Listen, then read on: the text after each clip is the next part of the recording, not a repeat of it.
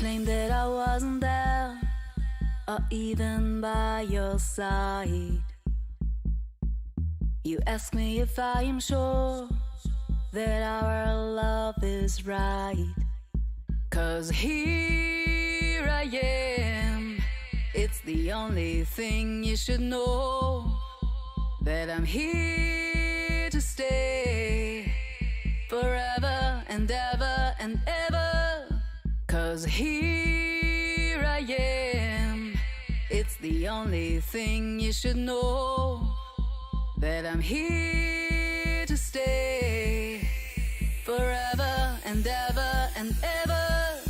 With you, with you, with you, with you, with you, you, you, you, you, you, you, you, you, you,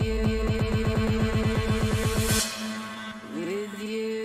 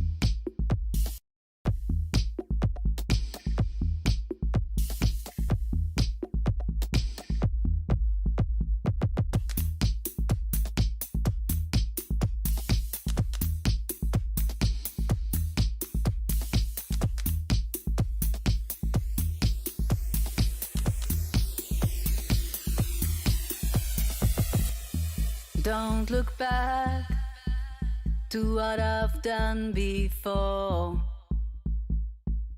I do regret that my heart was blind for so long. 'Cause here I am, it's the only thing you should know, that I'm here to stay forever and ever and ever. 'Cause here I am, it's the only thing you should know, that I'm here to stay forever and ever and ever. With you, with you, with you, with you, with you, you, you, you, you, you, you, you, you, you, you, you, you, with you.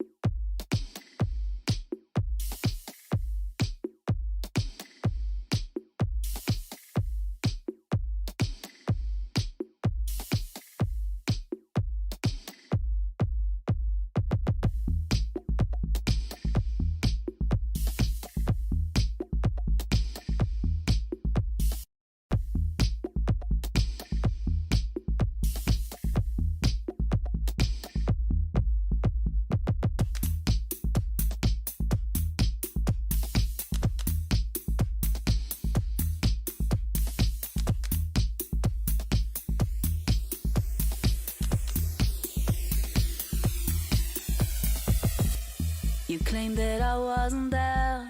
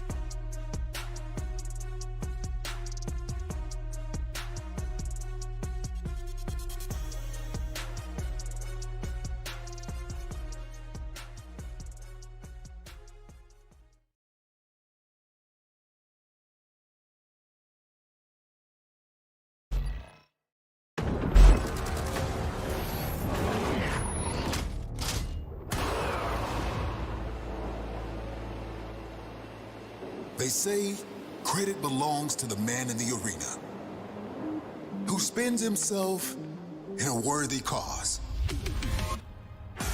The credit belongs to those who dare greatly. And to those that fail, at least fail daringly.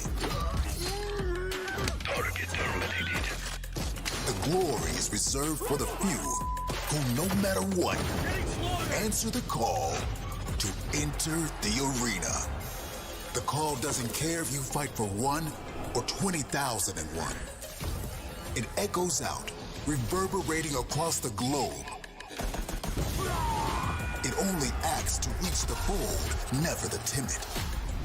It's what's next, what's now, and what will always be. Scump from up high. 1, 2. This is non-stop. You've got nowhere to run. It's a massacre. Oh, no. Wow. I got 2. Money. Airstrike coming in. The spawns are out of control. This is it. What a round. The call delivers victory to the deserving and rewards the devoted. For when your time comes, there is only one option. Enter the arena. Fight for the call.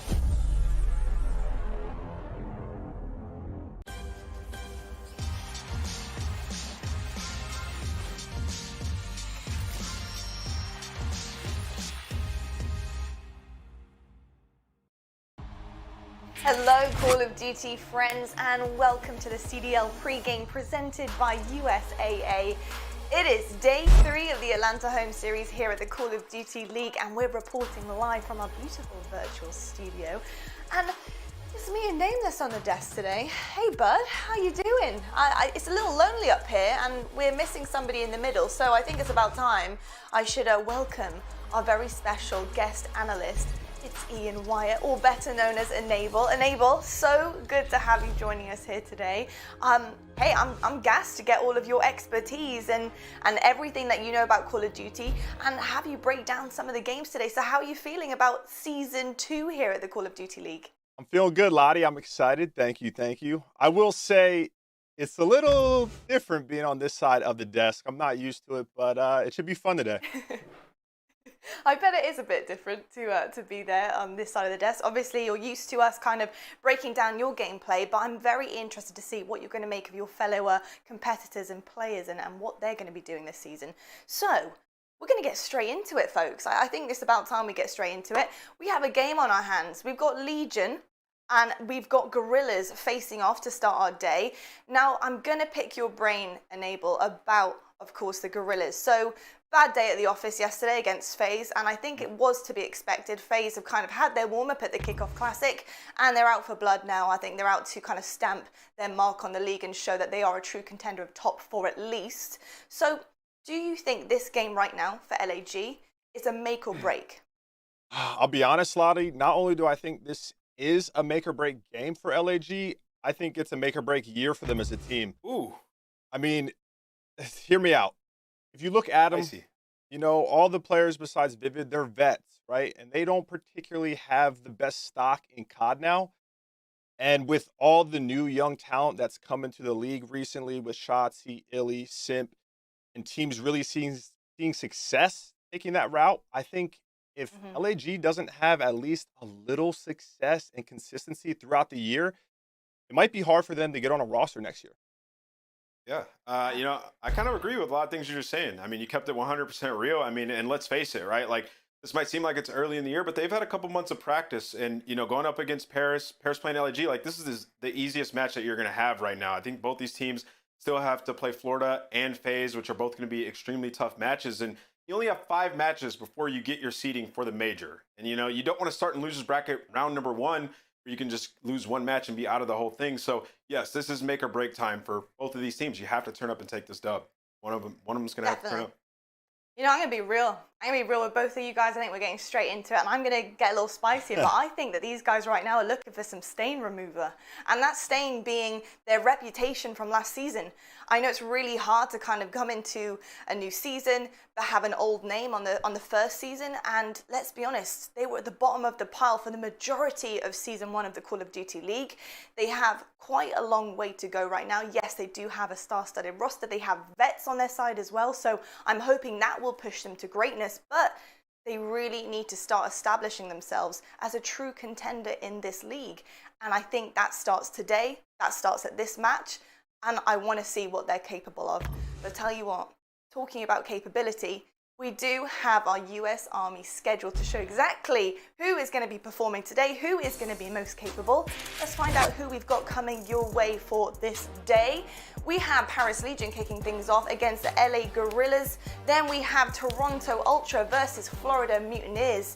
We got our beautiful Game Fuel marquee match, New York Subliners take on LA Thieves. It's going to be an absolute banger. I'm very excited to actually see how NYSL are going to perform today. We haven't really seen them. They kind of came out of the gates against Dallas Empire pretty slow. So I'm hoping they're going to vamp it up today for that. But I want to talk about the other side. I want to talk about the boys in the red, in the white. I need to talk about Thieves. Because what would happen, Nameless, if Thieves had lost this game today? What would that mean to them? Well, I mean, I think the content curator would have to step in and shut stuff down, you know? No. But on a more serious note, no, this is a major opportunity for the LA Thieves to start off 4-0. Their next 2 matches, I believe they play London and Surge.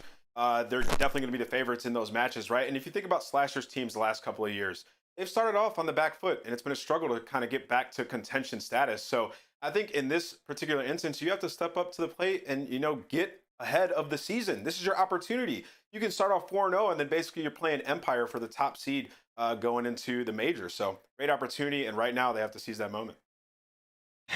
And like you said, just to add a couple points. One, I still got a little left in the tank. So if they do need me, I'm here. You know, I've been playing league play. But as far as a loss for them, I think it would cause some pressure within the team, some tension, just because, like you said, they have a pretty easy schedule to be, you know, 4-0 going into that match versus Dallas, you know, for first seed.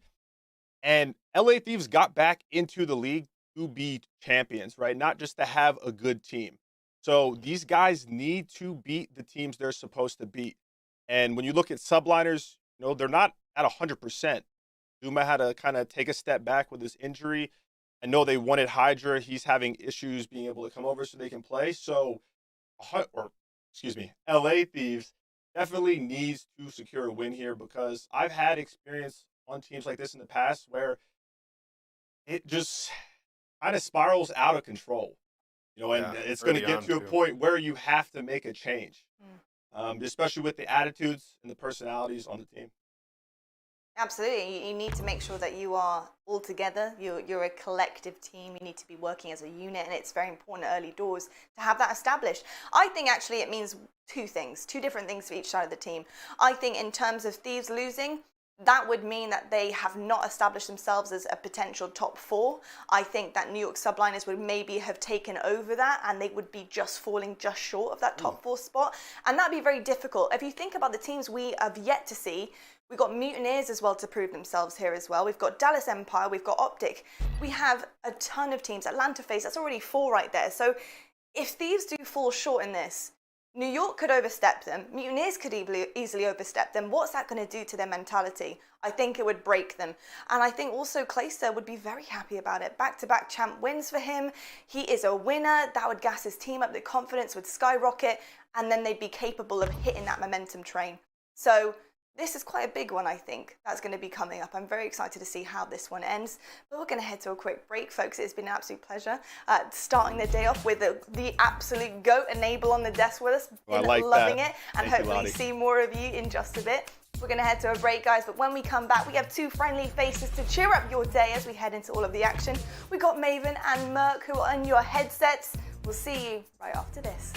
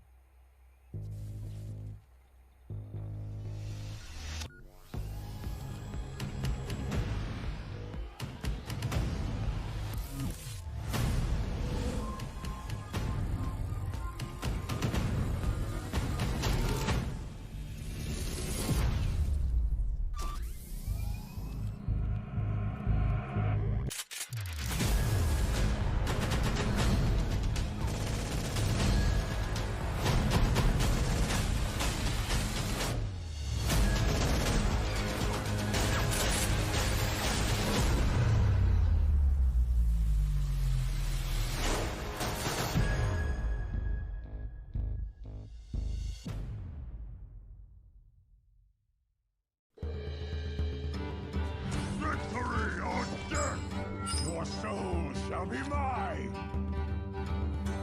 Your soul shall suffer. They say I've been lucky, but ambition is not luck. It's a choice. My name is Cesar Skies Bueno, and I chose to invest in my game.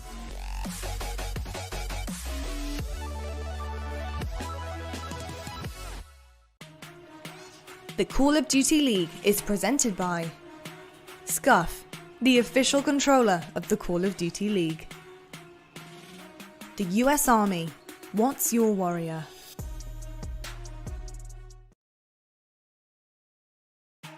Hi everybody, welcome back to the Atlanta home series. It is day 3 here at the opening weekend, as it has been a wonderful trip up to this point. However, today we're kicking things off with a wonderful match.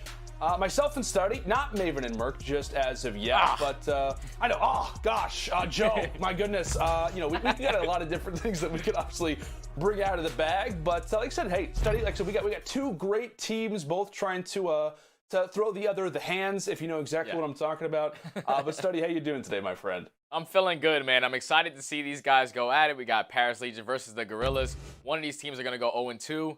I just can't wait to see who's going to come out on top throughout this series. Definitely. Both teams want to make somewhat of a statement after their 3-0 losses yesterday. And in fact, let's go ahead and meet one of our teams, the Los Angeles Guerrillas. The Guerrillas getting it done. I'm loving what I'm seeing out of the LAG.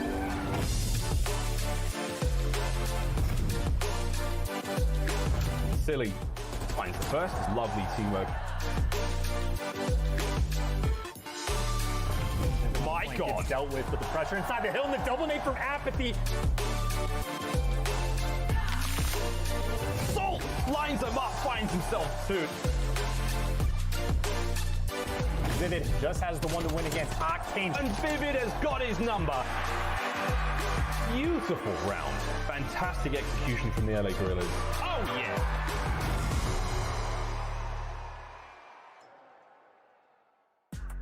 Those are your Los Angeles Guerrillas. What study? I mean, kind of a shocker yesterday. I know that obviously they come up against a very solid opponent in the Atlanta FaZe, but they really just did not step up in the way that we really thought they would.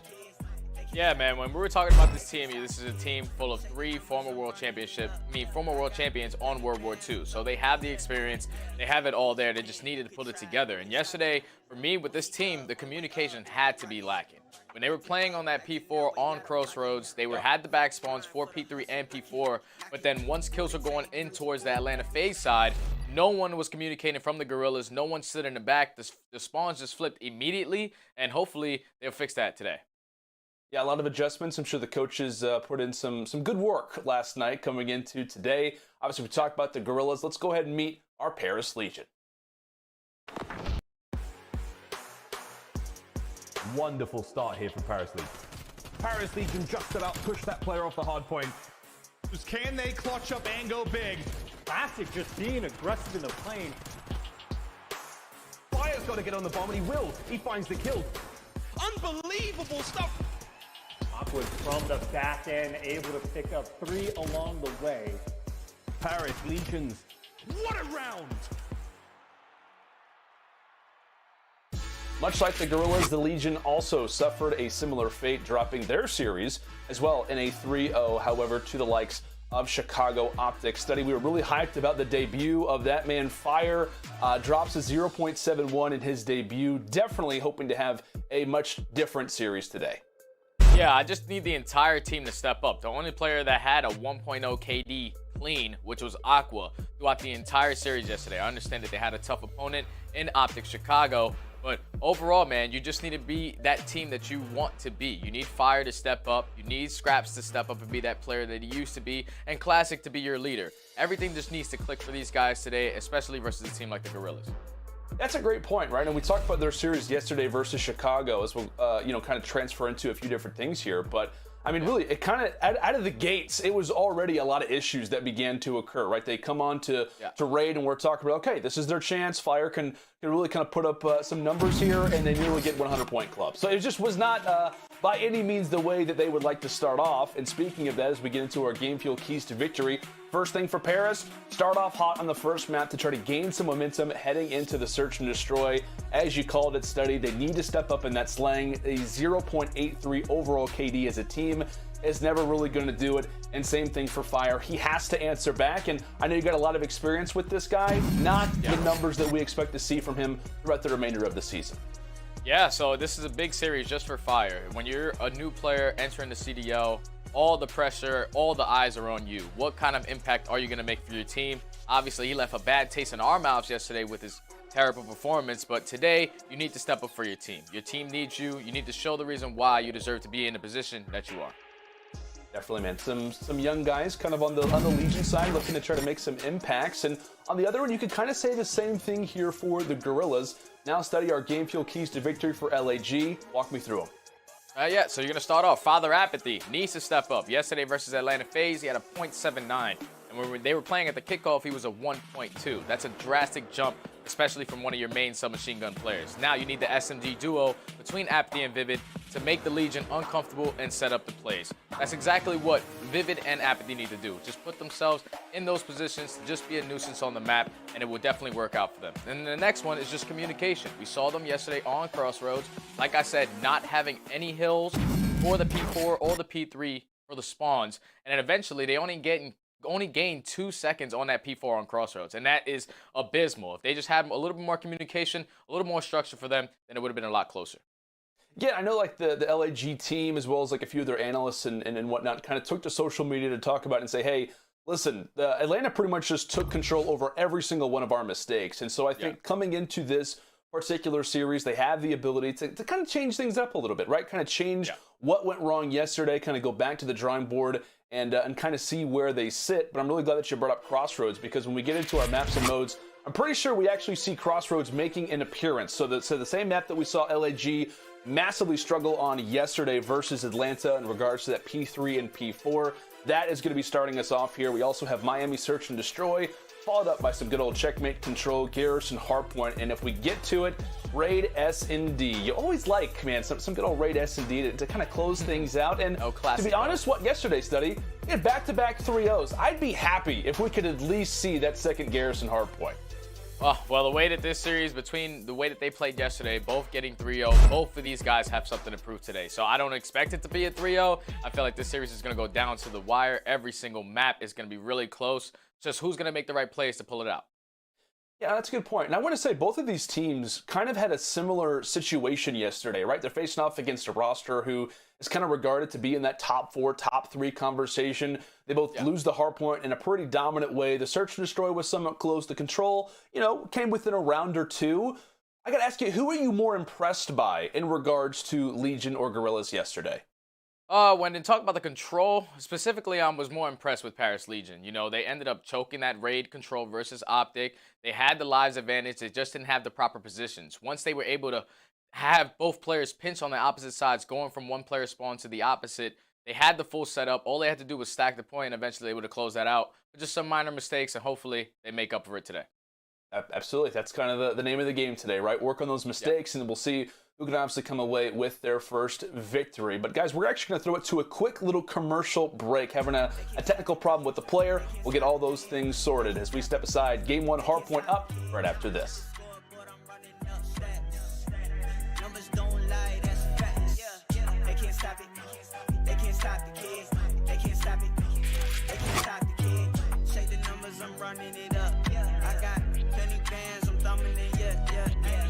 You can, you could try, you can't stop it. OC dub, way up like a rocket. Acting up, acting that way out of pocket.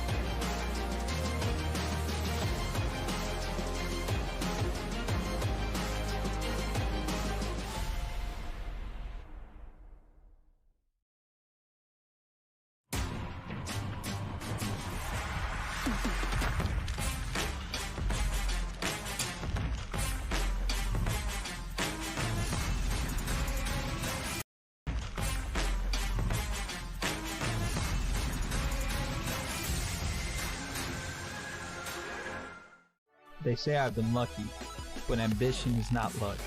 It's a choice. My name is CDL Bueno, and I chose to invest in my game.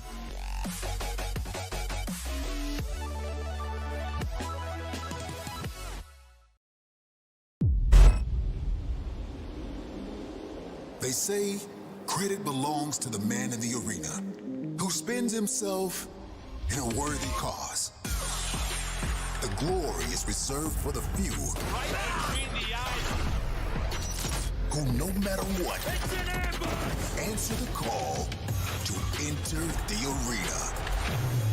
It echoes out, reverberating across the globe. It only acts to reach the bold, never the timid. The call delivers victory to the deserving and rewards the devoted. For when your time comes, there is only one option. Enter the arena. Fight for the call. Everybody, welcome back to the Atlanta home series. It's day number 3. Lando and Stud on hand as we still look to get into this series between Paris Legion and Los Angeles Guerrillas. I have to reiterate, this is in fact a player problem that we're still looking to try and sort out. We'll be giving you guys updates as soon as we can get them.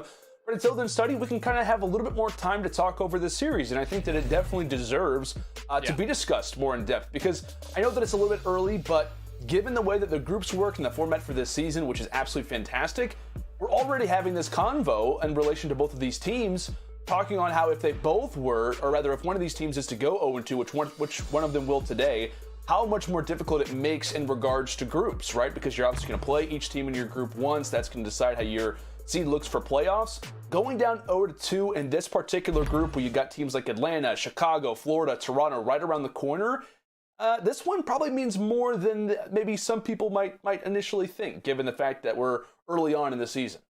Yeah, man, if you start 0-2, it's a really bad start to your season. It's not something that you expected to happen, but you have to make the best of it. You got to continue to work forward and try your best to try to dig yourself out of that hole. But this is such an important match, as you said, man. They're both 0-1. They both got 3-0'd yesterday. They haven't really proved anything yet. So this match is going to be just a proving point for both of these teams to let the other teams in the CDL know that they're here to play. Yesterday was a fluke, and hopefully today they're able to change that. Yeah, like I said, a lot of teams, obviously after their, kickoff classic performance, and obviously the teams that have already played so far are trying to make those adjustments. And I know the analysts kind of touched on it at the top of the show. You thinking this is a must-win given the way the groups look right now? Oh, it's definitely a must-win for both of these teams. Both of these guys are going to be dripping passion in this series right here. There's no way you want to start your season off 0-2 and knowing that you have to play other teams like OpTic, like Atlanta FaZe, like Toronto. There's just so many things. We have seen only a couple teams play. We still have yet to see Toronto play. We have still yet to see Mutineers and the Subliners play. So to let them know where they're going to be ranking themselves out of the top 12, this is going to be such a huge match. And I gotta say too, right, when we talk about both of these teams in relation to what, Paris obviously brings in a totally new team. LA Guerrillas, they bring in a totally new roster alongside Vivid. You have 7 new players, right, who are in this series, who are repping a new organization. I feel like that kind of has to weigh on you a little bit, right? Because you're coming to this team, you want to try to change the culture, you want to try to, set the standard for, hey, this is a new team, this is a new season. And again, going down 0-2, again, we're talking about stage 1, how that looks in relation to playoffs. I think there's a lot here, not just in terms of the situation in regards to the scheduling, the format, and how that looks for playoffs, but also kind of for personal sake. Each one of these players wants to win, and they want to prove that they were the right decision that their organization made in picking them up. Yeah, man, and that's huge, man. Like, all these players play to win. If you're a player like aBeZy, 2 world championships, and you start another terrible season at going 0-2 if you do drop this match right here. Remember, last year with the Seattle Surge, he did not have a great year. The entire LA Guerrillas and Paris Legion just didn't have a great year. They're trying to step up, trying to start off the year on a different kind of foot, and this is the match that they have to do it. Dropping 0-2 is going to have you looking at your teammates like, we don't even know what's going on. We have no idea what rotations are. We're just making so many mistakes, and it's just not working. So hopefully these guys are able to minimize those mistakes today, because we saw out of the world champions in the Guerrillas, they made so many mistakes for yesterday versus FaZe. That series should have been a lot closer. So if they're just able to clean that up a little bit, clean up their communication, this should be a great series from them as well. It definitely should. Well, let's go and pull up our season explainer just to get you more well acquainted with the way that things are working this year in the CDL. We know with format changes, a lot of different things, it can kind of be a little bit difficult to keep on track with. And in relation to scheduling, the way that the groups are sitting right now, we'll obviously be kind of providing you with that information. But like I said, big game for both of these teams. Big game when we talk about the way that the season is kind of shaping up right now. And again, a lot of these teams have the ability to be caught off guard in relation to the way that the format works and the way that the early stages of this thing are beginning to shape up. So let's go ahead and toss it now to our season explainer. Call of Duty League is back. and is taking the best from the history of Call of Duty esports to build another year of epic entertainment. The Call of Duty League features 12 teams across the United States, Canada, and Europe, all competing for their shot at the ultimate prize, the Call of Duty League Championship. In the Call of Duty Black Ops Cold War era, rivalries established last season will continue to intensify and new wars will be waged as the season advances. This year, Classic tournaments are back, with all 12 teams going to war to claim victory at 5 majors throughout the season. But getting to the top of the podium is going to be a battle. At home series events ahead of each major, teams will be split into groups and continue in matches that determine seeding for the upcoming major. Each win earns teams CDL points throughout the season, giving teams a better position in the overall 2021 standings and a shot at becoming one of the 8 teams to qualify for the Call of Duty League postseason. In 2021, pro teams face off in best-of-5 matches, 4 versus 4 battles on PC, using any league-approved controller, offering players an unprecedented choice in Call of Duty esports competition history. This is just the beginning. The Call of Duty League is committed to delivering the best in esports entertainment, to further expand its amateur systems highlighting the best up-and-comers, and to give fans new ways to interact with the action. Head to callofdutyleague.com to join up, follow your favorite teams, and learn more.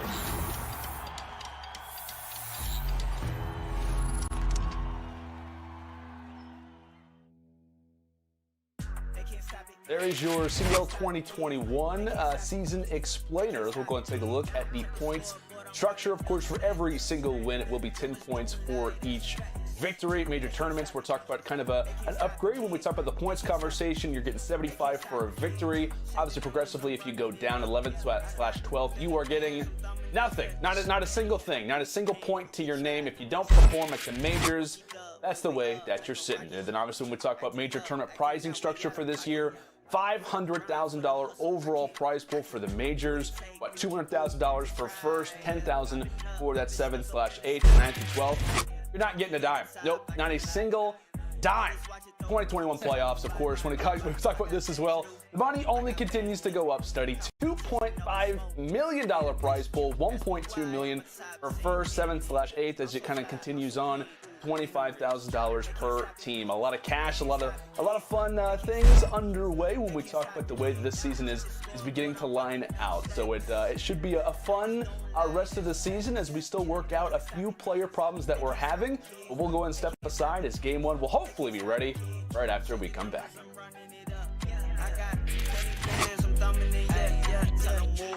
Get up out the way.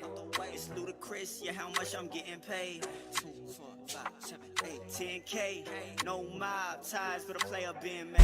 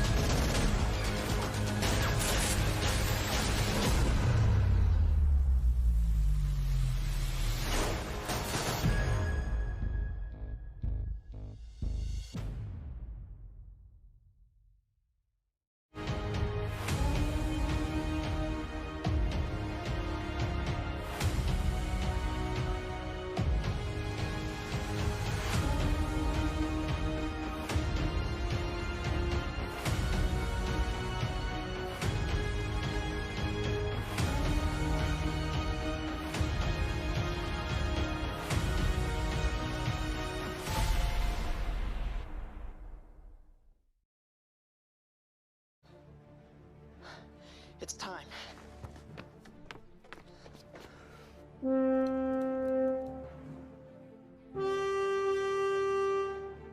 Magic. Oh, I'm so in.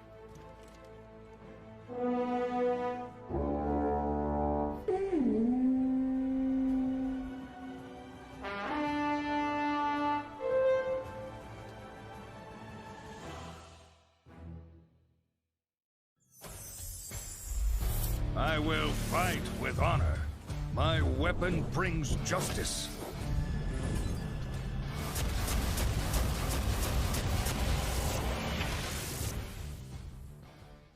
They say I've been lucky, but ambition is not luck.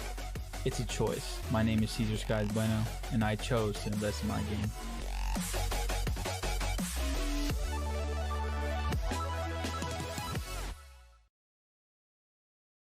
Welcome back, ladies and gentlemen, to opening weekend.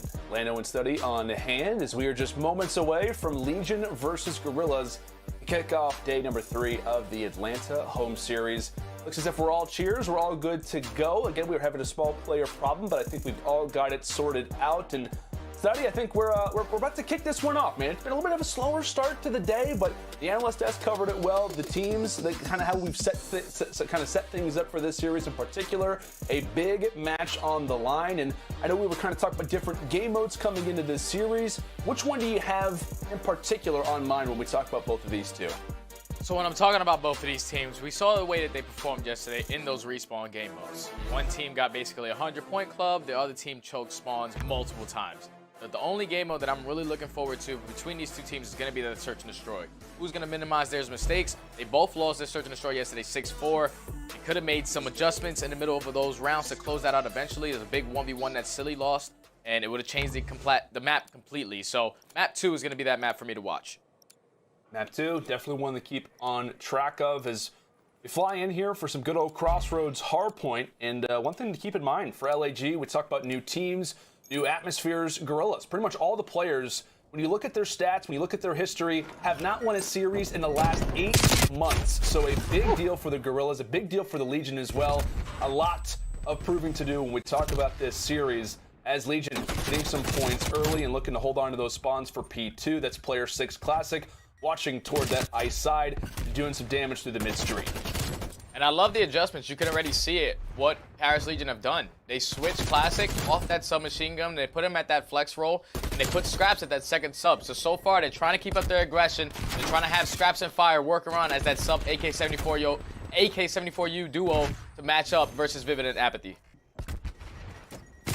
A map like Crossroads, again, just based off the performance yesterday, you want to see the Guerrillas start to kind of make a few of those adjustments. Legion as well, looking to do their own thing, but for the moment, Legion still doing a good job at getting the time, despite having to back up. Aqua does get some assistance on those sandbags, but it is Assault who does win the back and forth AR duel.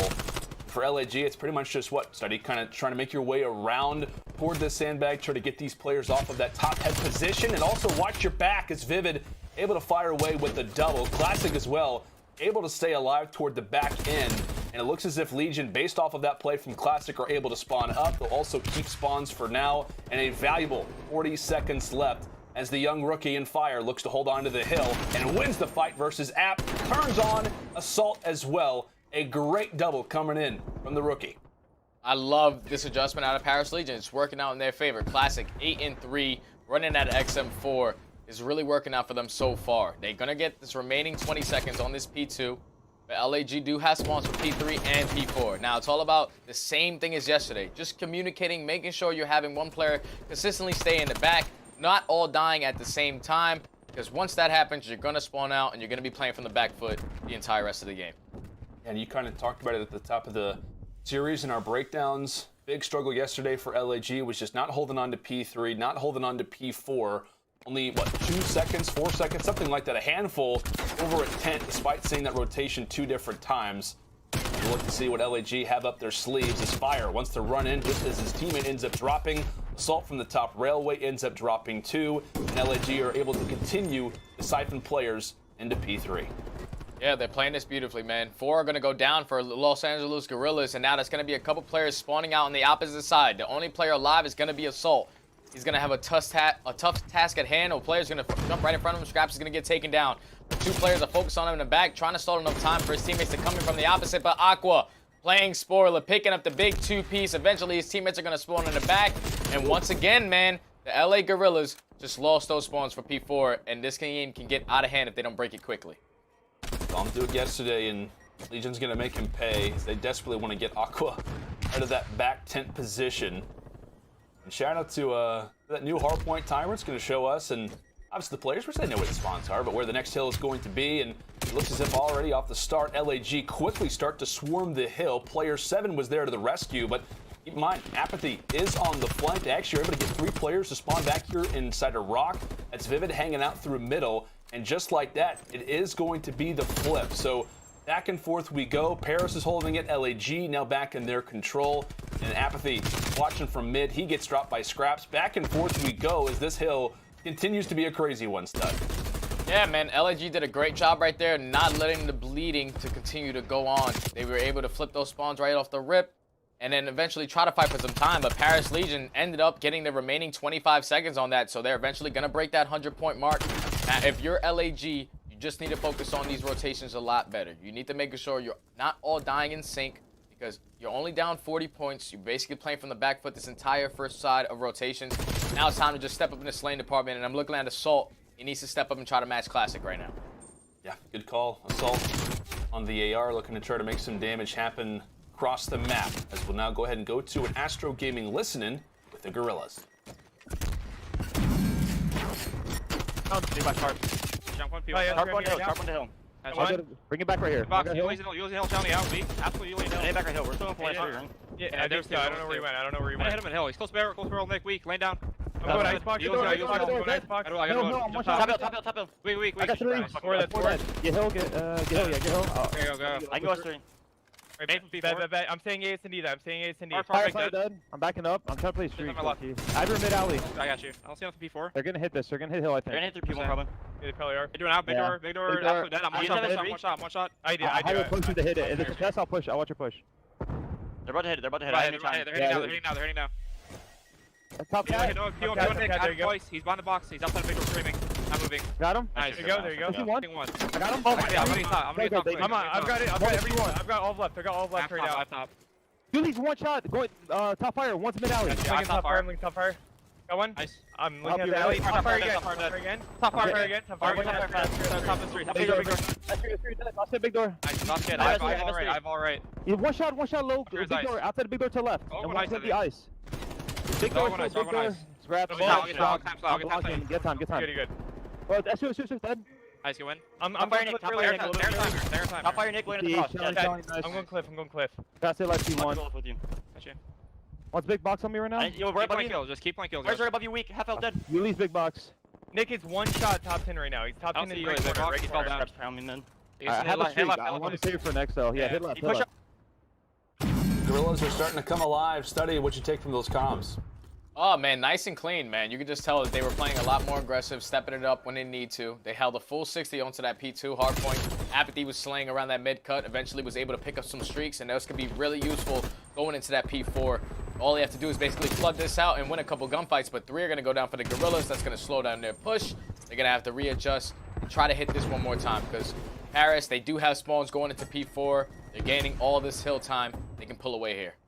Yeah, that's a great call. Legion in a good position to maybe take a solid advantage in regards to the score. Silly and aBeZy trying to lead the way to the front door. However, Fire standing in their way. It looks as if his teammate's going to pick off the cutoff there. Scraps as well. He and Fire doing some damage inside of P3. A great look for them. However, you have to look toward that back cutoff, toward that back jump up. It's actually going to be aBeZy again, causing some issues, and this may be the spawn flip now for LAG. They get it just in time. They'll grab the last few seconds inside of P3, and now they've got the setup for tense, as it looks as if Legion are already trying to do the exact same thing. Assault's going to be here on the flank. He gets cut down, and now here comes the team fight. Vivid able to hold strong. Aqua's still here, but it is going to be Guerrillas holding on for now, as we see constant spawn outs. This map, really in general, is a fast one. If you're not careful, you can quickly get thrown off. Classic falls from the back, and now it looks as if Paris may have wiped the floor. Big team fight, as now Paris has the spawns for Big Rock. Back and forth we go, and aBeZy, he's got some streaks. Kills are just going back and forth the entire time, man. One player snuck to that backside. He just eventually got taken down, which was Aqua. 2 players, all 4 players actually, for the Paris Legion are going to drop there. There goes 20 seconds. That should go in the favor of Los Angeles Guerrillas. The only thing is, man, they had the full setup. They let a couple players just break in. They didn't use any streaks or anything like that. So their setup had to be bad. There's no way they should have been able to flip those spawns there. They had a couple streaks, try to just build this lead back. But still being down 25 points is the best case scenario if you're the Guerrillas. Now you don't have the favorable spawns going into P2, and we saw how Paris Legion dominated when they held the spawns from this P1 hard point so far. Yeah, it looks as if Legion, best case scenario, could possibly reach that double century mark first. As LAG making sure they do have that frozen lake covered. That's actually going to be aBeZy, who has been a menace so far on the map. We talked about his performance yesterday. Not too stellar at Kickoff Classic. He looked like one of the best players in the game. And having this performance is easily going to give LAG a much better chance. Is now the 5 streak again for Papa aBeZy. Can he shut down Aqua? He does. Paris in the middle of trying to make an attempt to flip those spawns, and aBeZy is here, 30 and 24. And we still have a lot of games still to go. Take it down, players, shutting them down left and right. And there's the 9 streak. aBeZy exploding on the Legion. That's going to be now 9 in a row. And Paris are having a hard time really just breaking out of their spawn. aBeZy, another opportunity as the cuts are watched. And the Guerrillas are going to take the lead here at Garage. Oh, man. aBeZy is catching fire when he needs to the most. 9 kill spree. He's going to have some streaks. He's going to be able to use that artillery to try to give his team some comms and know exactly where they're coming from. 3 are going to go down for the Paris Legion. Eventually, they're going to break that 200-point mark. And the thing that gets scary about this is Paris Legion, they need to try to break this in. Because even if they hold that P3 for a full 60, they will not close up the game. aBeZy does have 2 streaks to his name to try to break out towards those P4 spawns. But Paris Legion, man, they're just dropping like flies, one by one, not waiting for their teammates. aBeZy's on a 10 spree. No one is stopping Father App. So far, he's on fire right now. He is. He's been the major difference maker for the Guerrillas, and you see the impact, the way that instantly changes the game plan for LAG. They needed some good time at P2. Now they're able to get it, as they'll be, roughly within 20 seconds of locking this game up. And if you're Legion, you got to play great COD. You got to play some solid rotations when it comes down to P3 and P4. It's been an ever-existing topic for LAG yesterday in their loss versus Atlanta.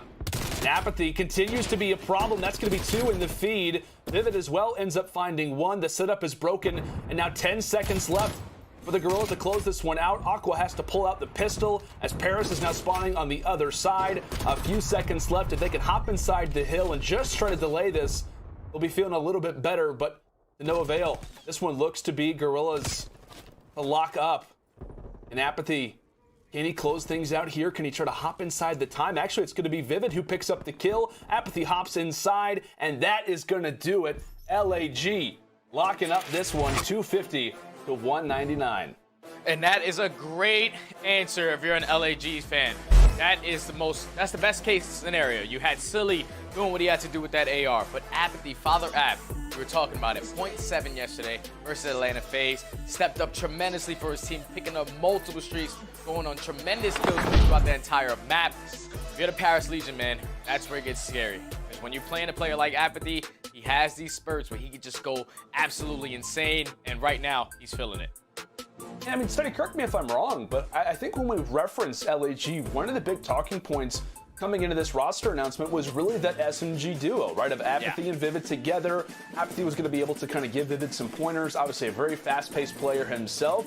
You think coming into the season, a map like Crossroads would be a great one for them, kind of given the way the player positions work out, given the roles, and primarily given how fast players like Vivid and aBeZy are. They struggled yesterday versus FaZe, put up some 0.7s, but a totally different story here versus the Legion. aBeZy putting up 36 and 27, over 6,000 damage. A wonderful performance coming through from him as, really when we talk about that P2 on the third set of rotations, he was the main difference maker. He was the one shutting things down and not just giving LAG the advantage, or rather the lead, but also giving them a big scoring advantage when we talk about the way the game was starting to line out. aBeZy, it cannot be understated. Oh, yeah. Tremendous plays out of aBeZy the entire time. He was dominating the entire P1, just sitting around middle map. If he's able to continue out throughout the entire series, someone on the Paris Legion needs to match him. Hopefully they do.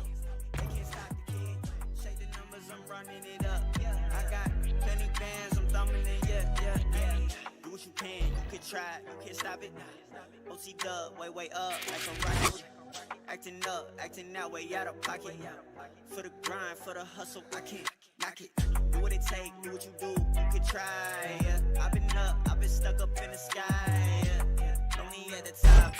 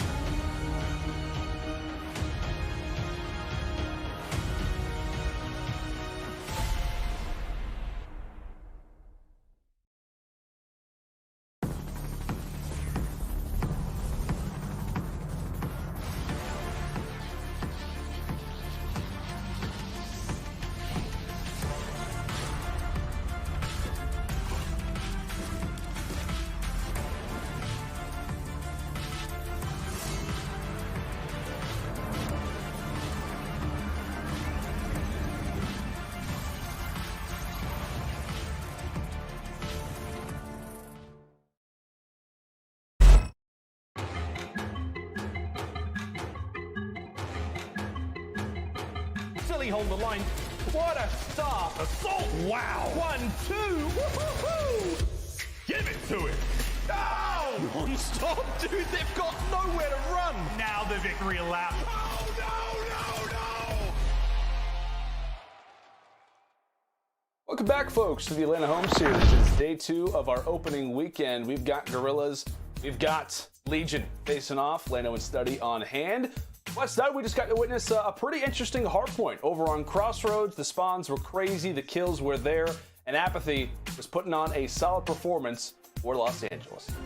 Yeah, man, just watching aBeZy that entire P1, ever since the second rotation of hardpoint started coming in, he was just dominating that middle alley. Any person that tried to cross through ice, anyone that tried to hit across bridge, or even jump out the middle door, he was picking up all those kills, even helping his teammates who were capping that point, just getting the kills so he wouldn't be contested on the hard point. He was flawless from that middle P1 to P2. If he continues that performance, it's going to be really hard to stop this man. He's a 2-time world champion for a reason.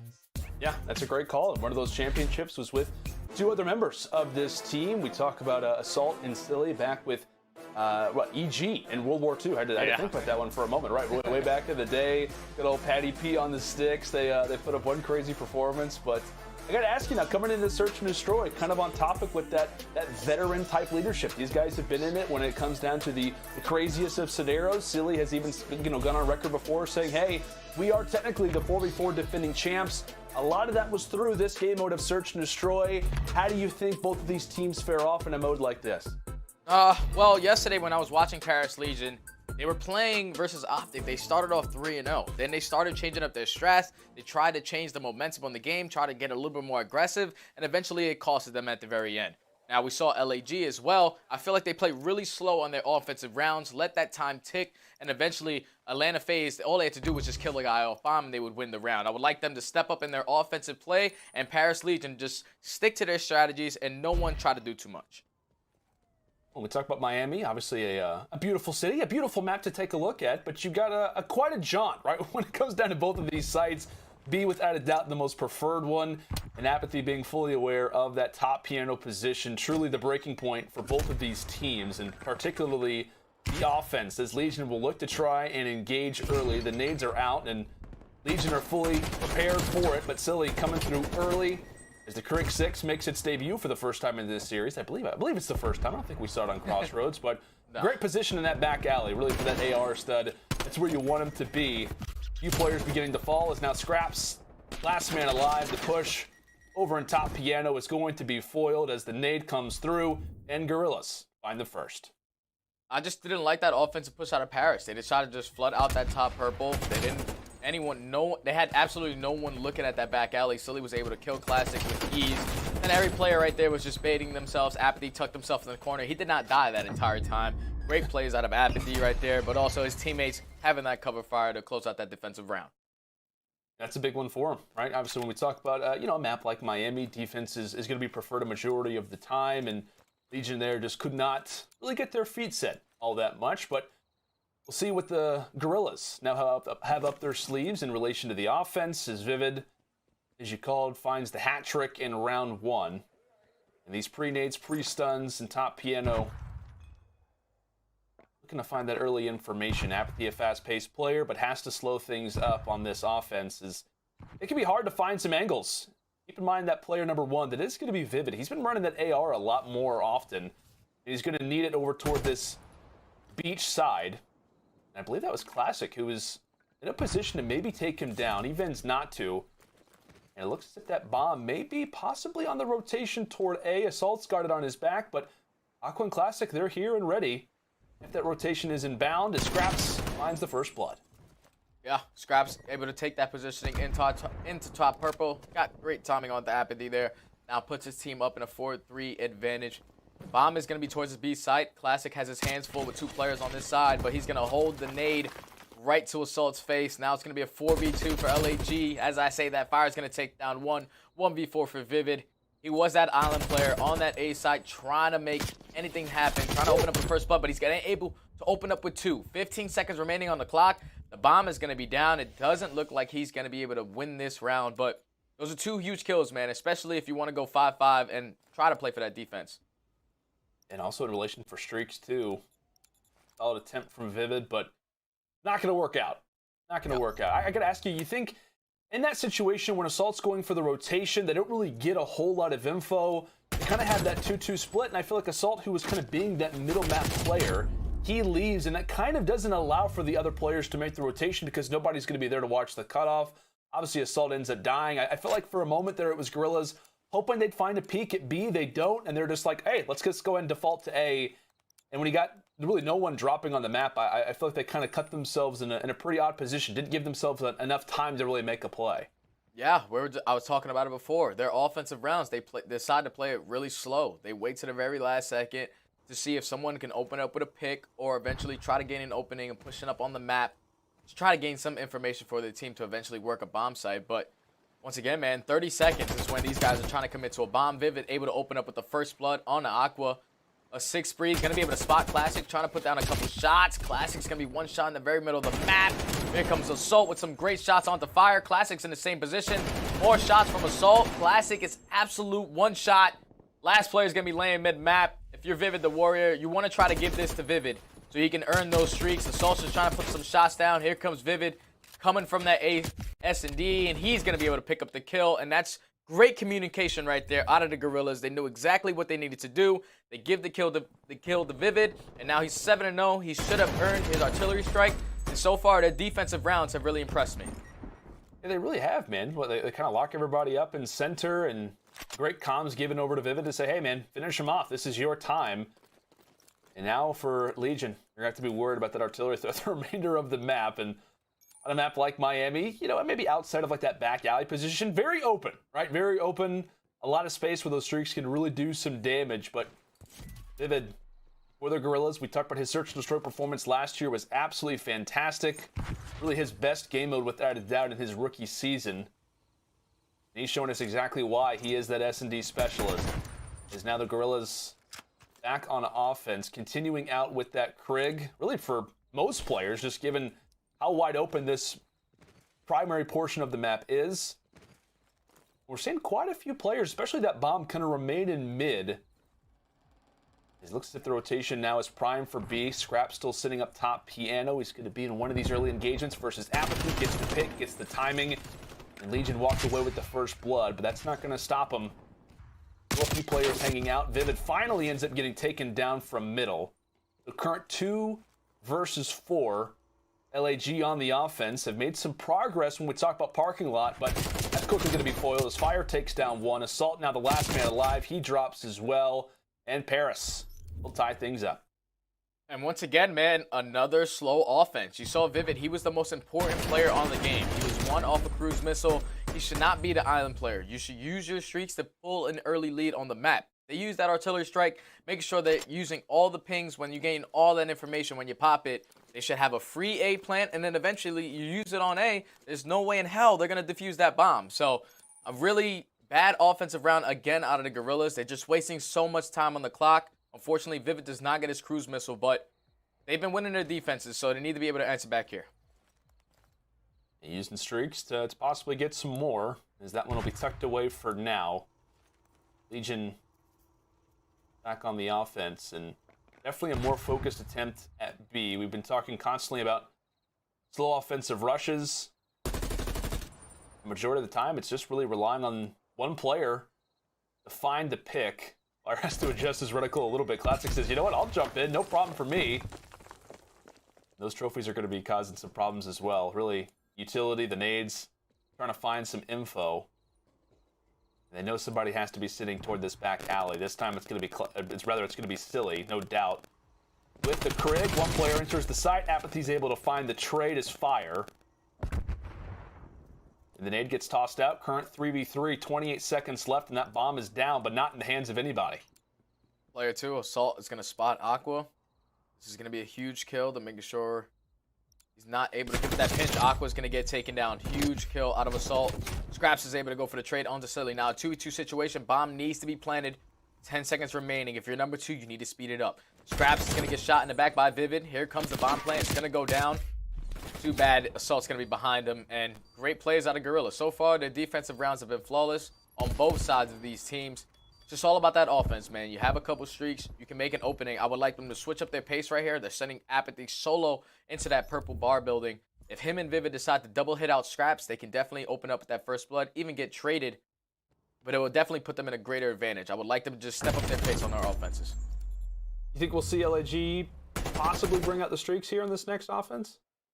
Depending on what they want to do. If they're going to force this out towards that A bomb site, definitely. If you're going to force it out towards B, you're going to use it prematurely before you even get towards that B bomb site to eliminate players that are sitting in the garage, sitting on the corner by the steps, or even sitting in that back alley. So I just need them to play aggressive because this is a huge round right here. To tie it up 3-3 or to go up 4-2 is a huge advantage for the Guerrillas since they've been dominating on the defensive round so far.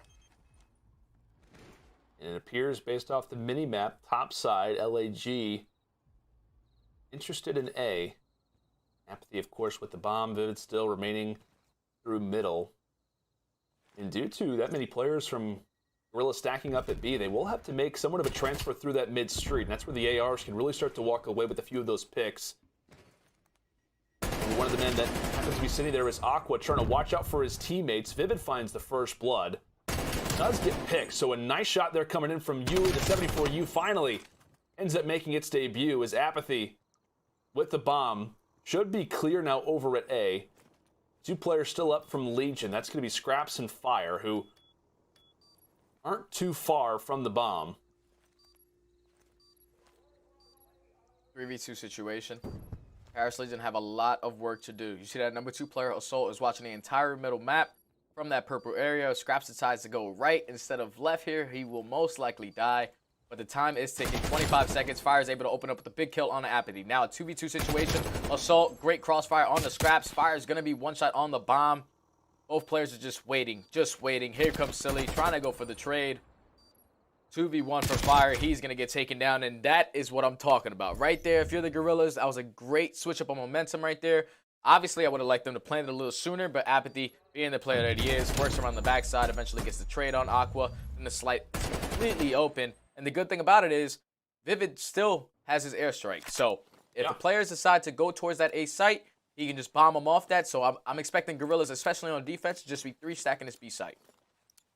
That's a great call, Stud. Right? So they're able to force it over at A. I'm sure they probably had the intention of maybe using it if it's necessary, but they don't have to. They get out of a great situation, and we'll see what they can do, possibly bringing us now to a 5-2 scoreline. Legion in desperate need of a reply, just given that the first hard point obviously did not go in their favor. Maybe looking at Fire to go for the pick. He and Classic have been working so well together over in Garage. But up at this bomb site, I think Vivid does get the inside, does get the call as aBeZy in the first engagement per usual. Ends up finding Scraps, and if you're on offense, you're trying to push B, you're relying on top piano to go your way. Now for Legion, your life gets just that much more difficult. And really, the ARs for Guerrillas are just going to kind of stack up toward back alley. Player 7, though. Aqua could make somewhat of a difference in this round. Is going to spot someone on second story, shuts down Assault. So at least the man count looks better. Because of Aqua's positioning, it will free up the rotation to A. This is huge, man. Great plays out of Aqua, just slowly playing that beach side. But here comes Vivid with that strike. All he has to do is just keep him off bomb. He's just stalling out time, making sure they don't have enough time to drop that bomb plant. Bomb carrier is going to go down. Classic, there's no way anyone has a chance to try to plant this bomb, and that is a great defensive round out of the Guerrillas there. Perfectly executed. Vivid using his artillery strike to make sure he secures his team the round. Now they're 1 round away from being up 2-0 in this series. Yeah, man. Some big plays coming in from Vivid all game long.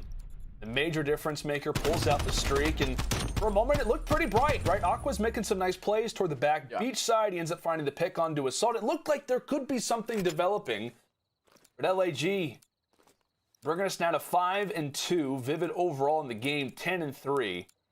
But we saw aBeZy have big numbers in the hard point. Vivid dropping a bomb here in search and destroy, no pun intended. And those are the guys that we talked about, right? Nothing, no hate on Silly or Assault by any means, but you're looking at the SMGs. You're looking at these guys to really make the big difference, and they obviously step up, and you notice it clearly in their performance, the way the team looks.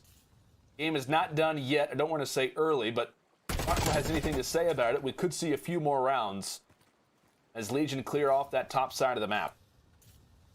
So now, taking out Vivid, here's that island player. Aqua is going to be all the way at that boat side, so even if they try to wrap back towards A, it's going to be a pretty impossible task to try to get him off one of those head glitches. So they're looking like they're going to try to commit this towards B.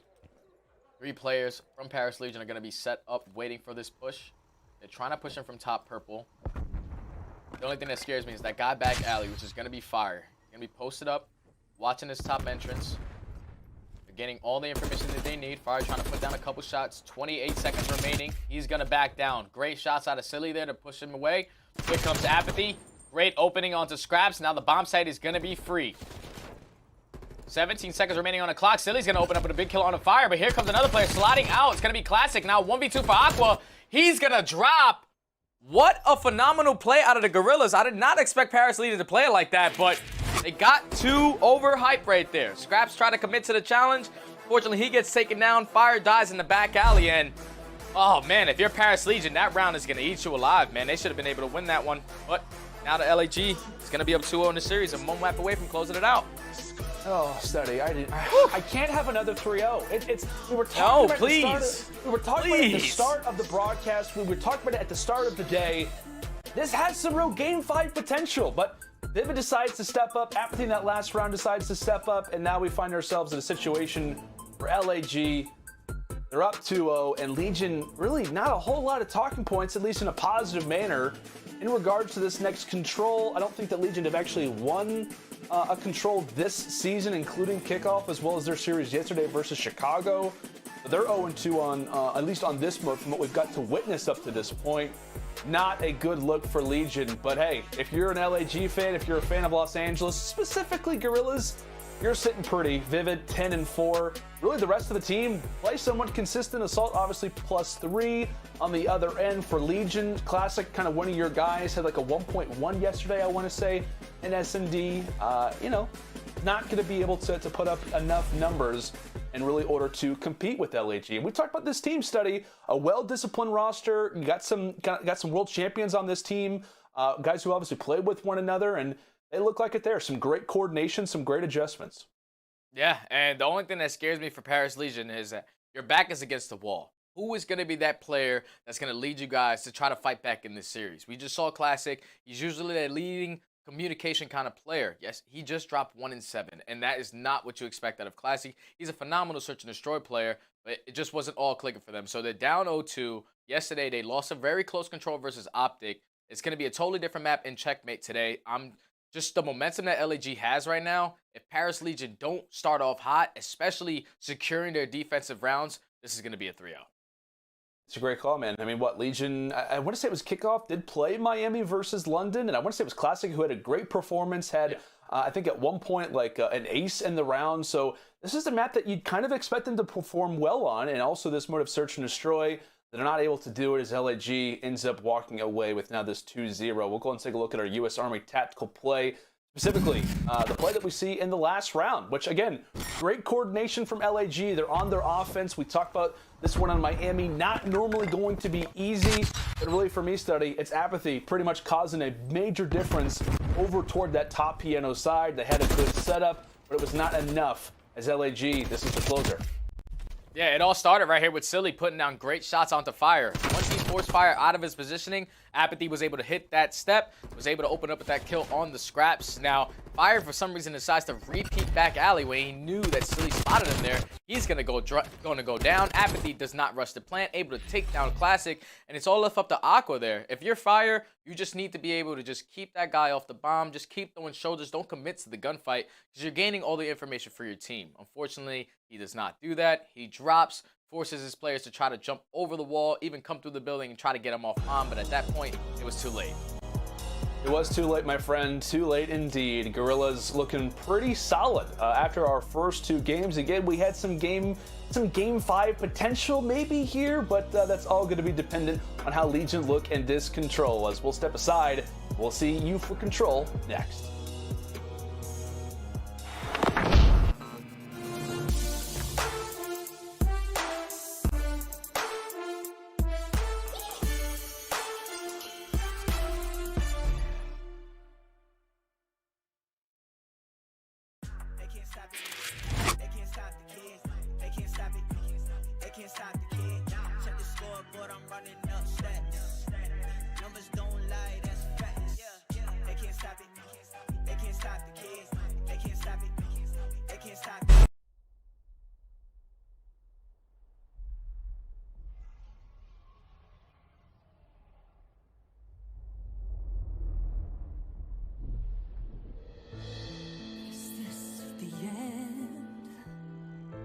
Our heroes can't fly, they fall like shooting stars.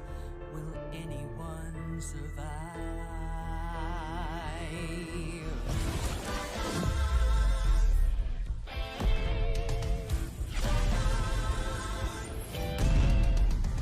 Dragons take flight above the ice and snow, high in the sky where the cold wind blows. Wings beat down as the feedback falls, running hot fire over frozen bones. Good unites against people they oppose. They ride or die as the legends grow. We must draw two sides to our hero. There are no silence in this combat zone. Beats mid-air, yeah, it's a chiller.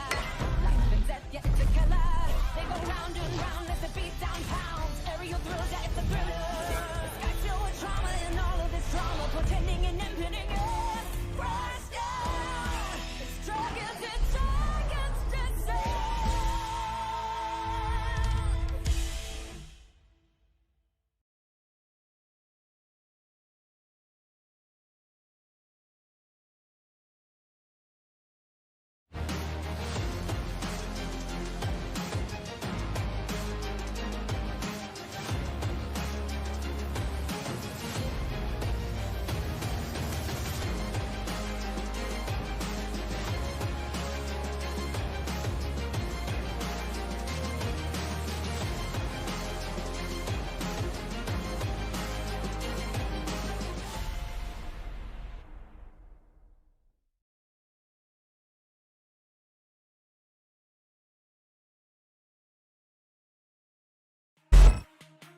The Call of Duty League is brought to you by GameFuel. Use code CDL2021 for a special CDL launch event discount on GameFuel.com.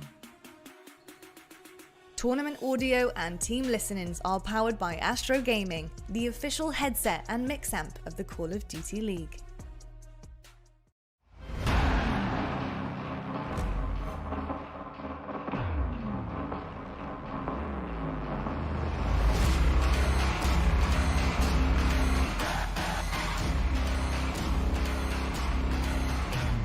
Coming into the 2021 season with a statement after 3-0 over the LA Thieves.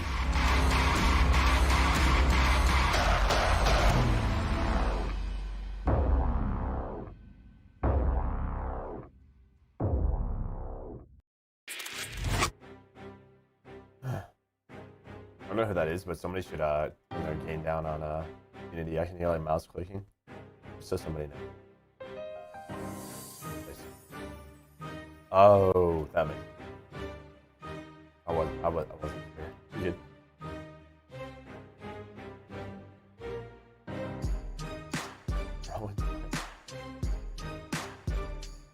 Oh, hello.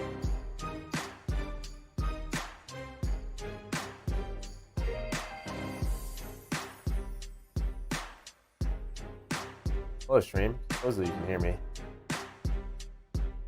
Screenshots, feel free to send us, kind of a few updates in regards to the way that things are sitting with you.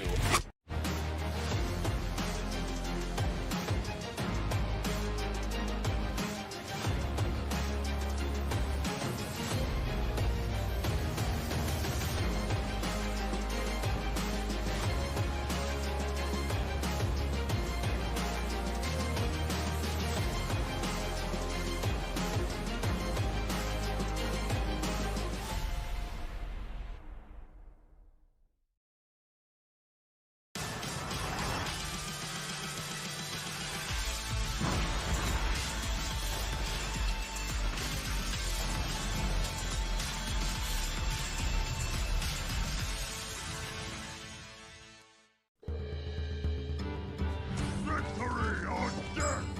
Your soul shall be mine! Your soul shall suffer!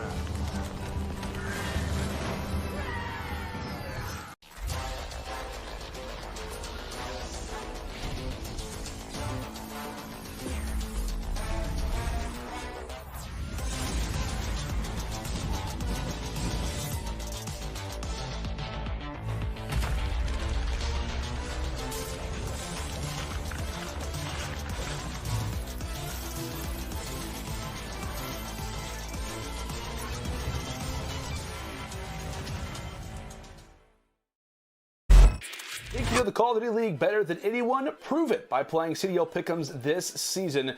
Make your match predictions each day at 12 p.m. Pacific, and if you're right, you can collect your points and admire yourself on top of the leaderboard. Awesome prizes are available all season long for the biggest winners, so don't forget to get your picks in. I'll be honest with you, Study. I love Pick'ems. I've been super passionate about it. I've been doing my research and preparation for these matches. And currently, as the Guerrillas sit up 2-0, I actually had a game 5 for this one in favor of Paris. So I'm really hoping that we see somewhat of a difference maker happen. But hey, you know what, guys? You can feel free to tweet us, let us know. Speaking of tweeting, obviously we have our Astro social soundboard. This one's coming in from Vibe. He says, OMG, LA Guerrillas, great plays and absolutely insane gameplay from aBeZy with the 10 kill streak. Definitely, man. aBeZy having an insane performance up to this point. Playing great and obviously making a big difference maker for the LAG team up to this point.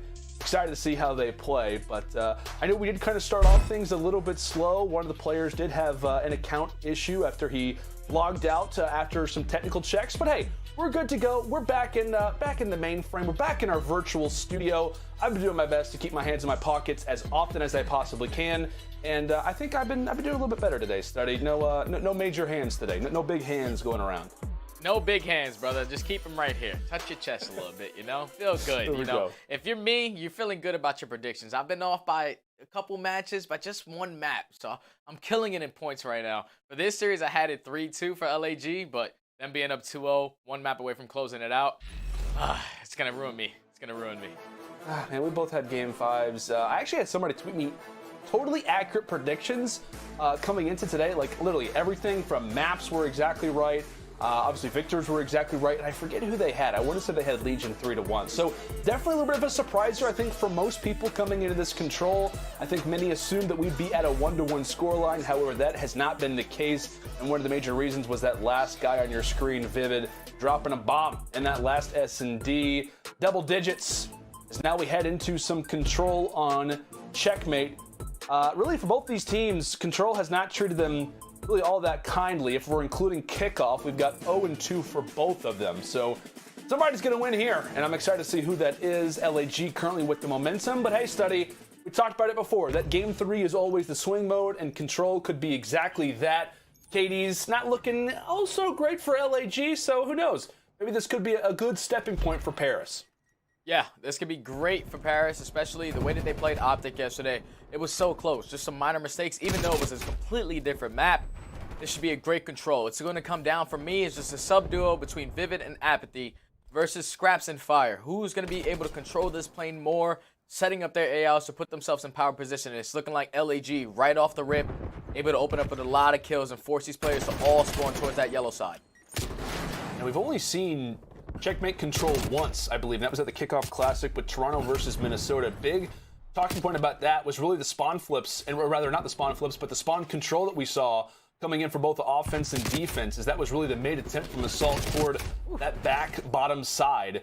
And speaking of that, for the time, LAG try to get some control. Legion from there, they walk right up A street. Now they're going to be 2 ticks in.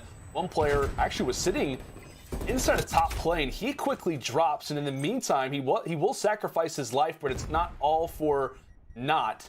As LAG quickly hop back in, 40 seconds left, and still some work to do. Yeah, you're going to see aBeZy and Assault right there, just making sure they're committing towards that plane. Classic's going to come through the side wing, able to take down one, able to take down the second as well. Trying to go for the third on the Silly, but here comes his teammate Fire, able to take him down. 3 for LAG are going to go down. They're going to be coming off spawn. They're looking like Paris Legion is going to be able to secure this A point, and this is huge, man. 20 to 15 lives remaining in favor of the Paris Legion. So far, they have made an answer in the very first round of this control. That's what you want, right? Try to come out of this game 3 hot. Already a tick now at B. Guerrillas look to try and adjust. Assault, one of those guys who can be that, especially with the XM4 on a map like Checkmate. They're destined to be together. Clears out the trophy and clears out Aqua, as that'll be nice for them. In the meantime, again, we have to talk about it. Again, with the spawn control, you can make it happen. Silly being aware, wants to try to sit toward these yellow crates, try to cut down players progressively as time goes on. Scraps the farthest pushed up player. He drops. Classic in the meantime takes down Silly, so that right side is going to be open for Paris. And they look to try to make the attempt, but Assault is here, and that's going to be a 5 streak. How about a 6? As Adam Assault putting him on skates. An excellent attempt here inside a plane. But Assault's all too good. And this is beautiful. You see the players from LAG pushing up that left side where that A point was previously at. Once they push up all the way at that left side, they're going to force all the players from Paris Legion to spawn out towards back blue. And they are just flooding one by one by one. You're going to see 2 kills, 3 kills go in favor of Paris Legion. Now 5 lives are going to be remaining. No lives now for LAG. Only 4 players. Each one cannot drop. You have 6 lives remaining if you're Paris Legion. 1 player is going to go down. Fire. Gonna beat the gun up aBeZy. aBeZy trying to stay alive and playing Aqua. Able to open up a big kill on the Silly. 20 seconds remaining. Here comes Classic. The trade is gonna come in. Now it's a 2v4 situation, but Assault and aBeZy doing everything they can. Assault is gonna be the last one alive. It's looking like it's gonna be him versus Scraps and Fire. He has 11 seconds. All he has to do is just prevent these players from hopping the point, but he's gonna get spotted, and the first round is gonna go to Paris Legion. First round goes to Paris, but my goodness. Very exciting first round at that, as Assault really was putting on one heck of a performance, trying to bring LAG back, and it nearly happened, but the 2 versus 1, and that's why we love Control, man. Control is absolutely phenomenal. We talked about, what, Domination last year, you know, wasn't necessarily a fan favorite, I think, by us either, and now seeing Control, it's excellent. Now here with 4v4, our first opportunity to have Control 4v4, and it leads to many exciting moments just like that one. Despite Assault's streak, it is Legion walking away with the first. And we'll see what Paris can do now, given their situation, given the setup that they're going to look to try to lock down here on defense. And in the midst of this study, let's actually go to an Astro Gaming listen-in with Paris. Their side. I'm waiting for you guys. Their side, Assault. Absolute Assault. I got him. Wait, right? Or no? Yeah, I'm posted right now. No, we're good. We're missing one. Yeah, He's on me. aBeZy, A. Nasa done. I gotta win. On their side. What's setting up play now? On their side. I'm trying to get playing. Dead. Who's top Absolute, he's low left, guys. I killed the guy on point.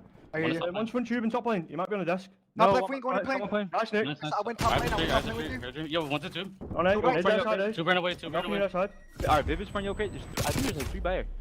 Oh, what's Yo, playing? when I'm playing aBeZy and Vivid their side, eh? Vivid their side, Watch it, and then you can nade him. I'm nading it. Where's he? Their side? Their side. He's 2 on it now. The spawning close. He's through trophy as well. Arcitys, one's pushing exit. RXZ, what's up? I don't see him. You're gonna rush me. Looking right wing. Top right wing. Top right wing. I don't see nothing on Top right wing. Coming up on this guy. I'm gonna people over through. Top great crate. No left, done. Left. Looking for one. Yeah, he's on there, stairs. Nice. Nice, 3, 4. Listen, I have right. Okay, I'm top lane. I'm going under the plane. I'll peek left. Top right wing looking right. Okay. I'm probably 2 right now. It's a great setup there from LAG, but Paris quickly wiped them away, but it wasn't fast enough, as A does end up getting found, and now it's Guerrillas really trying to fight out of their spawns right now, Study, and off to the side, Classic trying to be somewhat of a problem. Currently 12-9 on the 3 spree. And just based off how this map works, based off how far back you can go, you have to be aware if you do drop 4 down because of the way that those pushes could look. Classic ends up falling, so first step out of the way for LAG. Still a minute on the clock, but no ticks yet over at that B point. I just love the way that Paris Legion are playing this. Their defensive rounds, they're pushing up through that yellow crate, forcing the players to try to wrap back. Once they know that they're spawning back blue, they know that there's a player in their spawn. They're looking to try to find him. Scraps is on a 5-kill spree, just causing havoc in the opposite player's spawns. He's going to eventually drop, but that's job done, man. If you're the Paris Legion, you got to be feeling good, man. You're so far up 5 lives on this defensive round. You're the Guerrillas. You're going to be thinking about that very first defense. Defense on control has to be basically guaranteed wins. And when you're dropping, especially on a map like Checkmate, you're putting yourselves in a hole. With only 7 lives remaining for LAG, there's 2 players more going to drop. 27 seconds remaining. No lives are going to be in favor of LAG anymore. But Paris Legion so far, we asked for an answer, and they have been providing it so far. Yeah, they have. Fire putting up a good performance so far in this control, 15-14, and they're just really going to stay put. LAG maybe thinking about lives for future when we talk about at round 5 as Silly now the last man alive and is going to get cleared out. So Legion walk away with the first 2. I know you talked about it. You like their adjustments. They're obviously able to grab that really early point and they make the proper plays, right? Scraps goes on the major streak toward the back end. Really just makes the lives of LAG that much more difficult. And from there, Guerrillas really couldn't hold on. Solid play so far from Paris, as this is them possibly bringing this series back. I don't want to talk too early. I know I'm kind of thinking about my pick'ems and whatnot, maybe getting a little bit too involved. But I'm optimistic considering that Scraps has awoken. 20-9 for him. An excellent performance coming through from Matty Marshall. Well, the way that the Paris Legion are looking at this round right here, it's an offensive round. They got a miracle win on their very first offensive round. So even if they lose this round, they're going to be going into another defense, which basically should guarantee them the map. You're going to see Classic just trying to push straight to this A point, pushing up for map control. Vivid is not going to spot him. A couple shots are going to go down on the Vivid. He's trying everything he can to just stay alive. But Classic, being the smart player he is just going to back down, help his teammates cap this point a little quicker. And that A street was really wide open. Classic runs right through, doesn't meet too much opposition. But the reason why is because Assault happens to be at their flank. The reason why the flank's open is because the flank was not. Great plays coming through from Assault as they'll clear him out. 2 ticks, or actually almost 2 ticks, found over at A, as Assault will look to possibly remove some of that progression. And Fire on the 2 spree gets the opportunity to run up against Vivid, and Scraps will be there for the trade. So really it's Paris trying to make some progress, but it's Adam Assault causing issues, ends things out on a 5 spree. And really, we talk about that top lane control. It's going to be everything. 40 seconds left. It started great for Legion. But really, because they couldn't get top lane control, they haven't really been able to make much progress since. Again, time's starting to tick away at Legion. They've got to make a move.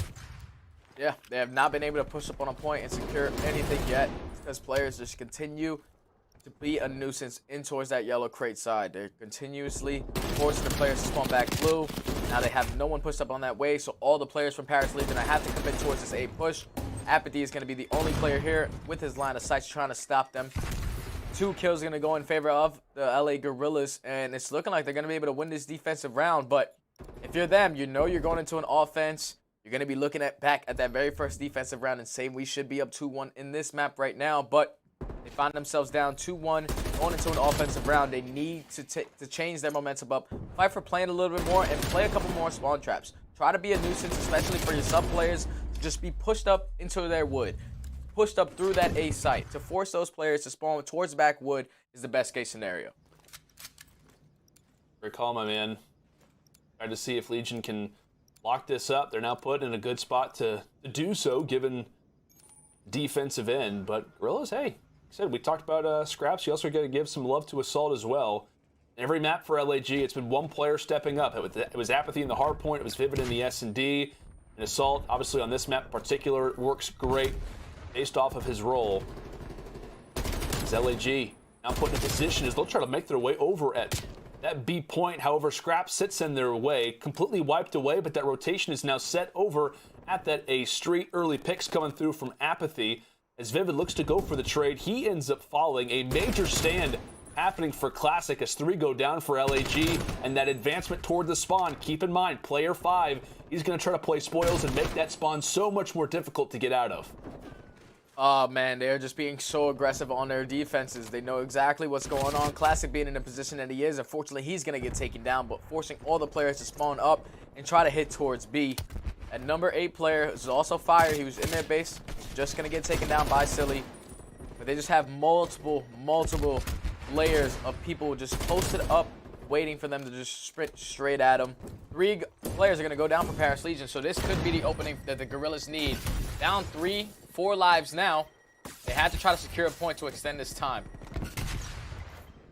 It looks like the ace tree will be their opportunity. Assault ends up getting taken down, and it's going to be nobody in the point, at least for the moment. However, aBeZy is going to be able to drop on in. The nade is here. He is going to be alive, and that trophy definitely coming into good usage. aBeZy has quite a bit of them, but trade ends up coming in. Classic finds a big 2. As the point begins to clear, it's Assault, the sole man over at A. Vivid was trying to watch over his teammate. He's not able to do that. Time begins to halt. LAG, they need some time, and the big plays coming in from Scraps. They'll clear it out for the time. As it looks as if the clock beginning to go down. Life count really can't even be a problem for either of these teams. Some progress has to happen.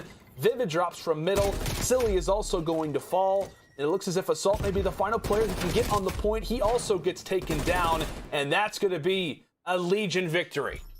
Oh, thank God. No 3-0, baby. We were talking about it before this map started. We needed someone from Paris Legion to step up. Someone with the experience to making sure he's able to rally the troops together. We thought it was going to be Classic, but no. It's the one and only Scraps, Mr. Matty Marshall, stepping up when he needs to the most, man. Being aggressive with that XM4, just causing havoc in the Guerrillas base every single time they were on offense, trying to get a push through. Great plays out of Scraps, and that's the map that they needed. That's the swing map. Every time you play that map 3, anything can happen now. They're going into another hard point. They got to have some momentum in the back pocket. After playing like that, I know Scraps is going to be yelling, feeling good, hyping up his teammates. So I'm excited that we're going to a map 4. Yeah, as we went to the player cams, kind of post-game, you could kind of see the emotions from Paris. It was kind of it was excitement, but it was also more of a sigh of relief. It was like, all right, cool. We can get a chance to kind of relax here. We can kind of get a chance to refocus heading into this next Garrison.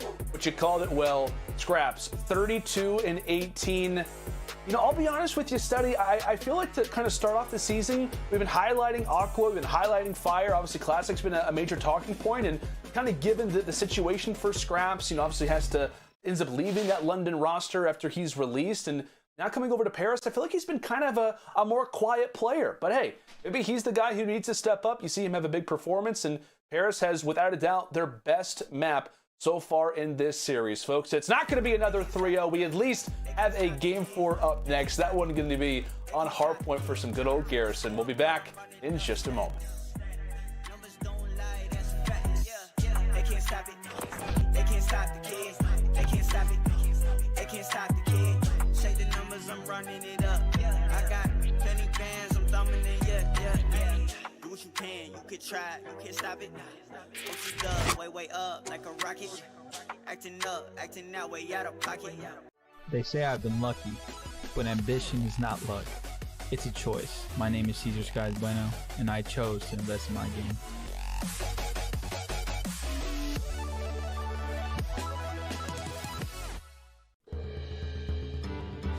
Victory or death! Your soul shall be mine!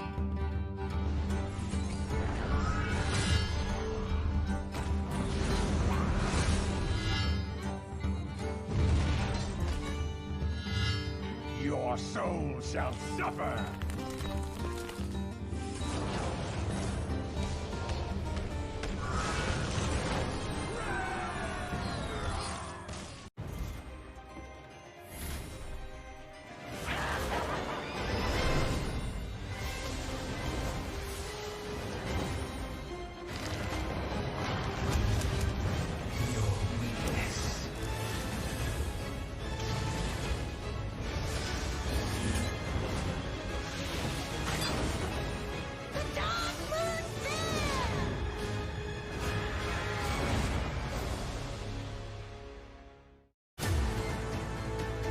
do we fight? The true question is, what is worth fighting for?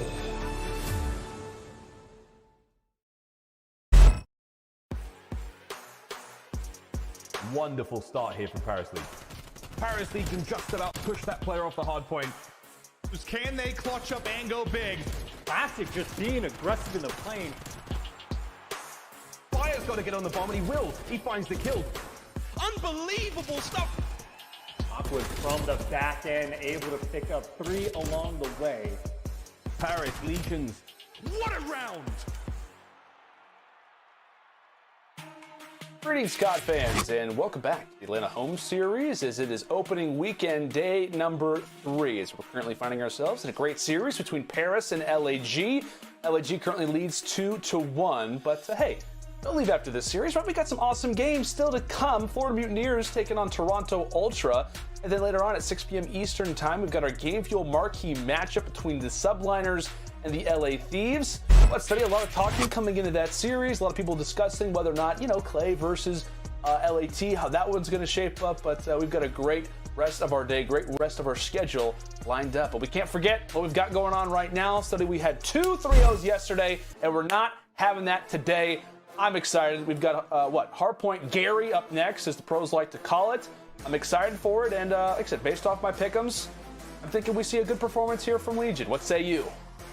I think after that performance they just put on throughout that control, Matty Marshall, Mr. Scraps, stepping up when he needs to the most, keeping his team alive in this series. They're going to come with a whole different momentum on this map. It's all about that rotation from P2 to P3.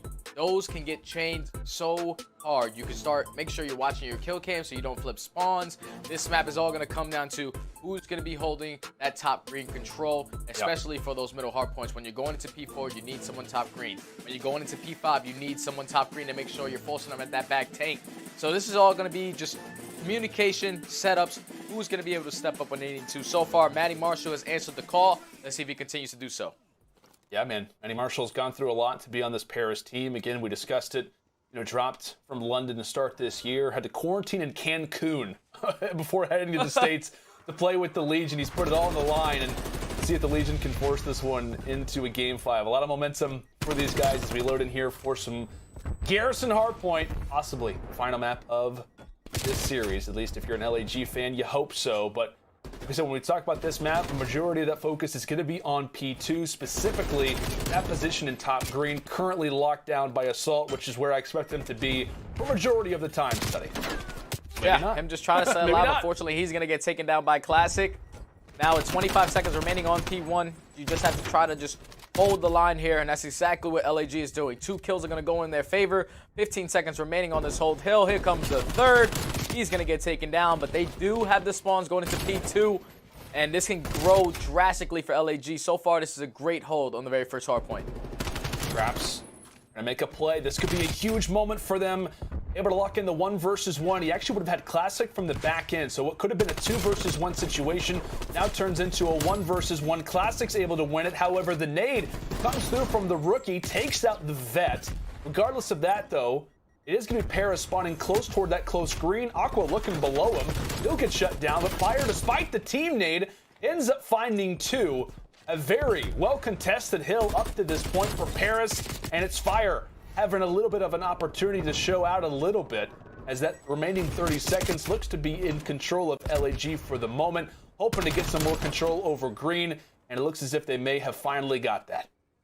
And I already see an adjustment that the Paris Legion have made. They decided to switch Fire to that XM4, change him to the flex role. Now they have Scraps and Classic running their double subs. Hopefully the young man is able to step up, and so far he's been doing his thing with that XM4. They do have the rotations going into P3. Guerrillas do have a 50-point lead. But how long can they hold this push from the Guerrillas? Ends up next. Fire's trying to get set up. Quickly walks away with the first, but the fight is really already going down inside a shop. That's going to be wiped away first. Really wave of LAG quickly taken care of, and Fire's going to go on a nice little 5 spree before he gets taken down Now really just kind of set up from the front. What's the attack look like for LAG? Keep in mind that top side player number 1 in Vivid, making his way through artillery. That's the way they can possibly flip the spawns here. Shuts down fire. Last 2 players inside of the hill are going to be Classic and Scraps to deal with. Vivid, a tall task, but he's prepared for it. And at least for now is able to wipe away the time, trying to clear out the HP. And LAG are actually able to grab the last few seconds, and Vivid now goes on a 5 streak himself. Everybody's going on streaks, and Vivid says, why not me? Another opportunity, shuts down Classic from afar, finally taken down. Everybody's hot to start off this match, done. Oh, man, and that's the best case scenario for the Guerrillas right there. They decide to push towards that P3, go around the back, flip the spawns with 30 seconds remaining, but they ended up getting every single kill and flipping them back, forcing Paris Legion to spawn in the back of that P3 hardpoint, but 3 players are going to go down for the Guerrillas. So far, Paris Legion are doing exactly what they need to do. Just pick up every kill possible. You don't have the right positionings. They're all going to be spawning at back left, so it's going to force all of Guerrilla to spawn towards top green, but Scraps able to open up with the kill. Hill's finally going to get contested. Scraps is going to get taken down. Assault trying to do everything he can, but he's going to drop as well. And it's looking like Paris Legion are going to be able to get the remaining of this time and eventually take the lead. Yep, Paris hold it well from the front. Multiple attacks from mid, multiple attacks from top green, as we'll see one last push be made from the Guerrillas. Assault the last man there, and really from P4 to P5, you're really happy to have green control throughout a majority of these hills, but these 2 in particular, given the map advantage, given the line sights that you're going to have the opportunity to get. Now Paris looking to instantly force their attention inside of green. They do cut down Assault. It's going to be Scraps leading the way for his team over here at boxes. Waiting for the attempt. 5 and 12 start. Definitely wants to have a better performance as this game progresses.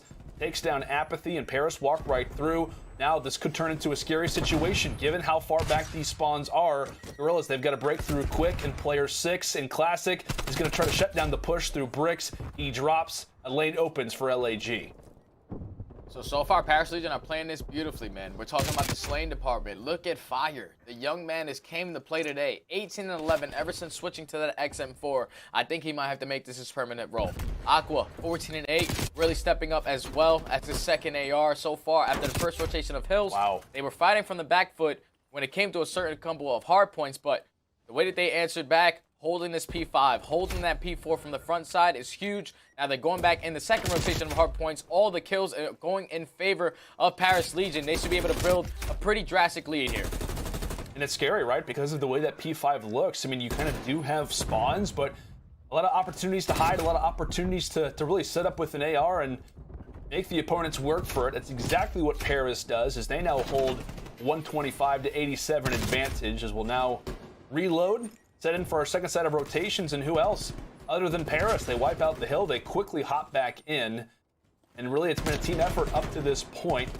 Positive for LAG, you still do have spawns, and it looks, at least for right now, nobody from Legion making their attempt up inside of top green. That really top side lane is going to be open, just as I begin to call it out. Classic, man who really a lot of the time rotates for this team, is going to be set up for Fire. They've got the 2v1 advantage, and they might as well hold on to radar here. Kind of a misstep from Guerrillas. They kept forcing inside of the spawns, and now they lose what could be a major amount of time in P2. Oh, man, this is going to be the opening of the map. They should not have lost the spawns going into P2. I understand that Paris Legion dominated that P1 on the second rotations, but you got to be able to answer back with this P2 hardpoint. Classic, rotating nice and early, winning all the gunfights that he needs to. Vivid eventually going to get the trade, but he's the only player here for his team now. They had to basically get the remaining of this 40 seconds and then eventually try to flip this team if they want to be able to fight back. Because 161 points for Paris Legion. They're just trying to try to flood around this backside bricks to try to just keep them off as much time as possible while they're trying to secure the spawns for that P3. But it's looking like number 3 in Silly is going to get a great spawn. How is he going to decide to play this? He's going to drop, and now they're going to be playing from the back foot again. They are indeed LAG able to clear out the hill, but to no avail. Again, like you said, kind of playing from a bad position. And Fire again, just going to kind of hang out where he can really just watch that bottom side of the map, watch through walkway, and pick off players as they come. Here comes the initial attempt from LAG. aBeZy will quickly drop as Silly's still alive from the backside. He does have a little bit of teammate support. It is Assault who is in artillery. He drops as well. And Cellium really just wants to be an annoyance. He wants to try to cause as many problems as he can, and he is definitely being annoying toward the backside. Players still from Paris spawning in back gens, and they finally will clear out Cellium, but really just a minor problem. Nothing all that major for Paris as Fire rotating from one end to the next. Is the XM4 up close? Not a problem for this guy. 7 in a row, 28 and 15. We've been giving them really a big waiting period. Study saying, when is this guy going to turn up? And really, when Paris needs him most, he's here. This is where you need to be if you're fired. Now you're playing like the player that everyone expected you to be. 29 and 15. Ever since switching to that XM4, it has definitely slowed down his gameplay. He stopped sprinting into gunfights, started posting up a lot more, putting himself in a lot greater position. Currently on an 8 spree for the young man. This is a phenomenal map so far for him. They have an 80-point lead. They're only 49 points away from closing out this map number 4 and pushing it to a map number 5. And so far, if you're Fire and Aqua, if you guys just continue this train that you guys are on, you guys will be able to force it to that map 5. They're relying on the Slayers, the guys who have been the ultimate difference makers really so far throughout the season for them. LAG in desperate need of a return. Fire falls, and really going to be the trade that ends up working out. So Guerrillas are able to clear out the hill for now. Early thoughts for that green control as aBeZy has to sacrifice his life, but he pushes out the lane. Not the greatest of positions for LAG, but given the overall timing, you're happy to grab the remaining seconds that you do, but it's really going to be that next rotation, which can be a little bit chaotic. However, last time around, it was really roles reversed. It was Paris making LAG get uncomfortable, putting them in that spawn trap, and the Guerrillas have the opportunity to do the exact same thing, and the man who leads for this team a lot of time in the slang is going to be Vivid. The opportunity to change things up. He will fall. Assault just after that decides to hop on in. He drops as well. Cellium last man alive inside of the lights, trying to stay up. He will for the moment. And so Paris, despite having these awkward spawns, are at least making this one competitive, but back-to-back hills, LAG, they're looking better. Yeah, and so far LAG is fighting. They are fighting so far. They just dominated that P3 hard point. That P4 hard point.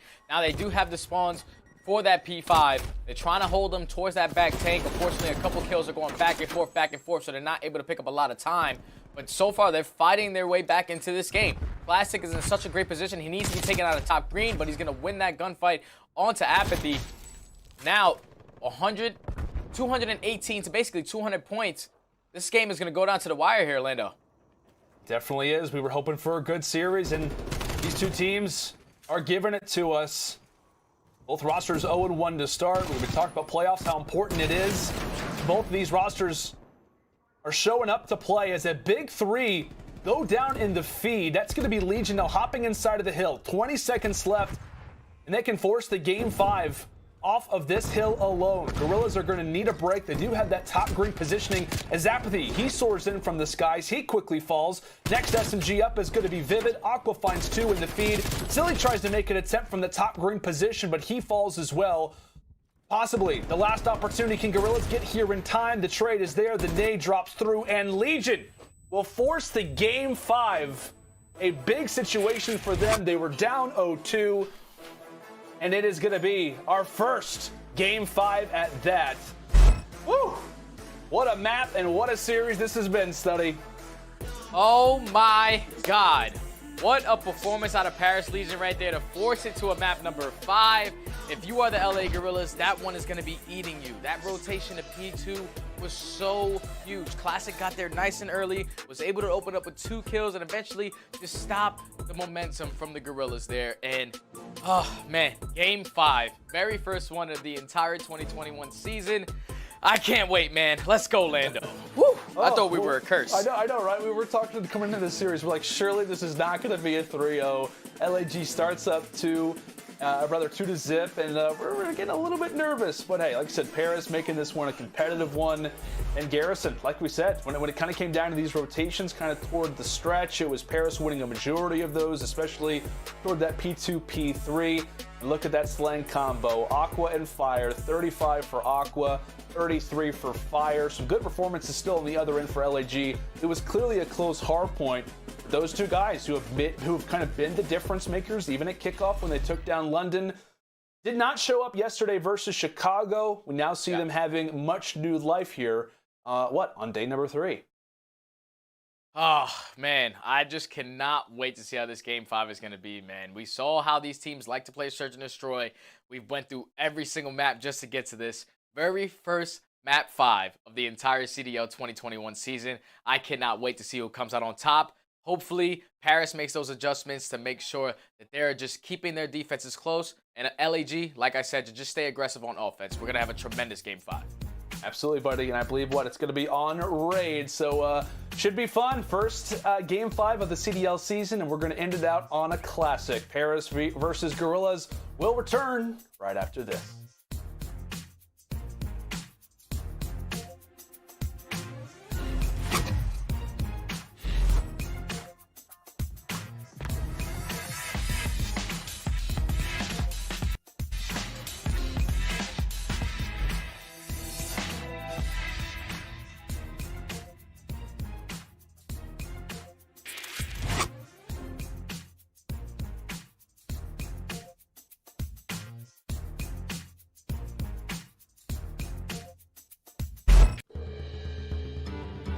Victory or death! Your soul shall be mine!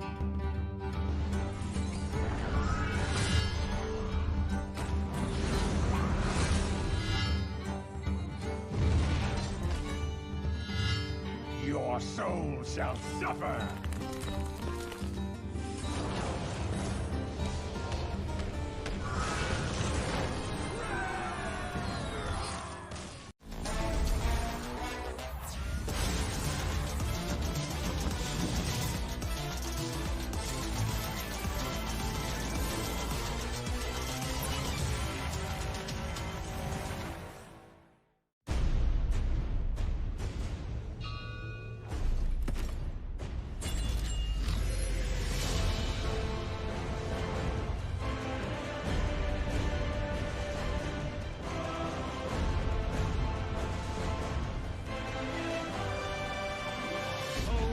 So much fun.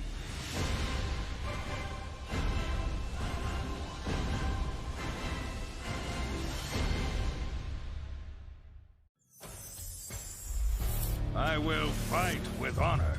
My weapon brings justice.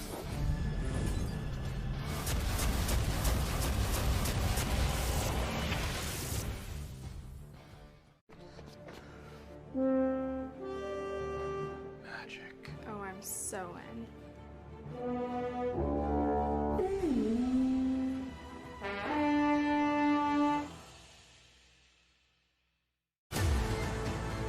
Why do we fight? The true question is, what is worth fighting for? What's the point of grinding if you ain't gon' ball? What you doing when the money comes? Gotta get it now, ain't no time to stall. Tell them I want everything, yeah, I want it all. What's the point of grinding if you ain't gon' ball? I gotta get to the cream, I've been the cream of the crop. I gotta get to the green, already been at the top. Shawty was super show, man, talking the game to fly. I want everything, yeah, I want it all. What's the point of grinding if you ain't gon' ball?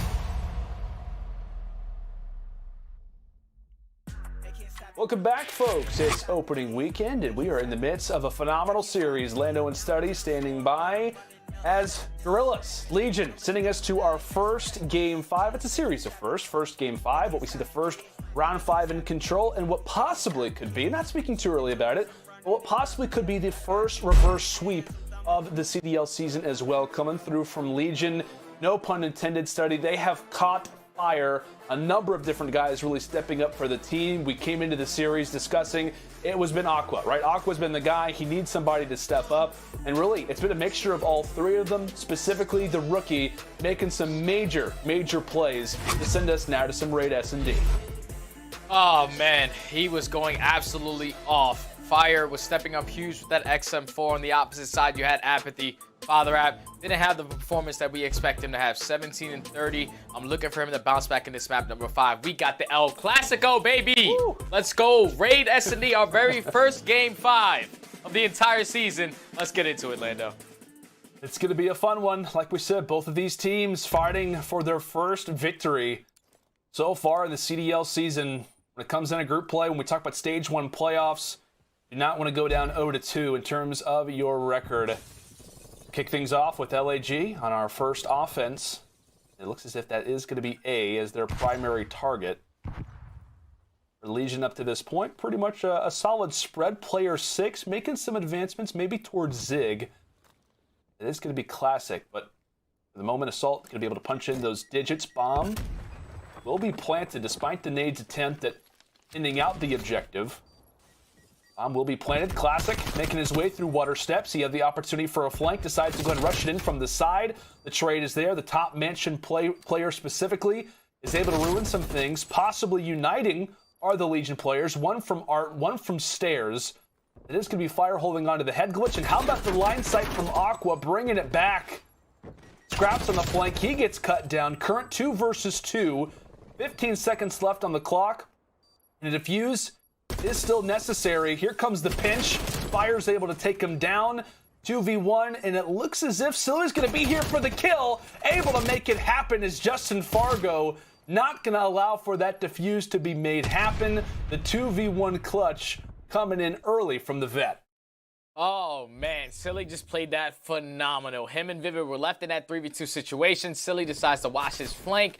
Once he secures that kill, he decides to push straight through and hit through that zigzag, just trying to tell Vivid, just stay alive, give me some time. I'm only going to play the objective of getting the guy off bomb, and that's exactly what he did. Only 10 seconds remaining. All Silly had to do was just eliminate that one guy off bomb. A greatly executed offense out of the Guerrillas there. I mean, out of Paris Legion there. Absolutely, buddy. How about that line sight, by the way, from Aqua, right? It's kind of toward the statue. I'll be using that in league play, folks. Using that in some good old league play. But, you know, always been fun. But we'll also see if we've got, if any players have any more tricks up their sleeves. Round 2, Paris now, their attempt at some offense. Classic holding on to the objective for now. Statue will be the focus. Really just the exchanging of some utility. Fire again, major difference maker in that last game as Vivid does find the first blood on the other side of the map. The Legion a 3v4 as well as an offense, and Aqua gets taken down through the wall. And that's really what that Krig is there for, Study. Yeah, he's able to put some great shots on the Aqua through that wall. Now it's a 1v3 for Young Fire. Can he make an impact? Can he try to change the outcome of this round? He does have the bomb. 30 seconds remaining. It's going to be a pretty difficult task to do. So far, man, I love the way that the Guerrillas are playing. Vivid has been unbelievable as their island player. Every single time he's in that one-on-one gunfight, he's always coming out on top. Once he wins that gunfight, he's getting all this information for his team. So far, their S&D is looking really good. It is. And we talked about LAG, a very disciplined team, and Vivid's making some very big 1v1 engagements, playing very disciplined Call of Duty. Obviously starting off this game 3-1. He had a major bomb in that game 2 S&D. Aqua finding the first blood this time around. Silly will fall off the rip. We'll have to see him in the next one. Set to the respawn screen, and Scraps as well gets the great timing. That's going to be 2. We've been giving a lot of praise to LAG, but Paris, they fire away with the fastest one yet. Great hold right there. Aqua put himself in a great position to open up the first blood, and you see Mr. Matty Marshall, Scraps, able to open up with 2. I would have liked Vivid to just be a little bit more safe with that submachine gun, not play too aggressive there. But overall, it's a good defensive round out of Paris Legion. You are able to fight back now. You're going into a very into an offensive round here, but the way that LAG are playing their defenses, if you just kill Vivid, he's one player soloing the entire time. You kill him, you're going to gain so much information. It can really open up one side of the map. I don't know if you saw quickly in those player cams. I'm not sure what Classic is chewing on. Maybe a Steph Curry tribute, maybe with a mouthpiece. Not really sure. Regardless, speaking of Classic, he's going to go put that objective down. And really right now for the Guerrillas, looked as if it may have been an attempt to push through the flank. However, they're dropping like flies. aBeZy able to get some signs of life, but it's all going to be brought up now to him as his teammate falls. aBeZy has to try and rush through. Legion, they get the bomb down. Legion, they get the kills. And Legion, they get the round. Oh, man. Paris Legion said, if you can do it, so can we. And that's exactly what they decide to do. Classic grabs that bomb, goes to the straight rush plant at that A site. Anything you can do, we can do better. They're only going to drop one player that entire time. Completely caught Guerrillas off guard with that rush bomb plant. Now we have it tied up 2-2. What are Guerrillas going to decide to do on this offense? So far, that B push has worked for them.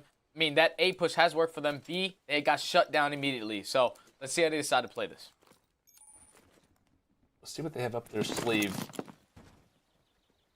Really, it's been a majority of the time it's over at the A bomb site, which is going to be the more common, just given cover that you've got, given you got top pool house or top mansion, whatever you call it. Early shot, 17 HP, as Vivid will feel the wrath of Aqua. Meanwhile, on the other end, it's Scraps trying to get a nice line sight over at top art, but nothing doing for now. A slower read for LAG. Nothing really gained, and off of this rotation, Scraps has the ability to play massive right now. Silly gets the call. He also finds the first blood. That's going to be one wave closed down. However, player 6, Classic, hanging out in the pillars as he'll be able to back up. So huge play coming in from Nicky D. He's able to join alongside of his teammates as they'll attempt the 3v4 retake. However, from the top, Aqua with the AR shuts down Silly. Accurate shots. I believe it's Classic who actually does get rewarded with the kill. And he might hear Assault. Vivid, meanwhile, finding one through mid. It's going to be Fire now, last up. Sort of shut down one. Obviously realizes the objective is the main focus for now. Bomb is going to be planted. And now left on to the rookie. A lot of pressure gained. He's made so much progress in the challengers. He's been preparing for this moment. A 4-1 start, a huge performance in the hard point, and the vets, Assault and aBeZy, 3 championships among them both combined as they're going to play this one smart, trying to back up, make Fire go for the aggressive route, and he's not going to be able to get it. The vets will win out as LAG grab their third. Oh, it all started with Assault sliding to this white van right here. Once he gained that information that Scraps was pushed up in that ring area, you saw Silly posted up, throws the nade, makes him force out towards that right side of ring. Easy kill for them. Once they open up with that first spot, I would have liked them to be just a little bit more aggressive towards their side, but slow and steady wins the race. They eventually get that bomb down with 10 seconds, force it into a 2v1. Fire was just, he tried everything that he could there, but you're going up against aBeZy and Assault. These guys have played Search and Destroy Game 5s for World Championships. They know exactly how to close out rounds, and they win that tremendous offensive round there. Yeah, disciplined team, not going to give them anything to work with. And my goodness, these AR shots off the rip as Aqua gets brought down to 2 HP. Sweat off the brow type of situation as here come the engagements. aBeZy finds the first, tagged up by Classic. And Fire's also going to be here, so a 2v2 fight. Silly's able to win it. aBeZy's still alive, still hanging out somewhere around the map as everybody somewhat turned around. Now it's Aqua left in a 1v3. Bomb is going to be down. I would have liked to see Paris Legion, if they're going to commit towards pushing out Laundry, do it together, not solo. And it's looking like Aqua's going to be one shot in the ring. He's going to drop. And Los Angeles Guerrillas, their defensive rounds have been great, besides that one time where Paris Legion decided to rush plan towards A. But they've been making the proper adjustments, man. They found themselves 2 rounds away from closing out this map number 5 and potentially getting their first win of the entire season. Huge round for Guerrillas, an even bigger round, you could argue, for Legion, just given the way the map's looking. As Godfather Rainbow Ray used to say, 4-2 is a swing round. Yes, 5-2, much different than 4-3. It looks as if it's going to be, at least for the moment, just trying to gain some attention. Fortunate nade coming in from App, but one of a route over at A. And really, it's just a matter of looking for that information. Classic decides to get a little bit aggressive. Somehow, everybody's staying alive. Everybody's somehow able to take some bullets to the chest and just wipe it off. That's what it means in this Game 5. Not going to be easy. Classic decides to make the route. Can he find one in Zig? He does. And again, stays alive. The big play is coming through from Nicky D. Does lose Aqua in the process. Current 3 versus 3. Fire tosses out the nade, but aPeZy's going to stay alive. Really, thankfully, we'll throw down the trophy system for good measure. We'll see how this 3v3 retake looks for Legion now. Yep, 3v3, 35 seconds remaining on the clock. That number 5 player is going to be going all the way around. It's going to be Scraps. He's going to be fighting Silly once again on that backside. Fire trying to come down water steps, able to take down aPeZy. One player is going to be in Tiki. Silly's going to be post up in the top window. It's looking like Scraps going to wrap back all the way through money. Try to focus on Vivid. Vivid is reading this perfectly. Just throwing shoulders. Silly, unfortunately, is going to lose a gunfight to Fire. Now it's a 2v1 situation. And just like that, Scraps able to take down Vivid. I love the heads-up play out of Scraps there. He doesn't commit to the full flank. He knows that Silly decides to play that every single time. Cuts back right through middle map to help his teammate. Big win out of Fire on the Silly in that top window. But also Scraps, just a heads-up play to just wrap back, get with your teammate, and play that beautifully, taking down Vivid. Like you said, Rambo Ray said it was a swing round, and it's a lot better to be down 4-3 than 5-2. Great round out of Paris Legion. A huge one, obviously, from Scraps and Fire there, as you call it. It's Scraps making the right plays, but Fire winning the 2 big ones. A situation where you didn't think you really had the opportunity to. Legion at least buy themselves back around to get back into this one. Early first bloods coming in from both teams. A trade overall. That's going to be Vivid having to back up, realizing that A is somewhat going to be wide open. They've got no real pressure inside of middle. I think, the farthest pushed up player is going to be Assault. He's really just watching that front kitchen door. This could be a great opportunity for the Legion. They don't really have a ton of players to really work with, given the stack up that they have, but they may have a lane over at A. One player in basketball courts, that is Vivid. He's going to go ahead and move up, but here come the trophies and here comes the push. Silly needs to be that playmaker. All the action is going down towards that A site. He's going to decide finally to push through this ring, gaining all the information that they are committing towards A, but it's looking like Paris Legion are going to decide to wrap this back. Do the LA Guerrillas read this beautifully? One play is going to be water steps, and that's Silly's going to be able to spot him. Now, he's in a great position just controlling this ring. Going to be able to spot Fire, gaining all the information. They're coming B. They're coming B. Trying to stay alive. Unfortunately, he's going to drop the Scraps. Now, 2v2 situation with 15 seconds remaining on the clock. One player needs to plant. One player needs to cover him. Who is going to make that play? Number 2, Assault is going to be in the top window. But Scraps is playing on the backside. Scraps, unfortunately, is going to get taken out on bomb. Now it's going to be left up to Fire, but a great play out of the Guerrillas there, being patient. I thought it was going to cost them in the end, but Silly just staying alive at that raid, picking up that huge kill on the Aqua, and then eventually getting all the information that the players are wrapping back to Art was so huge. Now they found themselves 1 round away from closing out this series and potentially getting their very first win of the season. Big 2 versus 2. And it's again the young stars shining through. Vivid with the big double. Closes out the 2 versus 2. And as you called it, Study, LAG 1 round away from their first victory in the CDL. And how about that shot from Silly through the white van? That particular vehicle really has made a lot of moments in COD history, and that is a great shot coming in from him. However, on the fade back, Classic is going to take him down. Vivid's progressed a lot, though. In terms of the map positioning, he's actually going to be someone in their base. And now it's all up to Scraps and Fire again. I think this is, almost 2, if not 3 rounds in a row where they're the last players up. And how about that play from Scraps? He keeps Fire alive. I think he made the call. Fire decides to head in some money. And now we find ourselves in a 2 versus 2. Scraps hanging out over at that money window. Fire's going to get the free pick. Now it's all on to Silly in a 1 versus 2. 30 seconds left. He still has to make some progress in regards to the objective. Sees the corner shoulder. Scraps v Silly. 20 seconds remaining. And Scraps had a good idea when aPeZy fell. He normally does have the objective for the team. Is going to decide to back up, and this could be the timing. Silly's going to plant for the wrong side. Scraps just has to peek, and Scraps will. Paris, they keep the game going. Paris Legion staying alive when they need to the most. Vivid, unfortunately, he was in such a great position at that basketball court. He decided to be really aggressive to try to flank money side. Unfortunately, got really bad timing on the scraps, wrapping back from laundry. He was going to drop, and then aBeZy was just so committed to trying to get that guy out of that money window. He was dropping as well. Forces into a 1v1. Great patience out of scraps once again. So he knows that Cellium plays nice and slow. He's usually going to try to find that player. If he doesn't locate it, he'll plant at the very last second. So now we find ourselves in a round 10. First blood is going to go towards Vivid onto Classic, and we know that information. Classic is their bomb carrier. Once Vivid gets that piece of information, look at what LAG is doing, pushing straight up Zig. They have all the map control right now. Do indeed. Farthest pushed up player is going to be aBeZy.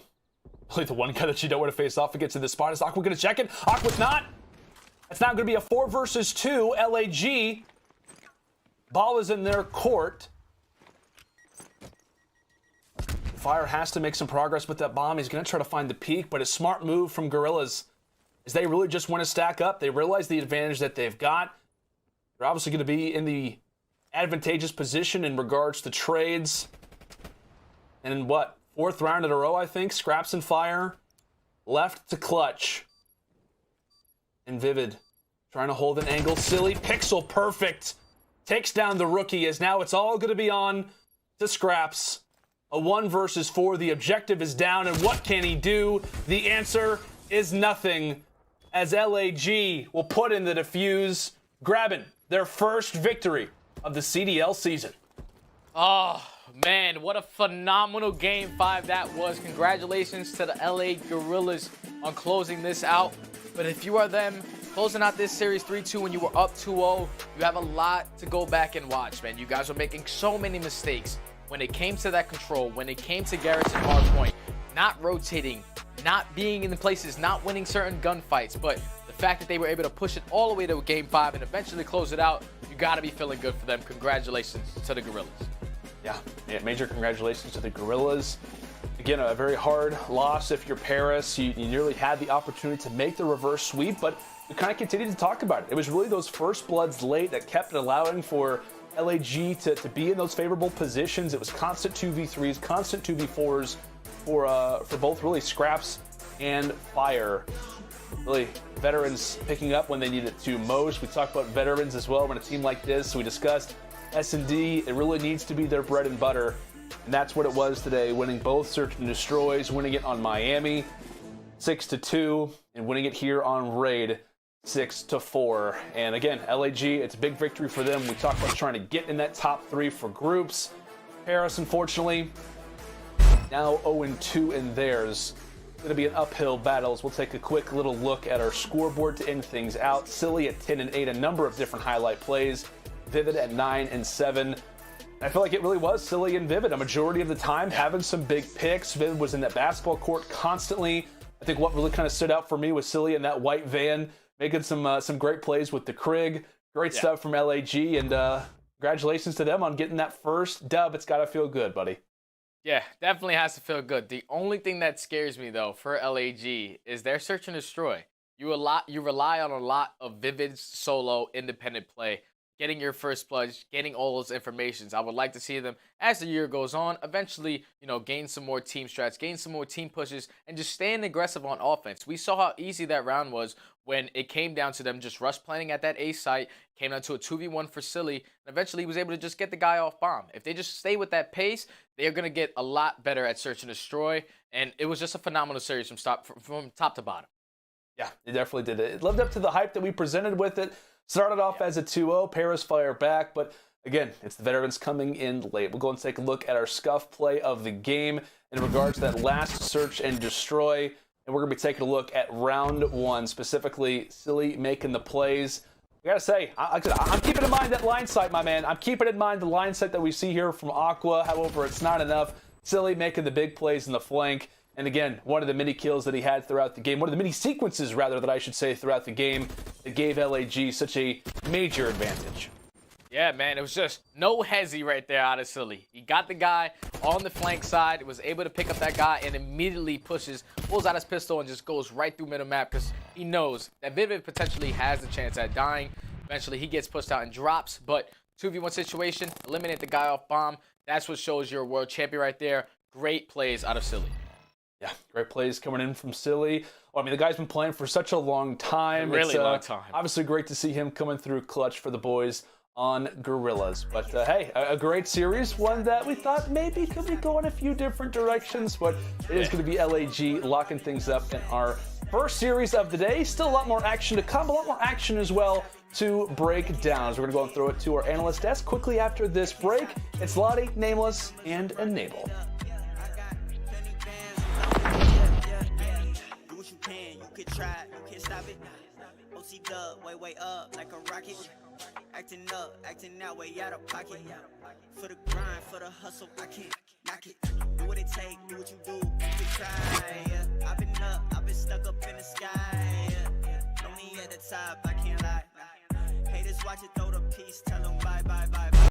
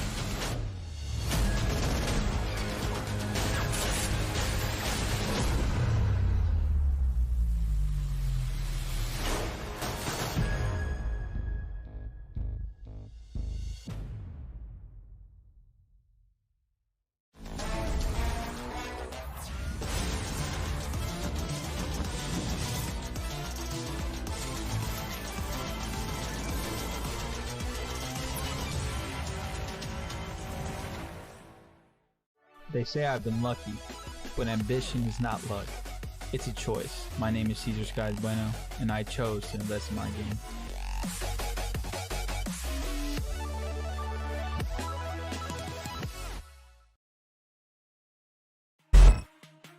The Call of Duty League is presented by T-Mobile, now America's largest and fastest 5G network. Set your sights on the competition with T-Mobile, the leader in 5G. Scump, the official controller of the Call of Duty League. The Call of Duty League is presented by USAA Insurance, auto, renters, and home insurance that's made to help the military community protect what they've worked hard for. Hello everybody and welcome back to the third day of our opening weekend here at the Call of Duty League. Now, before the break, it was do or die for LAG, and they must have heard us because as we got into the coverage, boy did they show up, and a Game 5 victory it was. Now, we're going to actually kick off a new segment right now called the USAA Coverage Moment. We'll be covering a moment each weekend where a player was able to protect or cover their teammate. Now, aBeZy gets our moment this weekend. However, he didn't just cover a teammate. He covered his whole team with a 10-kill rampage and saved them in Game 1 of this series. So let's just be real here. Dads always save the day somehow, don't they? Because aBeZy, my gosh, he really did turn up in this Crossroads hardpoint. It was pretty epic. And if there was anything to go by, he really did lead the charge there for his team in the rest of this series. So I've got to discuss it with my dudes though, because I do have Nameless joining me on the desk, of course, in this beautiful virtual world that we have built here for the Call of Duty League. But we have a special guest, and if you were here at the first part of this afternoon, you'll know who it is. Your Ian Wyatt here. It's Enable on the desk joining us once again. Ian, my dude, we were obviously talking about LAG beforehand, and boy, you know, we said this was make or break, and they really put on a show for us here. How did you find the LAG matchup? Were you a bit shocked at it going all the way to that Game 5 there? Honestly, I wasn't really shocked. I mean, a win is a win at the end of the day, Lottie, but I just don't feel confident in Guerrillas. I think if I was a Guerrillas fan, they should have won a lot easier. They're going to have a tougher upcoming schedule, and their respawns looked pretty poor in my opinion. So I'm glad they won because I don't want to see those guys retire, but they're definitely going to step it up for the rest of the season, especially against the bigger and better named teams. Yeah. You know, if it wasn't for aBeZy's crazy 10 spree on that map #1, this could be a different discussion that we're having. But, you know, the fact of the matter is they needed to win that series, right? You know, their upcoming schedule is difficult. They're going to be playing OpTic. I believe their next match, they also play Toronto. So, you know, those are tough 2 games that they have coming up. So this was a must win for them for seeding purposes for the major. You only get 5 shots at this. This was a massive win. And on the back of aBeZy's 10 kill streak on map 1 and Vivid going off in that search and destroy, they're able to get it done. Sloppy, but done.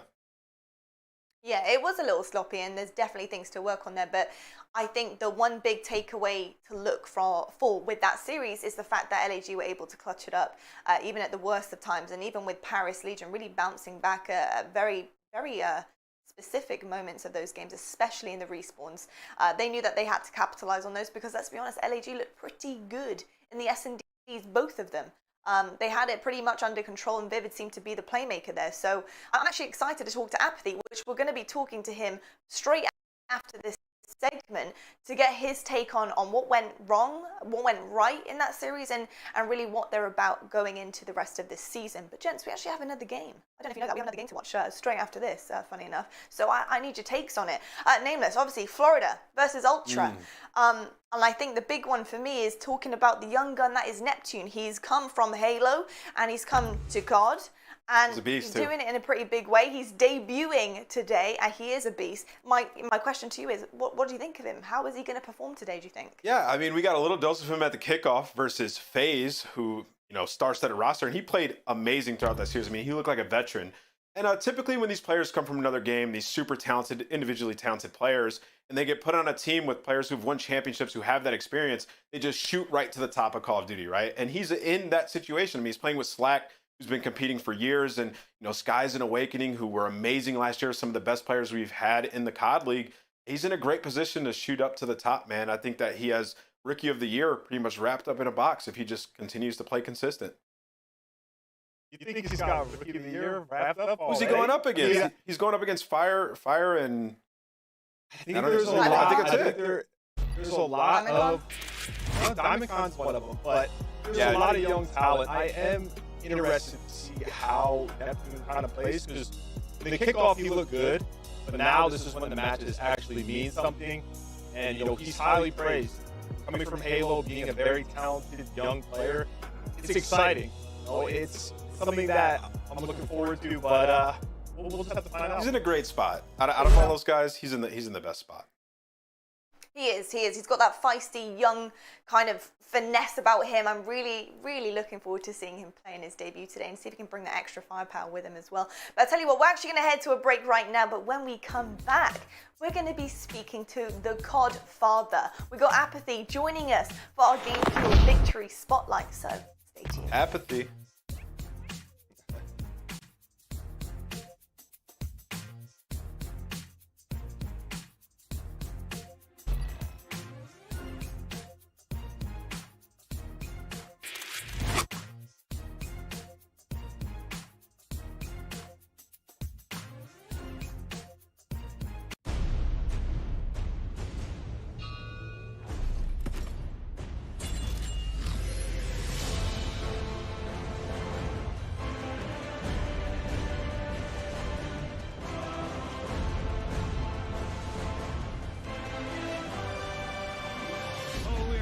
So much fun.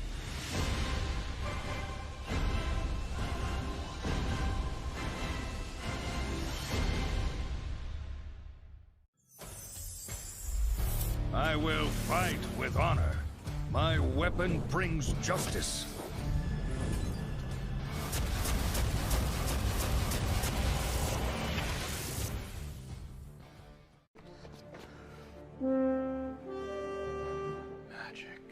So in.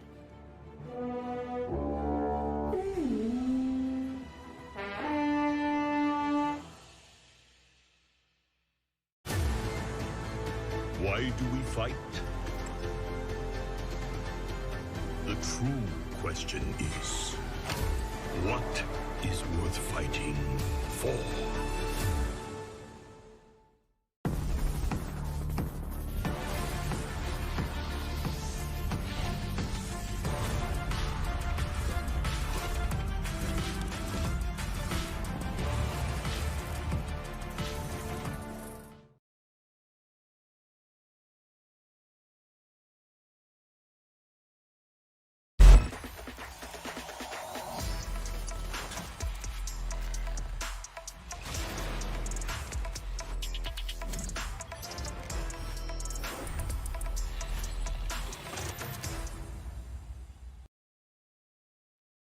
Hello everybody and welcome to the Game Fuel Victory Spotlight today.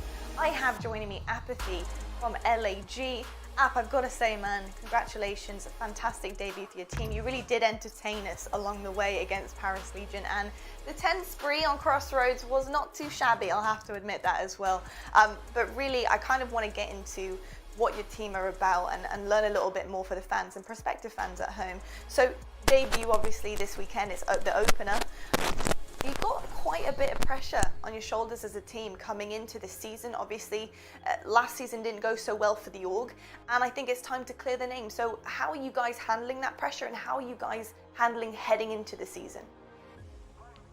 Well, for sure, obviously, I had a rocky season. My team, especially Vivid, who was on LAG, had a rocky season, and we definitely don't want to have that at all this year. Like, we're all coming in with a lot of motivation. We're coming in hot. We're trying our best to be, one of the best teams and constantly improving every day.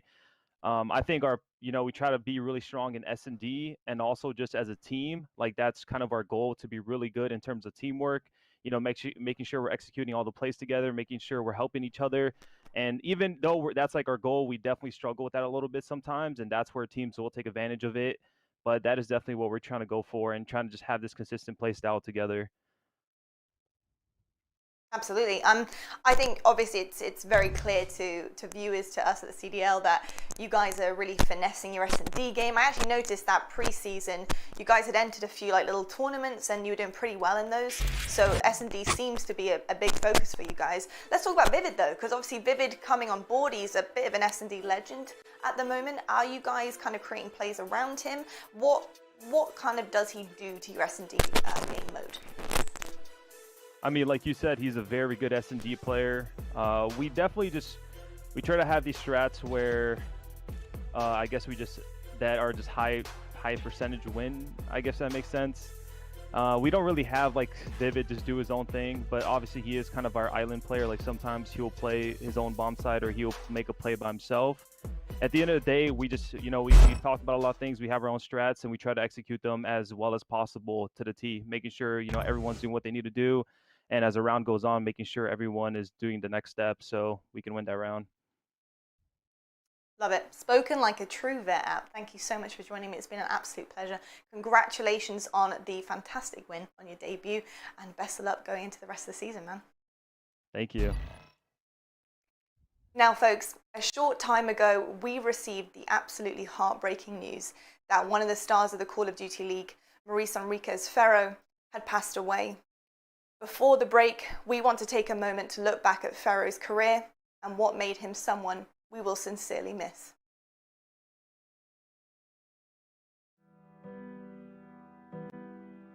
Watching you go, watching you walk through the door. Ferro keeps on rolling. Ferro, again, is just shredding people at the moment. He's absolutely fighting with everything he's got. He can kind of do it all. I thought of him as a little brother, like family, and it's just still mind-blowing to me that he was able to come into the scene at 18 years old. He truly was a generational talent, and he would have changed the game and been a legend by the time he stopped competing. One of my best friends, my little brother, all around like good person, always went out of his way to help us, help me, help anyone he needed, and just a great all-around person. I can't state that enough. My biggest memory of Ferro was right after the Paris Legion home series, which the Mutineers won. He absolutely slaughtered FaZe in the Hackney Dome. Like, it was an incredible performance. Like, it was unforgettable, and right after the match finished, I turned my stream on. I wanted to debrief with fans. I wanted to talk through the games. It was a cool opportunity to do that. And as soon as it started up, like, Ferro was in the chat from like the first 10 minutes, and he stayed there the whole time. Like, he talked with fans all night. He engaged with them massively. He was answering their questions. Like, he was so friendly and so nice to so many people. Right after winning a tournament, he could have gone off and celebrated in his own way, but instead he gave back and he hung out with fans.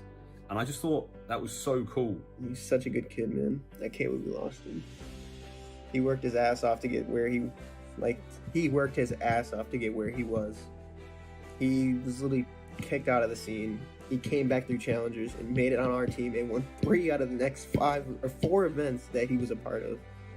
I'm sorry, no one will ever compete or even get close to a mark like that. That kid, man.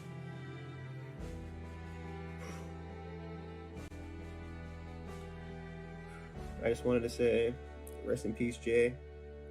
I love you, buddy. It's a shame that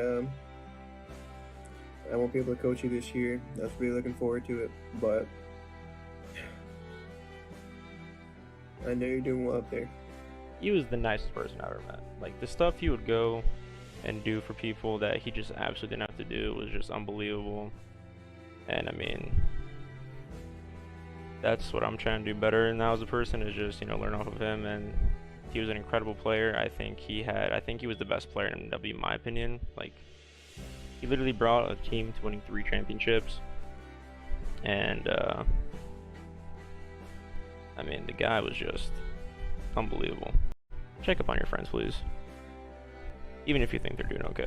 Because it's just, you just never know if something's going on in somebody's life and you can just lose them just like that.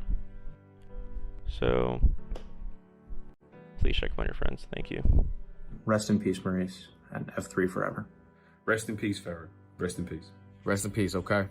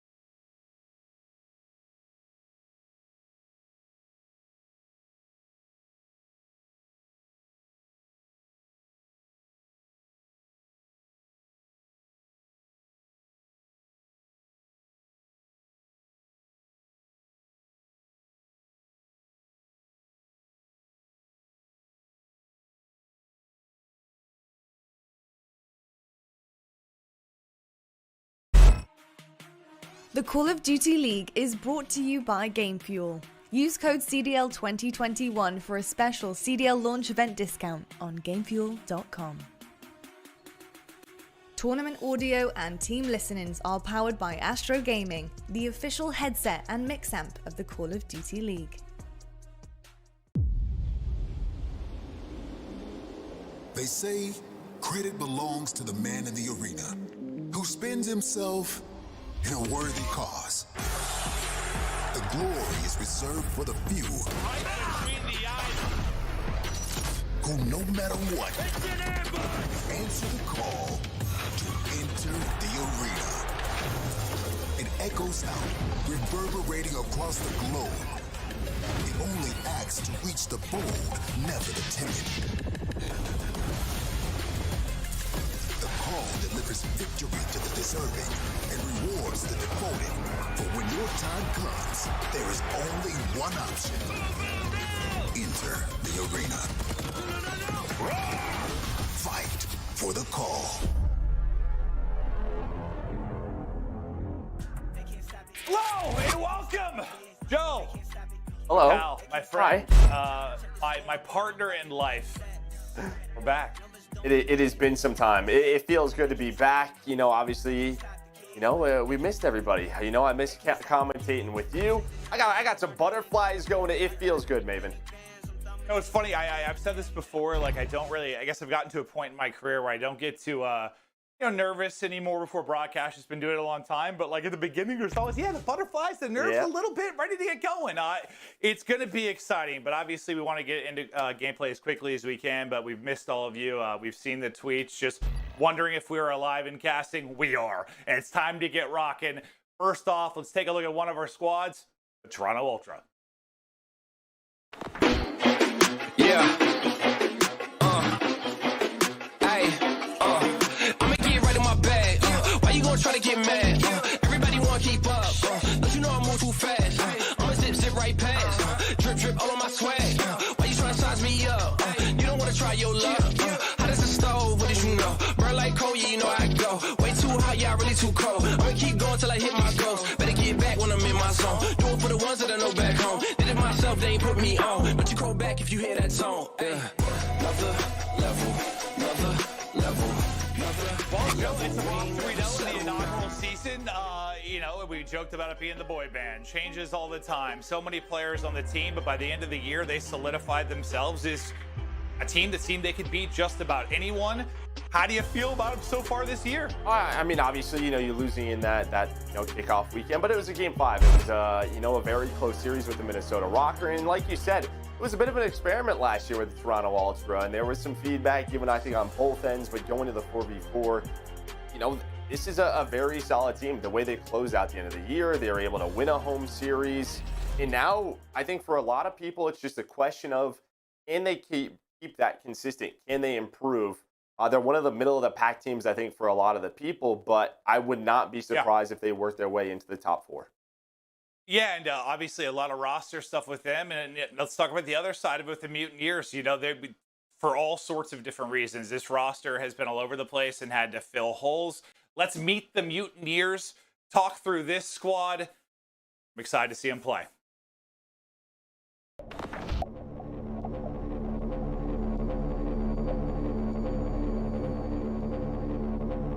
The dictionary defines redemption as the deliverance of persons or things from the possession and power of captors. It is a victory over the Florida Mutineers. As the act of making something better.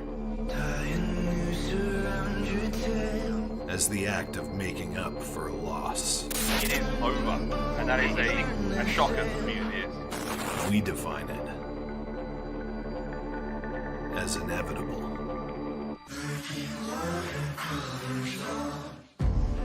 You can count our KD.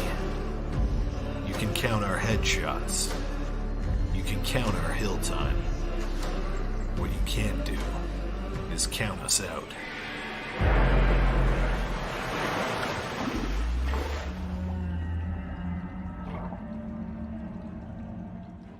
Fear the deep. These guys could be deadly. It's looking that way so far.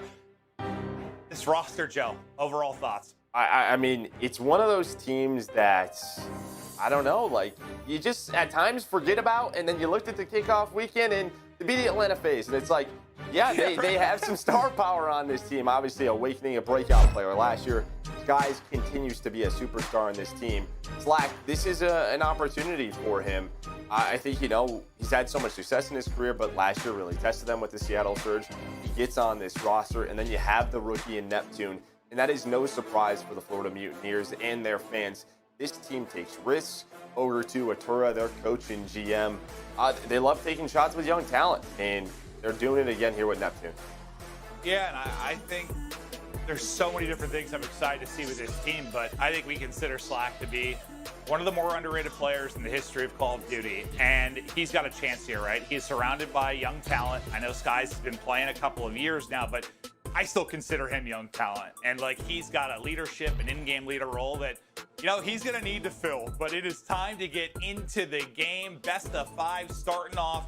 We're kicking it off on Garrison, and Joe, we were actually talking kind of leading into this a little bit about this map and how you like it partly because what did you say? You feel it's like different than like any hard point we've had in a way. Yeah, I think when you look at this map, I think hills 1, 2, and 3 are sort of your natural hard point, right? You sort of start in the middle of the map. You go to one opposite end, right? You want to control the back spawns. You get to that third hill, you want to control the back spawns. But 4 and 5 is really where this map gets interesting because they're sort of back-to-back from one another. But what we're seeing from our pro teams is you want to control the middle of the map. You don't really want those back spawns with the power position at Catwalk. So it's just been a lot of fun. They have to approach it in a different way.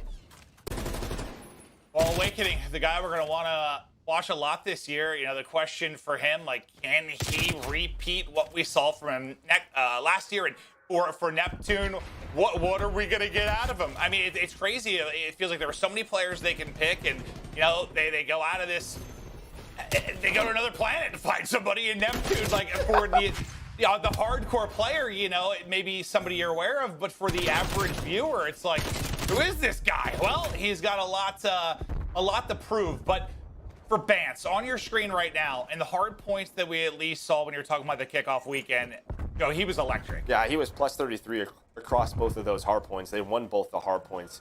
And he was their best player, absolutely, in this lane category. But you talked about Neptune. He's the one that made the heads-up play right there. He snuck through to get behind this second hill. Bance is trying to stay alive. He was waiting for his teammate in Kleenex to reflank the flank that was set up. He was able to take down 2. He finds the third on the hill. And now they can get set up. You see where Bance is spawning. You do have Skies, though, who gets that very deep back spawn and create a pinch, but it's not the worst thing in the world if you're spawning out because, I mean, it's tough to break this hill if you have hill control.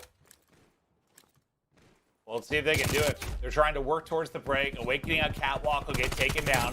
Slack now into the mix. A chance to take down 2. Unfortunately, gets tucked away in a pocket. The flank will come in and he will drop. So back over to Awakening's POV will go. Just taking a look briefly at the stats.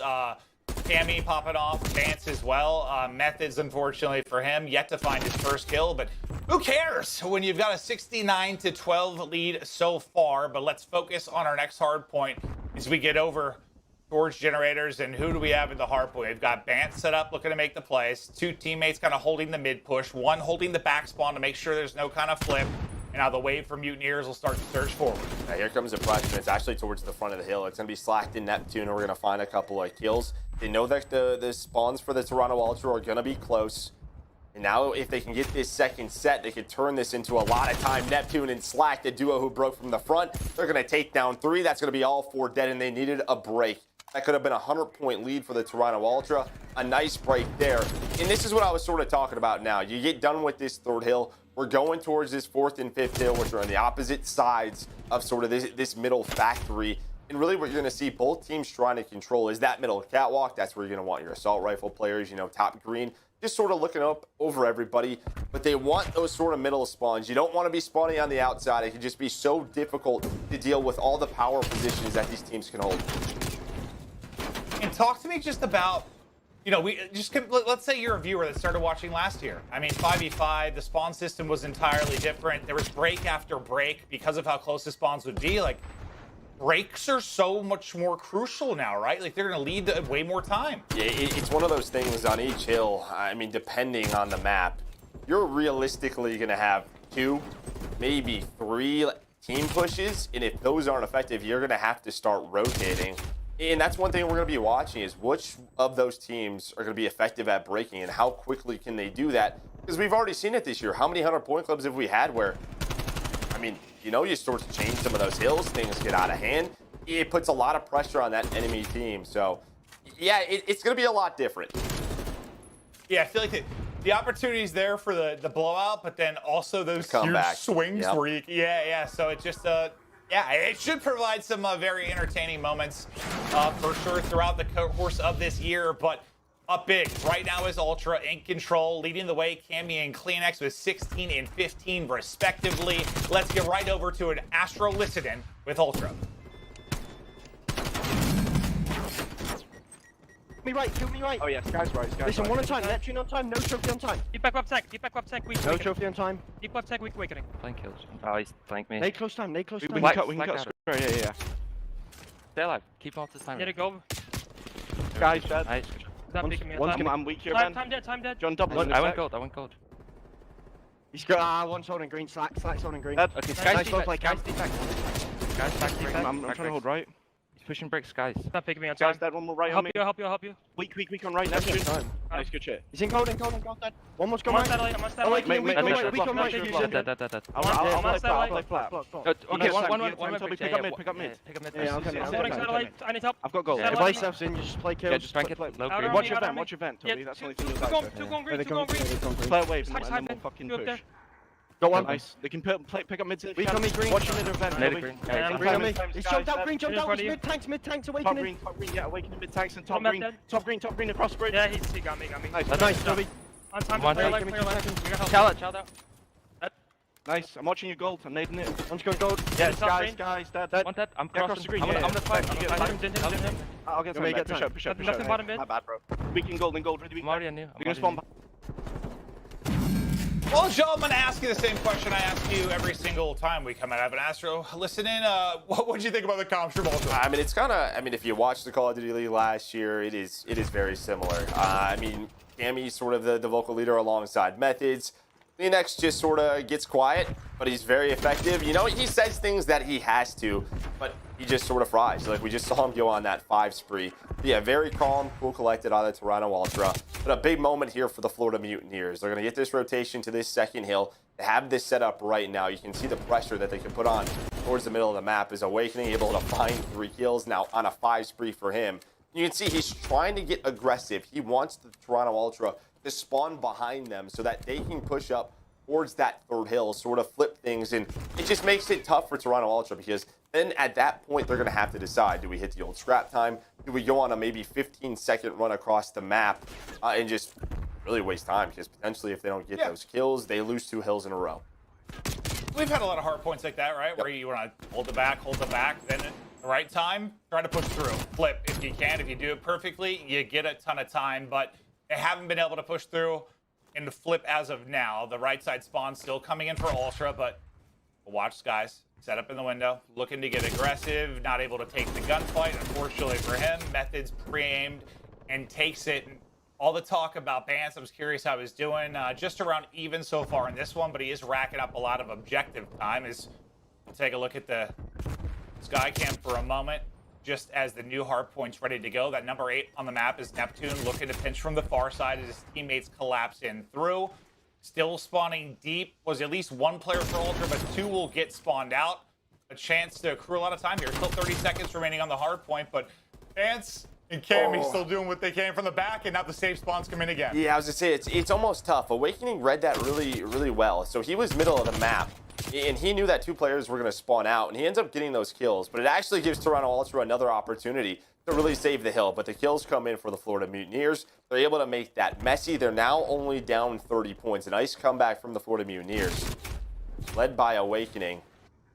As well, you're going to see Slack. He's going to know exactly where Cammy is. As both teams trying to get mid-control, hit that top green tower. Vance and Kleenex trying to make things messy. But it should be Florida in the hill early on. And it's just, yeah, I think we were all curious about Awakening, man. Is this guy going to fry? You know, there are people accusing him of this, of that last year because he just came out of nowhere and seemed to be a superstar. But it looks like, well, turns out the guy's got the ability to still be a superstar regardless of title. He's putting on a show in this map, but it's Ultra in the point for now. This guy's just trying to get an angle, trying to take the catwalk fight, but it's Kleenex that's cleaning up too. And that's another guy that sort of has just erupted lately that we want to see if it'll transition more title to title. But he's at least got a couple titles under his belt with the deep run in Black Ops 4 champs. But Kleenex, man, he is a talent. He is fun to watch. And this is an example of kind of what I was talking about. You're seeing how difficult it is for Florida when they're spawning on that right side of the map. Well, you have to try to push through caution. You have to try to push through this dark room. But dealing with the players on catwalk, dealing with all the different angles, bottom, middle, there's just so much that these Ultra players can finesse, and then they flip it. This is a great job by Toronto Ultra. They just have to hunt down Slack, and they're able to do that as Methods takes them down. And this is that setup. So Kleenex is basically, he understands that the spawn's going to be back here no matter what. Due to Methods' positions top catwalk, he's going to block those back spawns. He's going to allow his teammates to get on the hill, and they're just going to make it so difficult for the Florida Mutineers to get out of this trap. I mean, look at this. That's so much freedom. Yeah. trap's the right word. Like, you can get, it's just the nature of this map being maybe a little bit different in the past, but you have like kind of the, well, quote unquote safe spawn top and bottom, that far left side of the mini map, and you can push up so much as the other team, and you're just like funneling in, right? Just like funneling in the gunshots from everybody. But yes, all done by Ultra. Just a few points needed to close it out. They're in the point. That'll do it. Another hard point victory coming through for Ultra as they take map 1, and that was the one thing that looked good for them, right? They take both the hard points. In the first series we saw from them, they continue to look good here. And if they can be a consistent hardpoint team, it's 2 out of your 5 modes, you're going to be a threat. Well, I think what was interesting about Toronto Ultra last year is, I mean, they would just take people a distance. They were a great search and destroy team. So when we saw them in the kickoff weekend lose both searches in a game 5, we're like, okay, not too much to worry about. They can obviously make some adjustments. But as you said, if Cammy and Kleenex, 2 of the breakout players from last year, are going to continue to play at this high of a level, the Toronto Ultra is simply going to be a really difficult team to beat because you know what you're going to get out of Methods. And Vance is sort of that X factor. We've seen him have the ability to explode like we saw in that first match of the year. But it's Cammy and Kleenex who were their consistent players last year. They continue it here. Here's the damage. Here are the kills and the deaths from the Toronto Ultra and the Florida Mutineers in that game number 1. Yeah, you can take a look through the stats, but what a game from Kleenex. 36 in 21. Joe, able to have a huge one. And I have to test something. There was all the jokes about Lando's giant hands. I want to see what a giant bald head does with our current virtual set. Let's see it. So, I gotta watch the program. You already have a giant head as well. Yeah, how big is it? Yeah. Is it big? Well, yeah, it's a very big bald head. Yes, it is. Yeah. That's what I needed, baby. But after that, everybody probably needs to cleanse their eye palettes from what they just saw. Great map 1. Ultra get the win. We're headed to a quick break.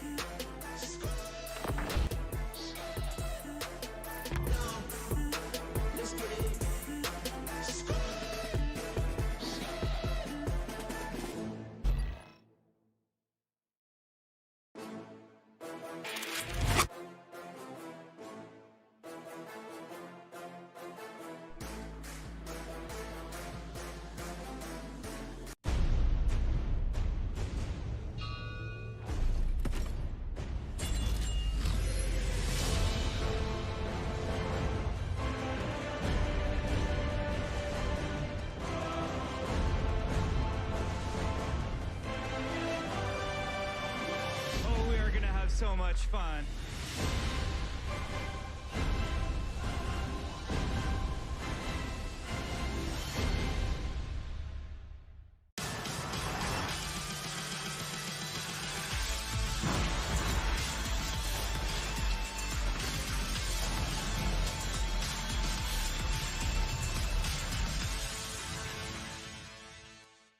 They say I've been lucky, but ambition is not luck.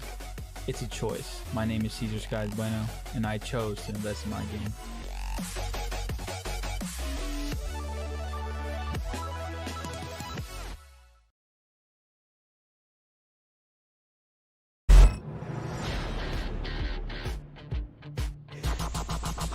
Boy, oh boy, what a slaughter that was. Cammy on a bit of a tear now. God dang, Ultra are looking fine. The battle for the North is already off to a great start. Strong start from Toronto. Bams wins another big one. Oh my word! Ultra close it out.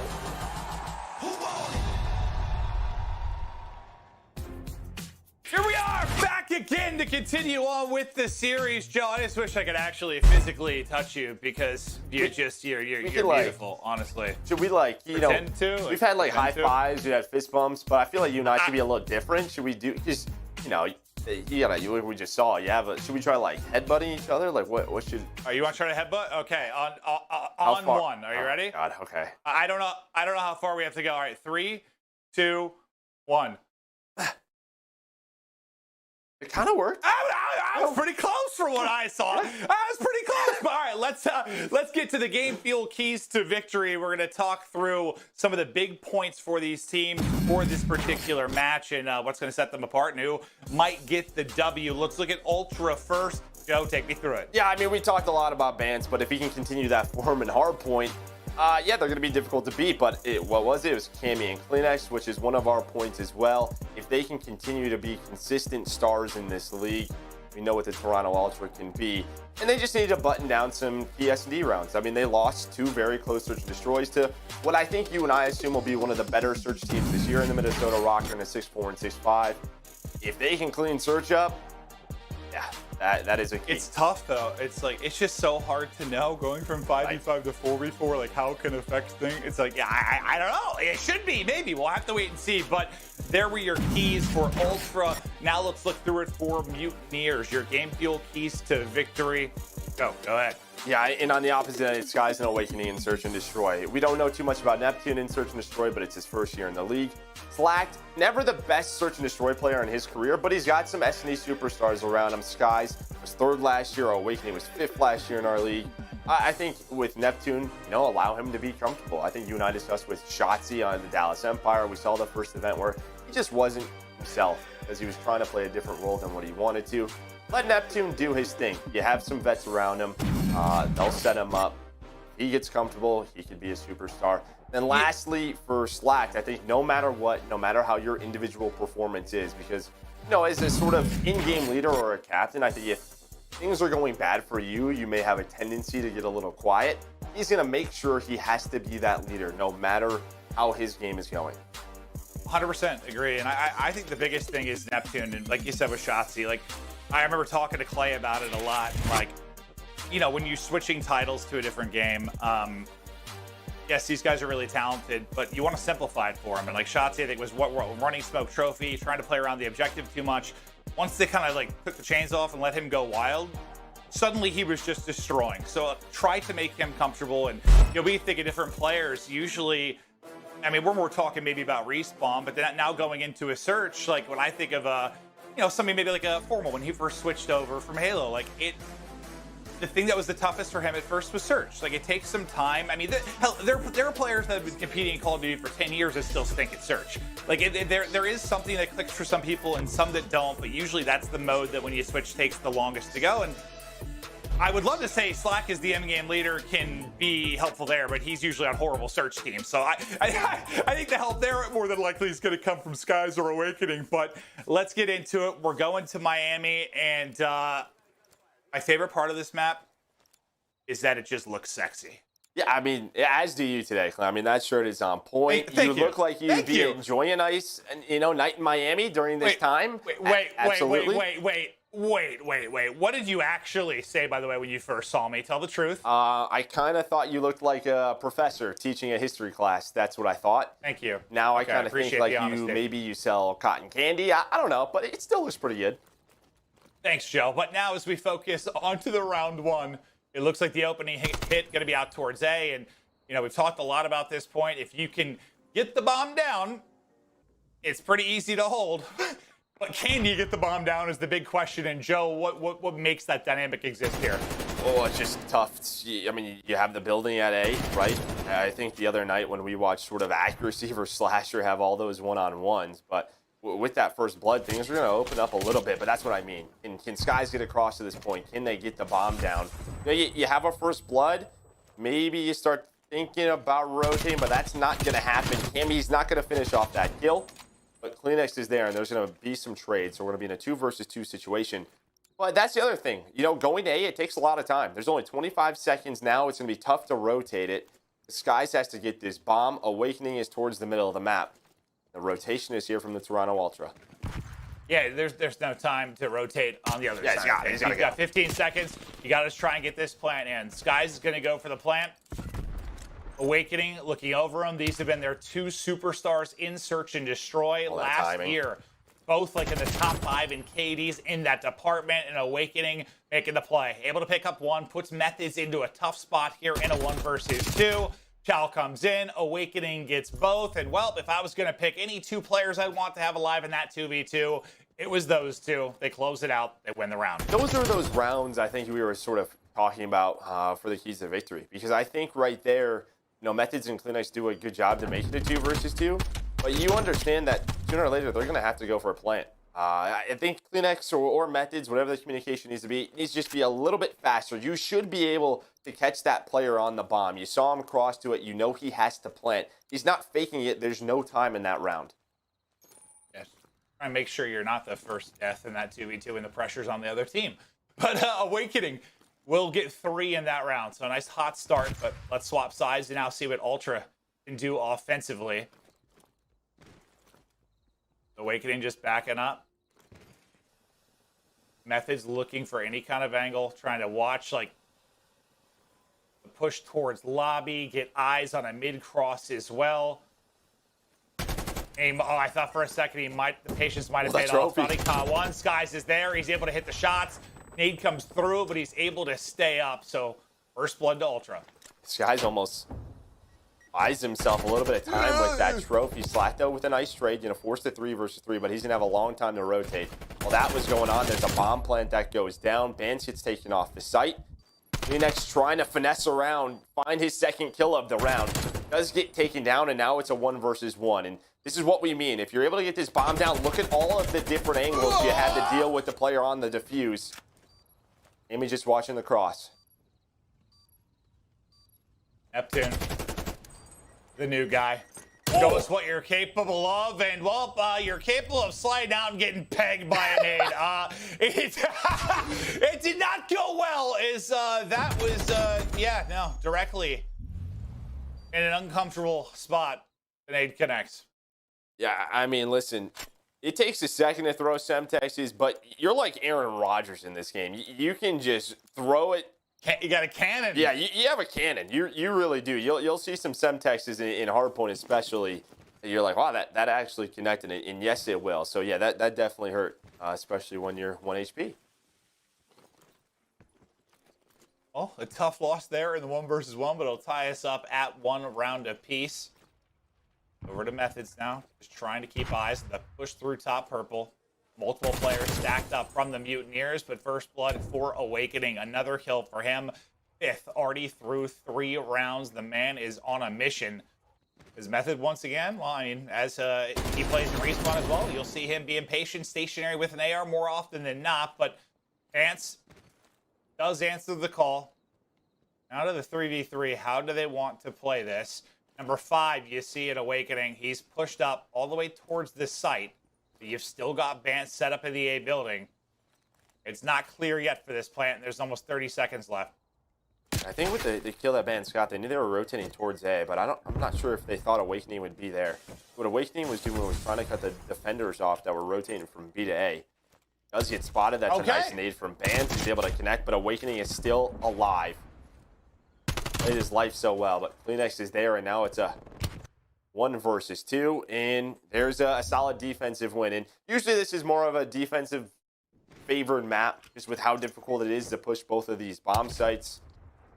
Vance there with a nice nade, some nice kills. A great round from him. Yeah, these have all been like long rounds. They've all come down to what, like 2v2, 1v1, 2v2. Like it's been hotly contested and going deep in the clock, and just part of kind of how this map plays. Obviously, when you're playing around that A site as well, but still just keeping an eye on Awakening because he's got 6. The rest of the team combined for 3 currently for the Mutineers, but still obviously very much in the game. Now, what's going to be the op for the hit? It looks like the pressure going to go towards A again. Defensively, you'll have Awakening playing from that side as well. Now, Methods is playing from he's playing from his exact same position he was last time through. I thought he might get caught, but he's backed it up for an off angle. We'll see what the rest of his teammates can do as they look for the push onto Awakening. And you'll see the sort of start of the Florida defense is 3 towards B, and I think when this game first came out, it's the easier site to sort of push. You can be really aggressive with it. You can fight for lobby control, for top piano. You can use those 74s and really get crazy. You can make the rounds fast, and if you get a fast plant down towards B, it's difficult for those A players to get across. But I think teams have gotten better with it defensively. They tried throwing maybe a couple more strategies towards A, and that's really what we've seen so far in this game. But with Ultra, they know that a lot of rotations have come out towards the B side, so there's only 1 player here right now, and that's going to be on Skies. try and slow things down. He's going to hear the plant come in. He's going to play his life. Now there's only 20 seconds to work this plant. That's exactly what you want out of Skies, and Awakening is working the middle of the map. And there's the teamwork.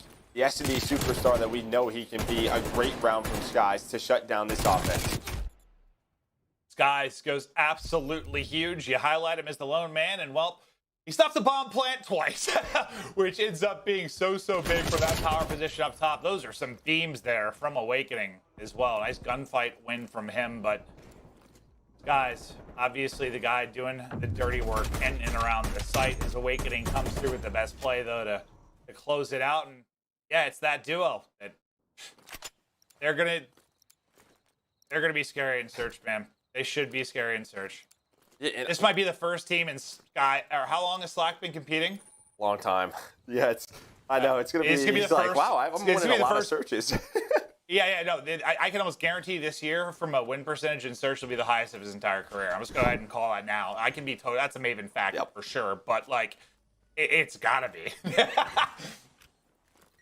So here's more of a sort of traditional B hit from the Mutineers. They're going to get top control. One player's going to work towards that left parking garage. Rotations will be here from Ultra. They're just watching from that at back alley. Next, watching across the bomb. Nobody's here. Bance is just making sure nobody's sort of lurking towards the beach side. Sort of play that lurk role. Find an opening. Maybe flank the defense. So he's making sure there's no flanks coming in.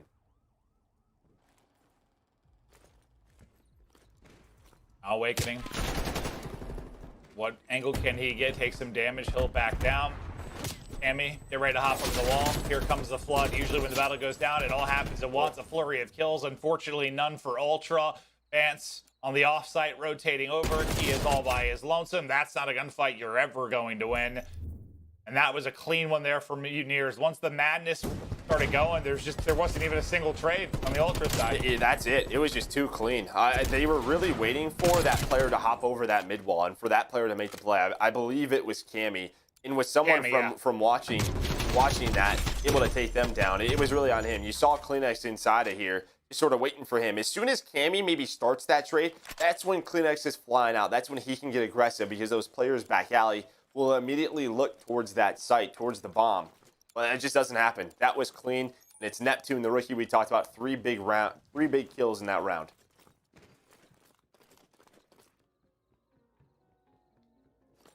Yeah, what did I say? It was like 6 for Awakening and then 1 for everybody else. Guys and Neptune have really picked it up. Now the 3-2 advantage. You've actually got 2 players defensively over towards A this time. Neptune was just, I don't know. Like, yeah, there's like snow angels. Maybe he was making like a sand angel. He's just hanging out, dude. Really, He's really just watching the waves. Sand. No, with a little... Yeah, beautiful. Well, nighttime, he's collecting some shells. He's hanging out. Hey, what's up, dude? I mean, this is a great call because realistically, there's been no early aggression from the Ultra at B. So we saw early on what Florida was doing is they were sending 3 towards B. But this time they switch it up. They send Neptune in a... I don't think they're going to check this angle. No, this is the first time they've had 2 players there. It's been Awakening. You don't want that to happen. That's a problem. But this is where it gets interesting. Do they expect another player? Awakening's been the only guy here this entire time. Neptune's got a chance to disrupt everything. There he's able to pick up 1. The trade, though, does come in. I thought if he could get a kill and get away with his life, that setup might have actually worked out. But yeah, Awakening getting hyper beam did not exactly help the scenario. Yeah, I mean, you're just literally setting up Neptune in that position. We'll see, though, as Slacked and Skies can clutch this out. Down to a 1 versus 2, but the Ultra, they use their numbers. And yeah, so let's talk about that. Really what Neptune and Awakening are doing is they're setting up a trap. Right, as soon as Awakening starts shooting, maybe there's aggression towards him. That's when Neptune sees the player run by him. Boom, Neptune comes out, says, hello, I'm here. Let me introduce myself. I'm a rookie, and, finds 2 kills. But that doesn't happen. So with Awakening going down, the numbers were there. As soon as Neptune pops up, boom, there's a trade. No, yeah, it's just interesting because I thought, even though Awakening died, like the trap still could have possibly worked, right? If they just didn't, the trade didn't happen, but it did. So good plays there, and they'll tie us back up. 4 kills apiece on the board for everybody on the Ultra side of things. And it's just been pretty A-heavy for the most part offensively. I know we've seen some work towards B, but a lot of the slow build-up early. Wow, Method's almost caught. He gets hit down to 38 HP as the bullets start soaring in, but Awakening, he's had a flood of first bloods in this game. There's another one. Cammy will drop. The Awakening tear continues. And this is when you have to get active if you're Toronto Ultra, right, to try to even this out. And it should be Pants, maybe to be the player to find Awakening, but Awakening is just so active on the map. He's so confident in his abilities. Already up to double digits, already has 10 kills. Saw Slash slide across. Is the nade gonna connect? Nope, Slash safe for now, but there's that angle. Pants is able to take it. Now because there's only a little bit of time left. Pretty soon, Neptune is gonna have to get the plan in. Nice play by Pants. Able to stop the bomb plant. Can't finish the kill. Not gonna have enough time. And I'll be honest, watching this, Clint, you know, playing some league play, one of the toughest things is seeing people on this map. I don't know if it's because I'm getting older. I'm not exactly sure. Maybe they have better monitor settings than me. But seeing some of these beans across the map, I'm like, how did you see him? 100. I was thinking the same thing, dude. Like when I was playing, it's night, obviously, which doesn't help. But especially like early when I was leveling up like default guns without sights and everything, I was playing this map for the first time. I was like, I can't. There's no chance I'm beaming someone from anywhere. But then, yeah, you see pros just make it look so comically easy. That's probably why they're professional players in a franchise league. That's probably right. Yeah. Maybe, yeah, or maybe we just need new eyes. Hopefully we get to a point, you know, like the Cyberpunk game or something where we have like, I don't know, cyber enhancements where we can. I think that's just LASIK. Robotic eyes. If you want your eye, I think you just get LASIK. I don't want LASIK. I want like robot eyes, dude. Those are two different things.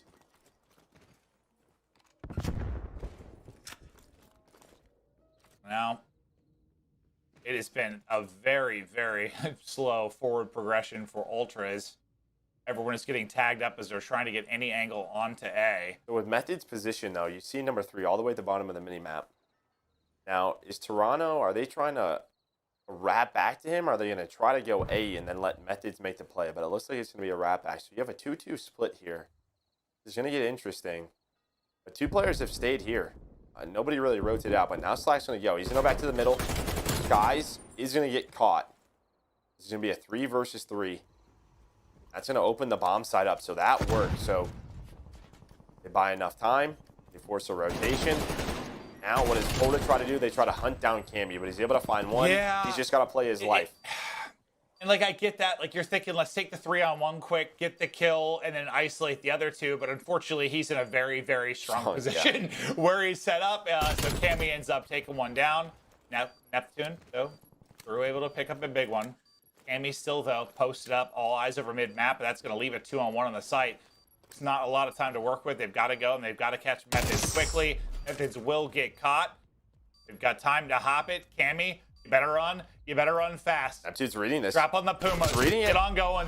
The angle is held. The defuse is coming through, and the Mutineers get the round win. And there's another one of those rounds, right, where the Toronto Ultra, everything is looking good. This just has to be a little bit better. I mean, obviously, Methods is like thinking, I have to check the bomb. But they know where Cammy was. He shot in the top balcony. I mean, he can come from any different position, but Neptune just takes the shot. He's watching over Awakening. There's no angle or no other choice he really has. Has to go for the defuse. Yeah. And they read it. It's tough because like I get when you're Cammy, when you have 2 players alive at B, like I get just still holding mid, holding the push through, like playing your life. I get it, but you know, once there's one player on the site and they can isolate him, I don't know. Gotta be a little quicker, right? Yes, you just have to. Yes, yeah. As soon as they died on site, he's screwed. He's gonna hike across the map basically to get there. This is gonna be a quick one to start. Cleanex goes big, takes down 2, involved in the action with Cammy and Awakening now. All alive, or last alive. 1 versus 2. Minute on the clock, so still a ton of time to work with. But bomb is down, and he's got to figure out how he's going to make the play. The good thing, though, is the clock. Like, he has a little time to work with here to maybe get a pick, get away with his life, then worry about the objective. But the longer I talk and the longer the time goes, that disappears. But there it is. That's why I have that extra time is great. You can take a long ride around, pick up a kill, put it into a 1 versus 1. Now 30 seconds to go, but you still have to get this bomb or win the 1-on-1 versus Cleanex. Another one-on-one in this big game 2 search and destroy. Gunless has the advantage right now. He might have spotted the bomb down, and he has this 74U up top in this piano room, and that's exactly where you want it. He's going to force Awakening to come towards him. Awakening is just trying to catch a timing. Maybe you can get him to come out. The pistol is out. Now it's just a time thing. Clayster might just be able to run away. Yeah, he's going to play it smart. He's out, and we'll see you later. So Awakening, he can't get the bomb down. Why? It takes 5 seconds to plant. In search and destroy. Awakening almost read that. Oh, okay. dude, imagine. Couple more seconds and maybe. He slid out. Maybe. Imagine he slid out, just beams him somehow going across. That would have been unbelievable. But yeah, you nailed the breakdown. That's all Clayster. Because remember, Clayster gets 2 in the opening frenzy there inside of the lobby. And then the smart play, the heads up play. Once you get the information and you know where bomb is, you know where Awakening is, you know what the time's at, you get out. Perfectly done. Now 5-4. One more round and Ultra are going to go up 2-0 in this series. And that was one of the more like triple positive. That was the round where when this game first came out, that was it. It was just sort of head on head, 74 U's versus 74 U's all over that B control to get up top balcony. But oh yeah, compared to all these like slow A hits that go down to the final 20 seconds. Yeah. Well, that's the nature of Call of Duty in general. I think changing every year. You see quick transitions in a lot of modes, but search especially. It can change drastically very, very quickly, but each team able to get a pick into a 3 versus 3. Awakening. He somehow tack on his 14th kill. This might be one of those ones where you drop a bomb, you have a beast performance, but you're holding the L on the map. Methods was still in that position all the way down low, so this is basically going to be a 2 versus 3. Somehow Clayster gets behind enemy lines. Was able to find one, so maybe that opens things up. Now what's the call going to be? You have 20 seconds. His band's going to try and get across the middle of the map. That might be the play. He's going to go. Methods has been at B the whole time. He hasn't seen anything work the flank. Is he going to get there in time? It's a foot race. He's got to get there with 5 seconds left. Methods is able to find one. Methods is able to find 2. The plant doesn't even come in. The beams from the main AR in Toronto Ultra, and they're going to take a 2-0 lead. Nice shots out of Methods. Methods getting it done. Beams on beams on beams. Awakening a monster map, but unfortunately, he will be the victim there. And well, you talked about Ultra, that we think they should be a good search team. They haven't lost a hard point yet. And the big, what was your key to victory? Kind of talking about what? Like those key rounds, those clutch rounds, trying to come out on top. And there were a ton of situations over that map too that I think you could define under that. Like a lot of different 2v2s, a lot of big trade exchanges, and they came up clutch when it mattered. They get the victory. That's a big map win. Yeah, obviously Awakening 13 kills, 2,300 damage on the map, but I mean Methods, he kind of matches the damage at 2,200 up to 11. Big game from him, but it really was. I mean, almost every offensive round came down to the clock. One team getting that plant down or not, but adjustments on both sides, a little aggression here and there, sometimes working the flank, sometimes not. Toronto Ultra, clean search and destroy. I mean, there's a couple of things they could have improved on, of course, we sort of pointed it out. Yeah, of course. Yeah, that's absolutely. That's 4v4. Yeah, the fact is you get the victory. It's interesting. I think it's funny to me a little bit that like Methods ended up having as big of a game as he did, because I feel like when we went to him, usually it was showing him kind of at the offsite, like on offense, just L-triggering, holding. Like a lot of times we went to him, it's like he wasn't involved in the action, but when stuff got mixy, he was able to make the plays, and they come away with the W. Ultra keep it rolling, but now let's take a look at our U.S. Army tactical play, and this is going to be the play from Clayster, because it's little stuff like this. Knowing your situation, knowing you need to run away and play your life when you have the clock to work with you. But Joe, take us through it one more time. Yeah, so I mean, Clayster right now, he knows where the bomb is. He knows he has the 74U. He has the advantage in a close range fight. So he's just sort of waiting for Awakening to maybe run by him, maybe not. But Awakening's going to check the corner. The shots are going to come in. And I think some players in that scenario, even with getting the first shot in, will probably push that challenge. And I mean, we've seen it go really, really wrong plenty of times. But what does he do? He knows that he backed up with about 9 seconds left. Probably can't get the plan in. So he wins the round just playing his life. Yeah, and that's just one of those ones where, is it the flashiest play? No, the flashy play was probably the opening of the round that he made, but just a heads-up play from him. They get it. They go up 2-0. It is map 3 on Raid that's going to be coming up next. Control. It's been evolving over the course of this title. The game mode is an absolute blast to watch. We'll see you on the other side of this break.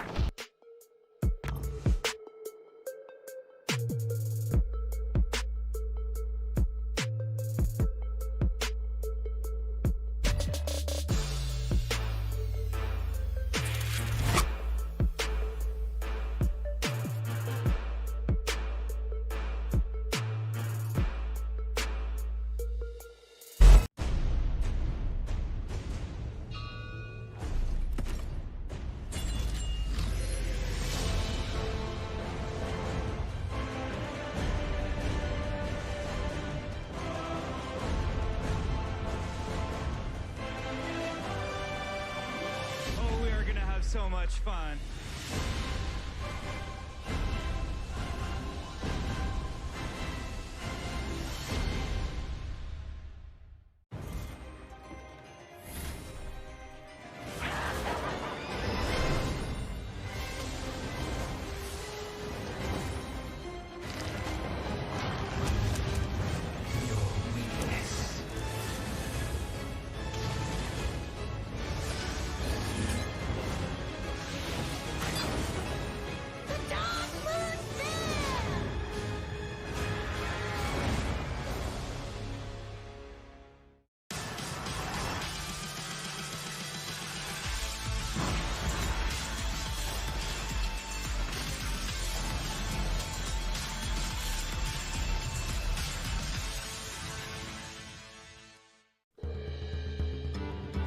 Victory or death!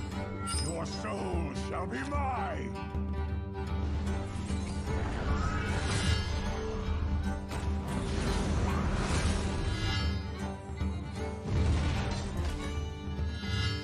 Your soul shall suffer!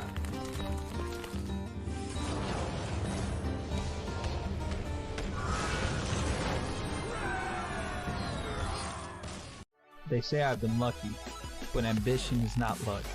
It's a choice. My name is Cesar Skies Bueno, and I chose to invest in my game.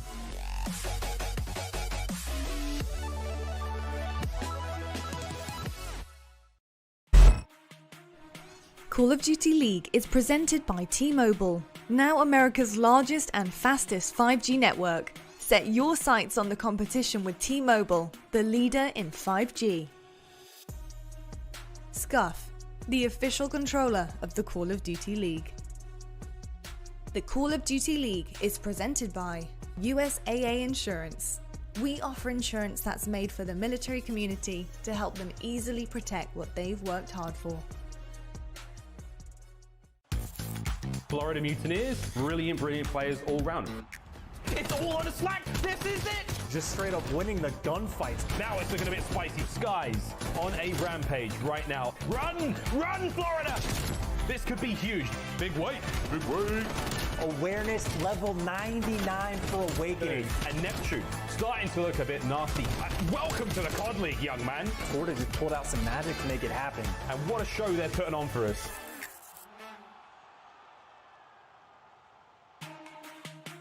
We are back. Let's continue on in this series, and we're going to Garrison. My fault. Raid is for the next series, map 3. I was looking at the wrong list, so that's on me. But this is a breakdown of how it's gone so far, in case maybe you joined us a little bit late. Toronto take it 250 to 164 in the map 1, 6-4 in the search and destroy, in complete control of this best of 5. But we saw a similar thing happen last series, and things went dicey and went the distance. So nothing is over yet. Ultra just looking to close it out, but Joe, while we wait for the map to load, talk to me a little bit just about maybe the evolution of Control in this title so far this year.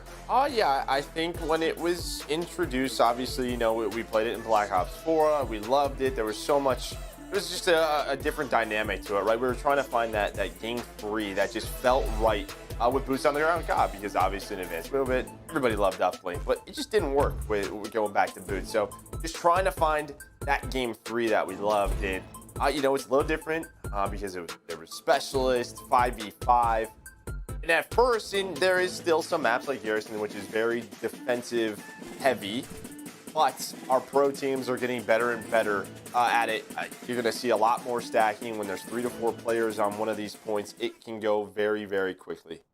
Well, that change alone since the beginning of the year has been one of the single biggest things, right? Just how quickly you can make progress. But no, I think it's come a long way. Like, I just feel like there was a lot of, at least I felt negativity about it at first and concerns and talk about CTF. But my eyes, control is far better and easier to take title to title and less dependent on your map pool. And I love it. It's just a fantastic and fun mode to watch. And you mentioned though, this map is where teams are still trying to get creative, work on the offensive side of things. And Vance does find 2 kills, but an aid coming through right after that to get going. But talk to me a little bit about the goal of the Mutineers here early on offense. Yeah, I think most teams just try to get that B side. The B side is, I mean, it's the easier one to get for the offense. But it's really about sort of getting map control. I think what we talked about in Hardpoint, where that 4th and 5th hill, you kind of see here, you get stuck in the back of the map. You have to challenge these ARs, these players in these power positions, and you can get really, really staggered. So it's about trying to keep players who are alive middle of the map, maybe on one of those tanks. So this doesn't happen because that time goes quickly. You at least want to get some pressure on that B point to just stall the clock. We talked about that a lot in Black Ops 4. So that'll be important. Just that clock. But right now, the Toronto Ultra is perfect out of them. You can't really ask for much better. Finally, someone's going to get on it. I'm going to slow that clock down a little bit. Here comes the push now. Skies was able to read that. Him and Neptune still have to work the site. They're able to do so right now. Well, lives pretty similar on either side, but that's not the part that really matters right now. It's the clock. 17 seconds. It stopped because they're on the point. Cammy, though, nice little gunfight win to come through. The trade is there, and a player's still on the point, so the clock will still be at a standstill. As Awakening tries to make what progress he can. Needs teammates to rally in, though, to move it quicker, and you can see just how fast that bar starts to move. Once you get multiple players stacked on it, they'll get that point, they'll get the added minute. So what looked so perfect for Ultra, which was early, now you've got a chance for Mutineers. They get that 1 point, they give themselves a little bit of life. And, well, you have a slight edge in the lives department. One thing just to quickly discuss, if we only had it in Black Ops 4, we haven't watched Control since then, it's a little bit different. Like what, it used to show respawns remaining, now it shows lives remaining. So it's a little bit different. Just if there's any confusion for anybody maybe watching this for the first time, it's like Black Ops 4. But now over to this A side, and this can be the tricky one. I think Slack so far has done a great job staying alive. You have the life advantage, but he's just staying alive behind this satellite, buying time for his teammate to get top green. Now they have to try to flood on through that single door. That's what can make it difficult, but Awakening, Slack has gone so big right now on a 4 spree up to 8-4, but it's him playing his life, has bought his team time, and what looked like it was going to be a very bad round for the Florida Mutineers. It might turn into an offensive win. Here comes the push. Only 2 players remaining, Cammy and Methods. They have to get on it. They have to contest. Slack, though, keeps it going up to 6. Can he find number 7 and the round win? It's all on Cammy. Trying to stay alive, and there it is. Slack does it all towards the A site. Slack just goes absolutely huge, and he talked about tough offensive wins. There's one. They only had 17 seconds remaining trying to get that first point. They get it. They get the extra time, and then they get the point. Slacked. The vent, the huge heads-up plays. And, I mean, really what it was, though, is it was that 3 down, right? They get the 3 down. They get a little bit of a clearance. They're able to get set up in those power positions, and they close it out. But just to go back to what I was saying, I've gotten some tweets just about confusion with it when I talked about lives versus respawns. Really, the only difference there is just the players alive are included in that lives number. So that's why it's a little bit different, though. If you ever have questions while watching, just know the players are alive are included in that number. But Mutineers, there's the first round victory. Now, can they get a defensive hold? They need a map win desperately as they're down 0-2. It's Awakening trying to play, but against the 74U at that range, not going to be the easiest thing. But coming off of the huge play from Slack and a massive offensive round and a battle back in this series, I want to go to an Astro listen-in to Mutineers. All right, one more B. I got need. He's they're mid. They They're have a mid. trophy, they have a trophy on B. He's one shot peeling. One shot peeling. Two trophies. Ivory push. Don't lose too many lives there. Do not lose too many lives. Watch the peak. Watch the Let's try getting a kill mid if we can. Let's try getting Watch caution. Caution. I flash green. Or caution. Clear X. One shot. Push anything. Right corner maybe. One. Top. Floating. One shot. Absolute floating. Fell off. He fell off absolute. Floating dead. Nice shit. Nice. Flash on this. On B. 3. Nice. 3. Got 4. Right corner. Dead. Nice, good shit, bro. Nice good shit. I'm getting off corner. Keep pushing, caution. Keep pushing. Get you. I'm getting caution. No, back left, Cammy. I'm here. He's holding. Wasn't you. I'm one shot. You one shot. Nice. Back left. Floating. Dead. Nice. 3. Just save. Yo, the big garage. One shot absolute mid. Pushing our mid. Get a boy. Still mid. They're mid tanks. Middle. There's a hop in. Probably pipes. They're probably gonna be pipes. Yo, Top floating, Cammy. Top floating and 2 on B. I can help you B. Yo, mid, Cammy. Watch out. Mutineers trying to get it done. Just briefly, I don't know, any big difference in comms you heard there versus maybe the listening with the Ultra? No, I think it was, I mean, you're down 0-2. I think everybody was still calming very well. You know, the vibes still seem to be there. I think one good thing that I always like to hear in Control is, hey, remember to play your life. I think sometimes, you know, you sort of get into a rhythm, you hit the back button, you've doubled your deaths compared to your teammates, right? You let the game get to you a little bit. Just hearing that every now and then, like sort of waiting for each other, not wasting lives. We know how important that can be. You just saw it last round. Just a reminder to your team, but B-Zone will come in. No. Gammy just trying to play his life, but it's slacked in the middle of the map again. It's interesting, though, because I think like that whole playing your lives just becomes more important just in the switch to the 4v4, even in general. Like, just even for something like Hardpoint, but especially, Control. Like, your lives are so much more valuable. Just how the spawn system is and how the game plays. But with these 40 seconds and the 1 point, we'll see if they can continue to hold on. I mean, they haven't even done step 1 yet if they're Ultra and gotten towards the site to delay this and try to maybe make a big play like we saw Mutineers do on the other side of things. Is still firmly locked down by Mutineers, second by second. Chances dwindling away. And it looks like we should have a 2-0 edge. Mutineers barring some kind of miracle. Just gonna have to find the kills. That's really it. Yeah. I mean, if they get the kills, it's over. It's gonna be huge here. Okay. Slack. Here we go. It's a 4 versus 4 down the lives department. It's only 6 seconds. Someone's gonna have to get on the objective, though. At least stop the clock. They're able to do it. They're able to do it. There's that push. There we go. They get the push through. They're able to do it. They get somebody on the objective to stop the clock. Give them enough time to find the final kills. And yeah, it came down to what? Just basically a 4 versus 4. Suddenly it's looking like a search and destroy round. And they pull it off. Back-to-back offensive round victories. Hey, these rounds have been crazy. And I think that's a little bit of a mistake maybe on the Mutineer side. You're obviously trying to control the middle of the map, but if you looked up, I think it was like 11-10 in the life category favoring the Mutineers. And, you know, with only 30 seconds or so on the clock, you can play back. It's very difficult to break a setup on the A side, right? If you're all together, if you're sort of holding like you would hold that hard point. But that doesn't happen. And then it comes down to a 4 versus 5, and they finally back on up. But the reads come in from the Ultra. So even at the end there, like you're saying, like I was thinking Slack's position, the off angle might catch somebody and kind of stagger that entire push. But if they're grouped up, maybe it goes a little bit better. Yep. And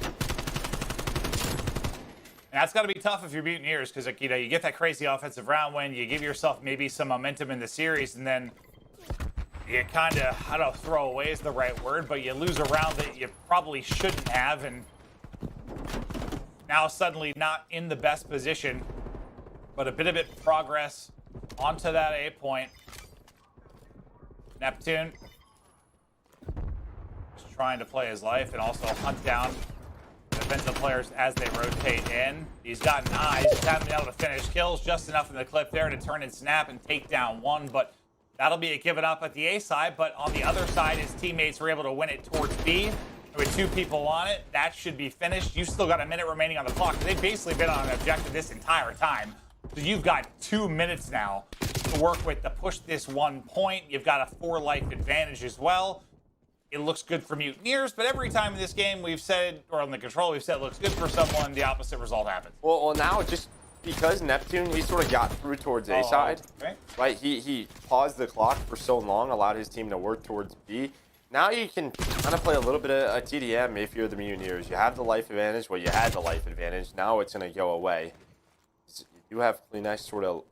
Yeah, that's why I kind of was like, whoa, when Yeah. that 3 down happened, because that whole life advantage just disappeared, and it gave map control to Ultra to kind of push up, and you know, now you got to play in layers if you're Mutineers. You got to win mid-map first before you can make progress towards A.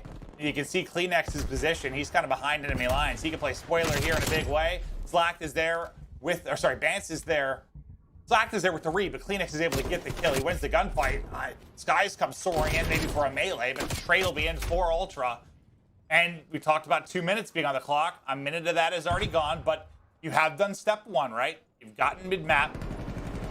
Now can we get on to the point? Yeah, you're hoping Neptune can maybe find a kill there. Slack, though, gonna call this streak in. Trying to swing it into that bricks. Gets a hit marker. Awakening, though. Obviously, if you don't find a kill, it's fine. You know where they're going to sort of put them into that position. Allows them to fly out of green. Awakening is going to find 3 kills. Now they're on the point. So Slack with his big plays in the first round, he's going to find those streaks, allows things to open up towards A. They're stacking the A site. They know one player is trying to flank through towards top catwalk, and it gets shut down. Awakening going to close up with 5, and that's 3 offensive round wins in a row. Unbelievable. Yeah, that was a good example of kind of streaks in this game a lot of the time. Like, it's not like you're going to get 3 kills with him, but you're going to put them in positions that you know they're going to be. It also allows you to maybe get a little bit of a power position or more map control based on them having to move out of the, clear out of the streak, and that was a good example. You clear them out of certain spots, you're able to push forward. It was Slack going big to get the first offensive round win. This time it's Awakening that makes the play at the end while behind Slack's streak. And who's going off? What? Awakening, 5 in a row, 25 and 19. On the other side, it's Cammy going off for Ultra, but can a team win a defense? I don't know. Well, really for the Mutineers, I mean, when you talk about, you obviously have Skies and Awakening who can be superstars, but if there's sort of maybe a point that they need to focus on, it is the SMG duo. It is Neptune and Slack, and if they can step up and compete with the best sub-machine gun duos that we have in this game, right? So, you've seen that so far in this respawn. It was, what, Slack that first time going on that big streak, and then just in that last round, doesn't get a ton of kills, but Neptune made a couple individual plays, won a couple individual one-on-ones, stopped the clock. He gave them all the room to work with. Absolutely. You know what I miss the most about cast with you, Joe? You're just so good at breaking the game down. Like, it gives my body chills. It makes me feel a certain type of way. You're the one with the award. No, actually I have chills because it's like 6 degrees in this room. I don't know why. It's apparently we have a winter storms coming in Texas. I don't know what's happening, but I'm actually freezing. But we'll continue to focus on the round at hand. 4th round, 60 seconds to go. 2 points of progress on to B so far. Lives pretty similar. Now what can Awakening do from this spot? He was trying to get aggressive. Maybe put pressure on the spawn of Ultra, but that did not last long. Neptune there, though, to pick up the slack. And yeah, the longer you can hold this from mid, you're in a great spot defensively. You saw Slack, he did ping his artillery, so he was just giving some call-outs. He still has it to use whenever he wants to call that in. I mean, just if things go bad at B, right, they get in position, the Toronto Ultra at A, that's when you can call it. You might see it here. So it's a 3 life advantage. You have 1 player on A right now. Is Slack going to use that streak? That's the question. Are they worried about it? Maybe not yet, but they might have to be now. With Cammy finding 2 kills, or is he going to hold on to it? Is 5 life advantage too much? So many little things that can go your way or go wrong with streak usage. You do have Neptune sort of working in the middle of the map.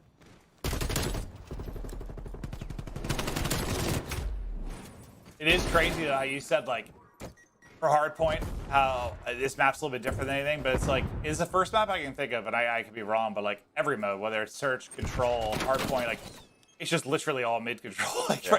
It's probably just because it's so narrow, right? But it's just mid.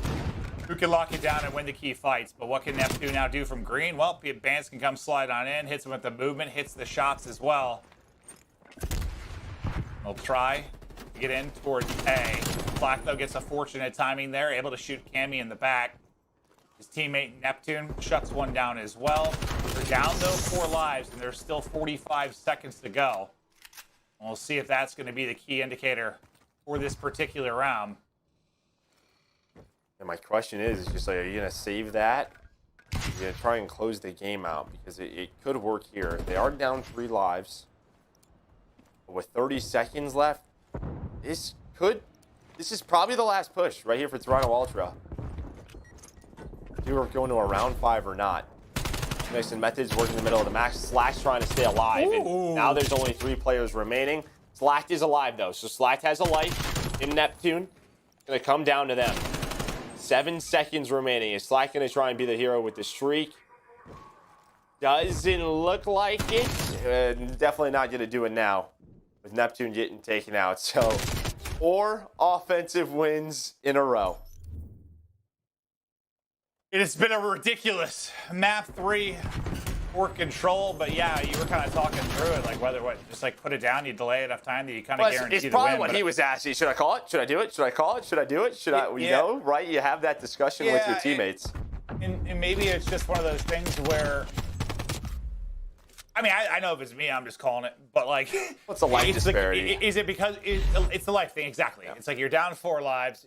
There's definitely a risk reward there for sure. And I mean, when did I first point out the lives being the big thing? I think it was like, what, 40 seconds left or so, and it obviously ends up being the difference. So into a crucial round 5. Ultra win it. They get the 3-0, their first match of the opening weekend. They get a nice start with Cammy and Bance both picking up kills. Bance looking underground. That's usually where I go hide. Nobody home, but Kleenex, we've seen some nice highlight plays from him, but Slack will get the better of him in that particular gunfight. And you've at least, for the most part, been able to stop the clock, make some progress on B if you're Toronto. In that position, it will be Cammy. Cammy gets a little bit of help on the cross as well. You haven't, obviously, because there hasn't been like many 4-down situations, what both teams are trying to do is they're just trying to pause the clock, kind of like we're seeing, and then they're letting their sort of subs players just try to get in the bricks, try to get in the defensive face, and give them a life advantage. So they're not completing the point to be, you know, they're doing it slowly, but it's basically pausing the clock, allowing them to find that advantage in the round. Yeah. And well, think about it. It also puts pressure on Mutineers trying to get them off the point, so they're going to be flying off spawn trying to get there. And yeah, if you play it that way and get aggressive, you might be able to catch some people, get some kills, get that big life lead. But now everything kind of crumbles a bit as you go 3 down, make it 4, everybody coming off a spawn, and that's one of those big swings where you get map control if you're Mutineers, and all that progress and all that time stopped, it disappears a bit. Under 30 seconds now left to go. Right, and that was all Neptune. His teammates were getting spawn trapped, basically, but Neptune got them off a B. Neptune was basically in a 1 versus 2 a couple of times, and he gets up to a 6 spree, so he allows his teammates enough times to get out of the trap, and then he allows them to earn that mid-map control. Now that Toronto Ultra, they have to go, and that's just not going to happen. A defensive round win finally comes in. Florida gets us to a map number 4. Mutineers, stay alive. You had big plays from Slack kind of early in it, a bunch of big sprees from Awakening to make the plays, and you talked about Neptune. Maybe it won't show in the overall scoreboard as much, but there were some moments where his position awareness, couple of key gunfight wins, helped them win some wild rounds. But that was just an entertaining control. Like, there were just so many situations where you're thinking to yourself, like, oh, this round's over. Oh, they've got it in the bag, and nope, things go nuts. But you'll see Neptune now on the screen, the newcomer, the guy with yeah, I guess you'd say a ton of pressure. Him and Awakening to prove, you know, I don't want to say like last title was a fluke, but that I think a lot of people think Modern Warfare was very different than traditional COD. Will he be okay? Well, it certainly looks that way as the man has been frying, but they needed a map, or it was a 3-0. They get the map, they continue on, they get us to a hard point. Well, they get us to Crossroads, you know, where we saw them beat FaZe 250 to 117. And they outslayed Atlanta FaZe by 20. I know that was, you know, the kickoff weekend, but you have to look at it. So it's a map 4 that they're comfortable with. But before we go to that, here's a look at the stats. And like you said, it doesn't really show. But Neptune, mean, there was 2 rounds where he really saved the Mutineers, slacked as well, +5. You wanted to see the 74 use the sub step up. They do it in that map 3. Now they get us to a map number 4. Yeah, and not. I mean, he's got Neptune's got great damage. I mean, he's sitting around even. That's great. It's like more meant like it's like he was popping off having some double positive map, but just some of those plays, some of those kills were absolutely huge. But Mutineers do what they need to. They win the map 3. They stay alive in the series. They continue on. Things continue to get more competitive, but Ultra, as you said, look very, very scary on this map. Be right back for the map 4. Just a quick break.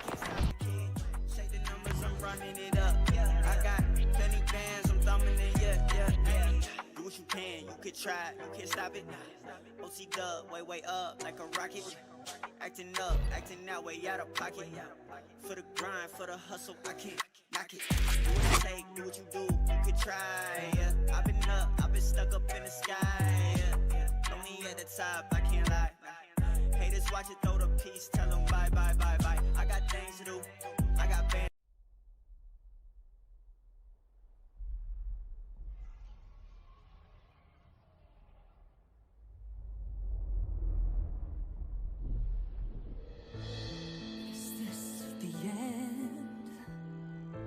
Our heroes can't fly. They fall like shooting stars. Will anyone survive?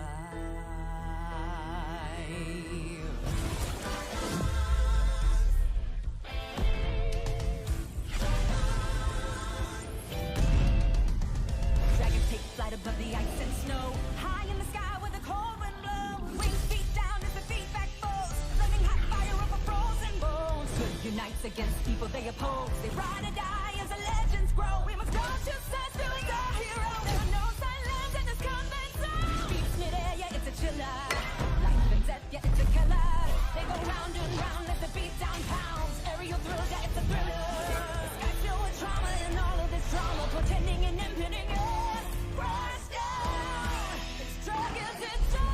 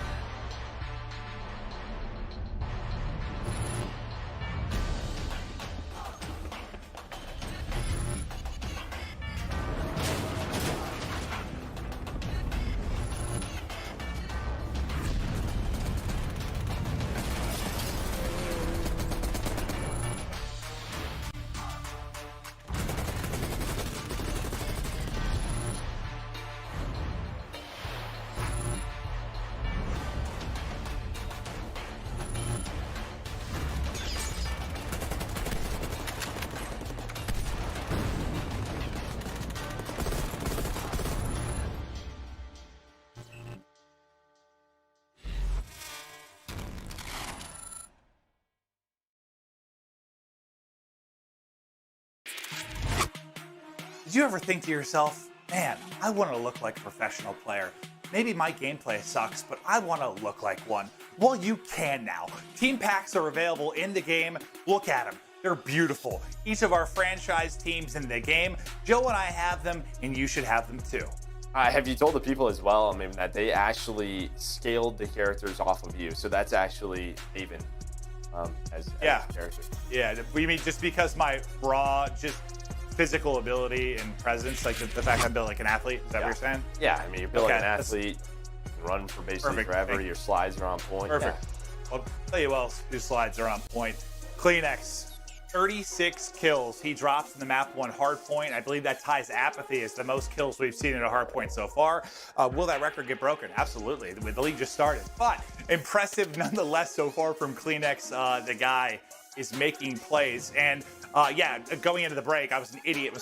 I said Ultra was really good at this. No, we were talking about Mutineers. Mutineers, when they played at the kickoff against FaZe, they beat FaZe there. And when I talked to Crowder and we were kind of going through maps and stuff, and he was teaching me a little bit and going through it, like, you know, he talked about Crossroads being a map that, like, you know, it's not maybe the best for hardpoint in the sense of it's just very, very small. The players have a lot of fun with it because, you know, it's high engagement, right? Like, it makes me think of, I don't know, like AW at times, man, it might be a nightmare to play, but it's fun. Like you're just flying and frying and shooting it all times. But you know, the FaZe side, you think they would like a map like that because of their talent. They want to play at that pace, and the fact that the Mutineers beat them handily there, yes, that I think is a scary fact for Ultra. But on the other side of that, Ultra haven't lost a hard point yet, right? They're 3-0. That has been their best mode, whether it's been bans popping off or Kleenex need to step. Somebody has stepped up and gone big. So this should be an interesting map for sure. Yeah, I just think, you know, if you're like a really fundamental hardpoint team, you probably wouldn't want to play a team on Crossroads, right? Because what can happen on Crossroads if, I don't know, we just saw it. aBeZy had an insane individual performance. He gets some streaks. He basically won his team that map, right? And that can happen where, you know, someone has an off map, you probably get stomped. So it's just one of those things where the individual sort of gun skill, one-on-one gunfights over and over and over again, it can really shine. Where a different map, you know, a Moscow, a Raid, if your rotations and your teamwork are on point, it doesn't really matter if you lose a few gunfights here and there. Yeah, it's just, when you think about Moscow, like, I don't know, like, I saw one recently, I was watching a scrim where it was like this one-on-one for top SK control. And like that one-on-one literally was the difference in like, it was like a 90-second swing because of how the difference in points for the next hard point, like, just a little bit different here. Like, you gotta win a lot of those key gunfights. There's just a lot more engagement, just a lot crazier. It's different than a lot of our maps. And I kind of like that, the sense of, I do feel like, at my core, and I think for you too, just, you know, how long you've been competing, you know, maybe your favorite title being Black Ops 2 back in the day, you know, you love the strategy element, the spawning people out, the setups and stuff, but I guess there is part of me that likes that we have like a pretty good variety and the differences in the way some of these hardpoints plays this year.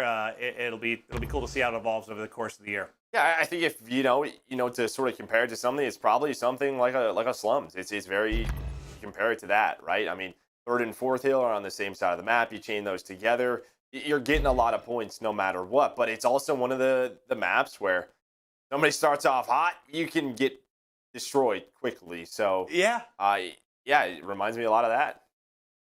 No, it certainly does, and it'll be we were having the same conversation when you and I were watching the previous series, kind of about that dynamic and I think that's been a conversation throughout any game, sort of, when it comes to sort of money hills. It's a little more important when you're chaining together too, but what are you going to invest to make sure you lock up that full, I don't know, 50 to 59 points? Like, what do you invest in doing that? Because if you're losing a lot to do it, and then you end up getting broken with that great setup you worked for, it's worst case scenario. So that's something we'll follow over the course of this, but I believe there was just a lobby restart for the squad, so apologize. We're trying to get as quickly as we can, and, you know, shout out, if you saw my tweets yesterday, you know, I've really been gassing our, you know, production team. I know we had a lot of hiccups at a bumpy road to kind of start off last year. I've been so impressed with so many different things this year, and one of the things that's actually really stood out to me is just how quickly we're getting game to game as well. Like, it's kind of bang, bang, bang, bang. So just sorry for this. It was just a quick lobby restart. We're trying to get to the action as quickly as we can, as much as you might like hanging out with Joe and I at times.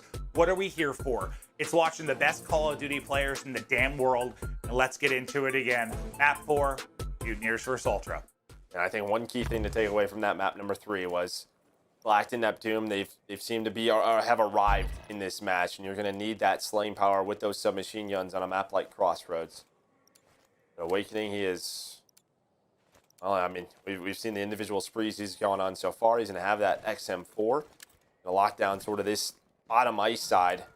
Be challenge a couple of one-on-ones. It's going to be Cammy who's going to win the first one. It'll be Toronto Ultra in the hill first. Well, Skies is shooting a lot of bullets, trying to get hit markers through, but nothing is going to connect there. So, Ultra will rack up some time. Slack was there for the contest, but really just for a moment. And once we get a little bit deeper into this, I want you to kind of break down that conversation we were talking about. And I know we've had, this is one of the only map really where we've had a hard point change, I think, when you talk about number 4 and the position of it. But really just that dynamic of what resources and what are you expending to try and chain together those two key hard points. But here we go, as we're about to get in that second hill. 5 seconds remaining, and Awakening, him and Skies are going to get pushed up, and they're going to those close right side of the map spawns. That's where you want for this second hill. They're going to get set up. But obviously, I mean, also we're going to be here quick. Not a giant map. We're going to get in the hill. You have 1 player top cat. You see where 7 spawns. So as soon as there's some presence here from the Toronto Ultra on the hill, they find the kills, they spawn the Mutineers out. You get the spawn out. Now, how long can you hold here before you try to do the same thing the other way and then flip back for the next start point? But it looks like nobody can really accrue any time right now inside of the second hard point, or no one can hold for long. Ultra are able to get back into things. Uh-oh. Elite, at least for now. Slack not going to be able to hit the shots. Well, it looks like Kleenex was running in place, so... Yeah, I saw it for a second. We'll keep an eye on what's going on there, but we might have a bit of a restart. I didn't say anything yet, because I didn't know if that was on our end, maybe, or no, number 4, Kleenex is not moving. Okay, so I'm assuming we're having some sort of technical issue right now. We'll see what the call is going to be. I know we're really early in this map, but yeah, usually... There's ice on this map, but listen, it's not like that. You don't just run in place over and over again. So it sounds like they're going to close the lobby, and we're going to probably restart this one. Yeah, I was talking about, we're here to watch the best Call of Duty players in the world. And just a piece of advice. Yeah, you don't usually run in place into a wall. It's not usually how that goes down. So, and honestly, Maven, you jinxed us. This is on you. You just talked about it. You talked about how things were going smoothly. You brought it up, and yeah, it's your fault. Yeah. It is my fault, isn't it? Yeah, you just had that great, you were talking everybody up, and that one's on you, kid. I apologize. This next one is going to go great. Hope so. That's all I've got for that, Joe. But yeah, apologies to the viewers. We'll get back into it as quickly as we can. And we've got this match, and we've got another one coming. So if you're new to watching or not familiar with the format, we've got 2 matches Thursday, 2 Friday. We'll have 3 on Saturday and Sunday. For Joe and I know we got a good bit of tweets because we weren't involved in the kickoff, and then we didn't cast Thursday, Friday. Joe and I are usually going to be casting on Saturday and Sunday on the weekend. So this is when you'll see us hanging out together. The duo, love of my life, one of the best men that I have ever met. Thank you, Maven. Thank you. I appreciate that. You're welcome. You're welcome. I would put my life on the line for you. I appreciate it. I mean, I'll probably do the same for you, mate. Yeah. Trust you. Wait, did you just second guess that? I was kind of going through it in my head a little bit. I'm talking if for some reason like there was a live grenade scenario, I'm jumping on that thing to save you. Are you saying you wouldn't do that on the other side? I would definitely do that. I would definitely. Yes, all right. That's friendship at its best, baby. But here's what the schedule looks like, presented by US Army. Our Game Fuel marquee match coming up next. That's going to be Thieves versus Subliners, and I know we have a little time to fill. We'll wait to get back in, but I kind of want to hold off talking about that because there's a lot to talk about, and we'll probably have time to do that soon.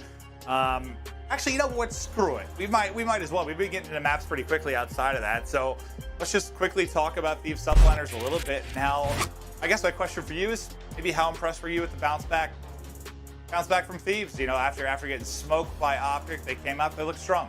Well, I think it's 2 things to sort of look at. If you looked at the OpTic versus the LA Thieves match, it can kind of tell you 2 ways. Either the LA Thieves have improved a lot, or that OpTic is just that good right now, which it could be that. And we'll see tomorrow is our last match of the weekend is going to be OpTic versus FaZe, which is always going to be a great match. Hopefully, we say that.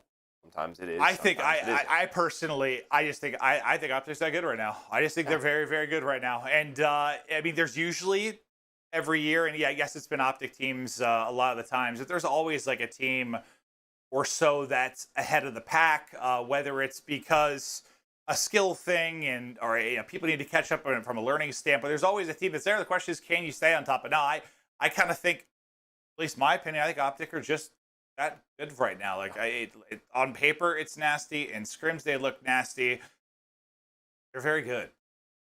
They are, but they have a very, very tough opponent. And that's the other thing, right? It's Atlanta FaZe. What kind of form are they in? So some early tests early on this year, though. Yeah. Okay. Well, we're looking to get the lobby restarted. Obviously, we saw we had the issues with Kleenex, so trying to resolve whatever is going on there. We're going to get the map started as quickly as we possibly can. But for now, we're going to head to a quick break. Whoa. Oh, wait. No, wait. I was told we're not going to the break yet because there's a surprise. Apparently, I asked for LASIK. I actually asked for robot eyes. Oh, okay. Oh, look at that. Wait, okay. I said I wanted robot eyes to, like, I don't know, see through walls. Kind of look or like the have really good Terminator. vision. No, I look like what's the X-Men? What's his name? Cyclops? I look like a Cyclops, dude. No, Like, you definitely like the Terminator. Like that is the Terminator eyes, 100%. I didn't want to kill people with lasers. I just wanted to see better. Well, yeah. Now that I think about Joe, so now I want to think about what superpower I'd pick if I could pick a superpower, but I don't think that we have time to do that. Match will be up as soon as we can. We'll be right back after this break. Play Maven, it's his fault. I'm so fly, I'm so clean, and I'm rich. They can't stop it.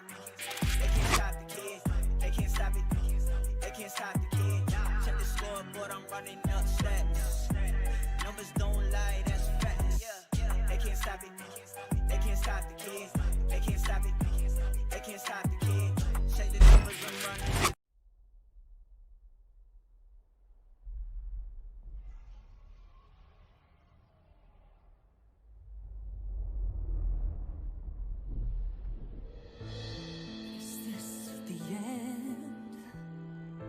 Our heroes can't fly. They fall like shooting stars. Will anyone survive?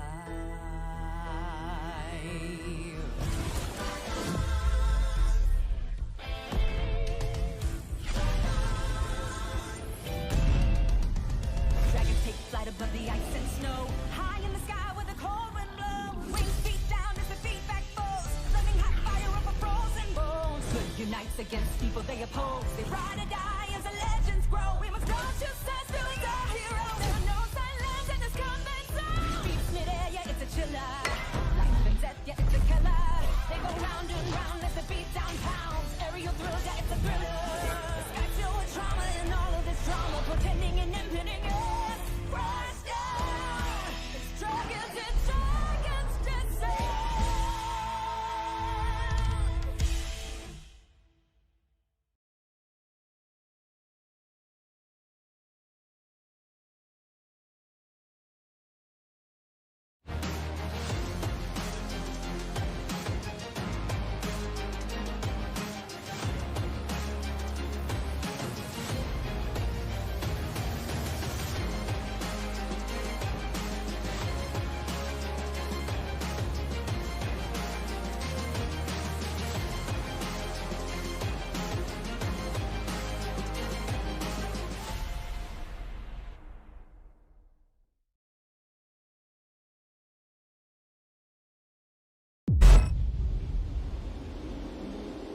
They say credit belongs to the man in the arena who spends himself in a worthy cause. The glory is reserved for the few who, no matter what, answer the call to enter the arena. It echoes out, reverberating across the globe.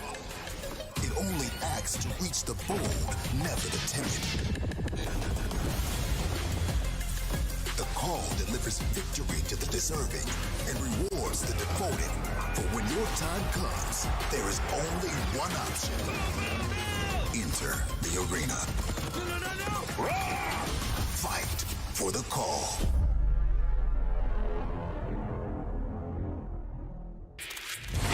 Let's talk about challengers while we get ready for the match to get started. It's funny, we talk about how competitive CDL Pro League is going to be with the change to 4v4. Well, that shifts on down. It's a trickle-down effect. Challengers is going to be insane this year. And there are 20 weekend cups with $130,000 in prizing, 5 open events across the regions with $500,000 in broadcasted. I mean, it's gonna be nuts, man. There's a lot of money to make, Joe, and I'm sure, from your career, there's that kind of money for like the amateur division. It's just got to be insane to you. That's how much we were playing for in a good year. But there's the elite schedule as well. You played at tournaments like $5 grand total prize pool. Yeah.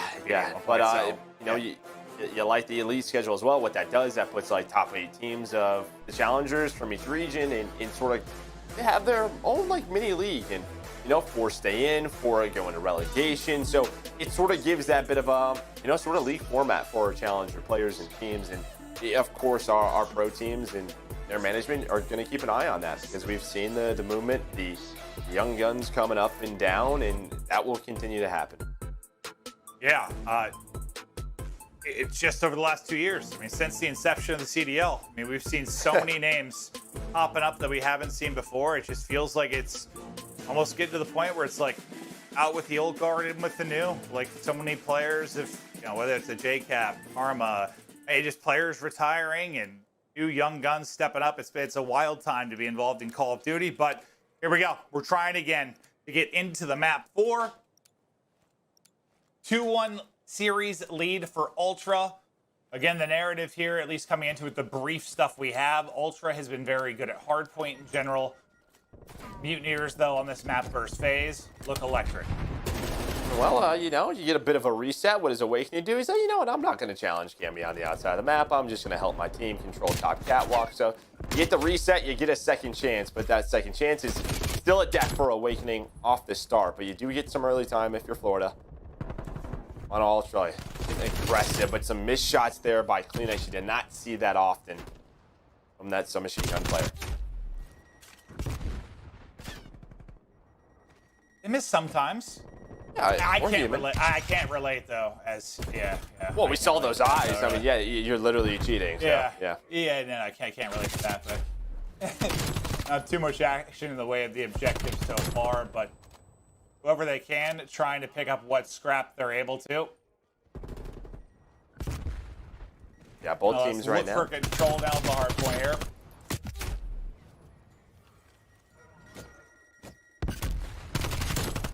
Early control from Ultra, and Cleanex right now, what he's doing, just controlling the middle of the map. He's just trying to buy some time. Much cleaner than what we saw the first time around in this map. All right, if you heard some confusion from Maven and myself, we had somebody talking in our ear, and sometimes that just messes with us. I was like, I couldn't hear Clint, so basically as soon as you started talking about the difficulties we've had. I couldn't hear a word you were saying. I couldn't tell if you were talking, no so we idea. both just stopped. Yeah, so sorry about that, but that was just, I couldn't really hear Joe. But all right, back to the gameplay we go. With the second up, 20 seconds remaining. Not a ton of time for either team, but now comes the crazy sequence we've been talking about when you think about 3 and 4 and how many points you can chain together and how well you can play it. So tucked away in a corner will be Bance. He's the one with the chance to play spoiler, especially if he can pick up multiple kills, but he can't. Neptune cuts one off. On Cliffside, he also rallies back to pick him out. That's the spawn out then in for Ultra. And at least for the moment, there's not a lot of long moments in this map. You've got a setup. Yeah, before I was done saying that, they broke it. Yeah, so. And if you don't have those back spawns, you do see that Neptune does spawn out, so his teammates are probably going to wait for him to work across the map. It looks like Bans has a good idea that could happen. But if you don't have those spawns, this fire hill, you can still work the time, just like Final Ultra doing, because you can control it from inside. Control it from cat room, but there's Cammy on the left. He's going to spawn up, and that is beautifully done. So there's that early investment for Florida. They were only down about 25 points on the rotation, but this is where things could get ugly. They could get really ugly if they don't break this hill. But it's Awakening, it's Neptune. We're able to find 3, and now 4.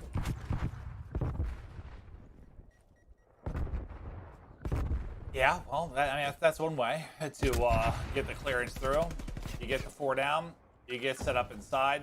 It's rallied all the way towards the back is going to be Methods. He's not there anymore, though. Slack able to take his head clean off. New hard point pop. Toronto Ultra is still in position with a pretty nice lead. I mean, you got to think about it. We're what? On our 4th hard point, you only have 36 total points earned from Mutineers. I mean, heck, a decent amount of the play clock has come off. It's not going to come down to that, but just because there's been so much contested time, so many back and forth battles, so many breaks or poor holds. But here, if Toronto can get all of this, I mean, you're not quite at a 100-point advantage, but you're getting darn close to it, and one step closer to closing this out and get a series win in week 1. Yeah, and it was a nice start from Florida. Sky stayed alive for a good majority of that time, and I mean, I think it was the first 25 seconds. They weren't able to eat up, so it could have been a lot worse. But yeah, you see the close spawns, how close you are. You basically, I don't know, reminds you a little bit of Modern Warfare. You just keep on flooding into that hill over and over again. Florida tried doing what they could, but can't deal with all those numbers, all those nades coming in. They are going to get taken down. So first set of rotations done on that hill. It'll be a 70-point lead for the Toronto Ultra. Just taking a look at the stats, I mean, yeah, I mean, Band's keeping it up. Kind of saw what we saw in that first weekend. Methods, everyone's just right around even. A solid game from Toronto. What were the, hold up, I think I have it on my other screen. What were the, I can't remember the 2 hard points he popped off. Garrison and, I don't remember the second one. I think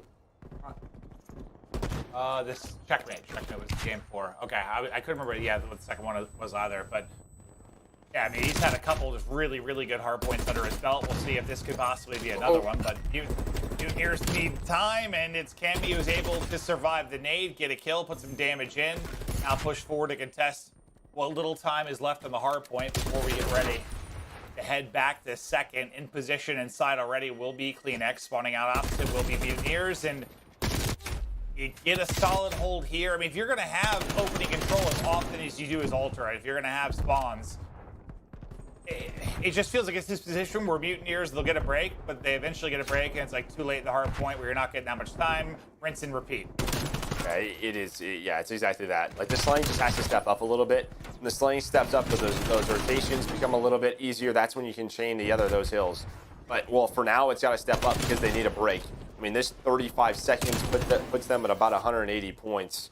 That would give them about a 130-point lead in this map. So even if 3 and 4 go horribly, Toronto would still probably have the lead. But the pressure is here.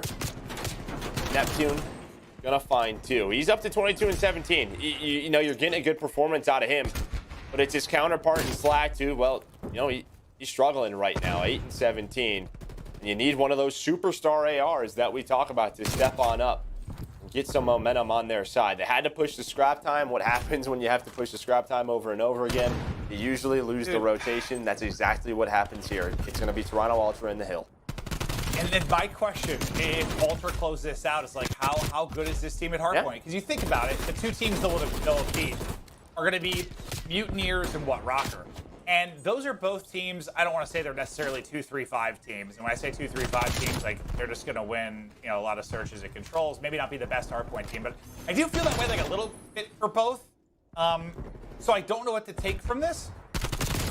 So Ultra, I mean, I think we know that they're a good hardpoint team. I just don't know how good. But start out 4-0 in the mode. I can't complain against 2 very solid teammates. Sorry, opponents. Yeah, it's just the question is, like, is it 2 solid opponents in that mode? But I'm not sure. I guess time will tell. Up to 194. Only 78 points on the board for the Mutineers. You have Cammy playing all the way back here. He's just trying to make sure his teammates have spawns for this hill. They don't right now. Pressure is here from Florida, but guess what? You're going off all game. Guess who has some streaks? It's going to be CleanX. That's going to be a missile on your forehead, Slacks. He's going to get taken down. What? Florida, they hang on. Neptune Awakening, they find the kills. And here we go. There's always this swing opportunity in these games, and this could potentially be it. Down 100, and they pull it off. We've seen some crazier things over the course the history of Call of Duty esports, but another streak does rein in. This one doesn't connect that with makes any things kills, tougher, but right? what does it allow them to do? Yeah, it certainly does. It gets Ultra back into the point. We'll get the tail into these 20 seconds. And yeah, if you're Mutineers, what? This is our 8th hard point we've had through this. I mean, you're averaging just over, I mean, basically 11 points a hard point, 10 points a hard point. Like, it's not good.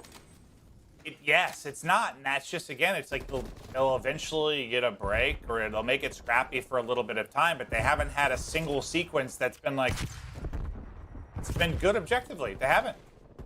Yeah, it just hasn't been clean at the right time because they're not winning the spawns. They're getting maybe 3 or 4 dead, and then what? Toronto spawns back up. They're able to trade their way out of it. That gives them that advantage. So, yeah, just not as clean as you would like for Florida, but you got to give props for Toronto.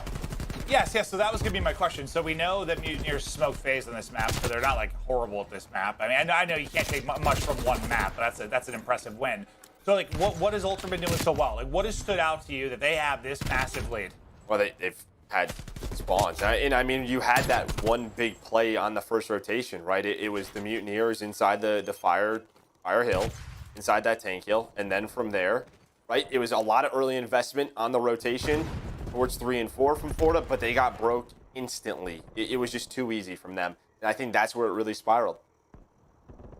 I think it's funny because I think we talked a lot about how scrappy this map can be compared to some of the other ones, but and how hard it can maybe be to slow it down and control it like you would on Moscow or something. But for Ultra, it's been pretty controlled.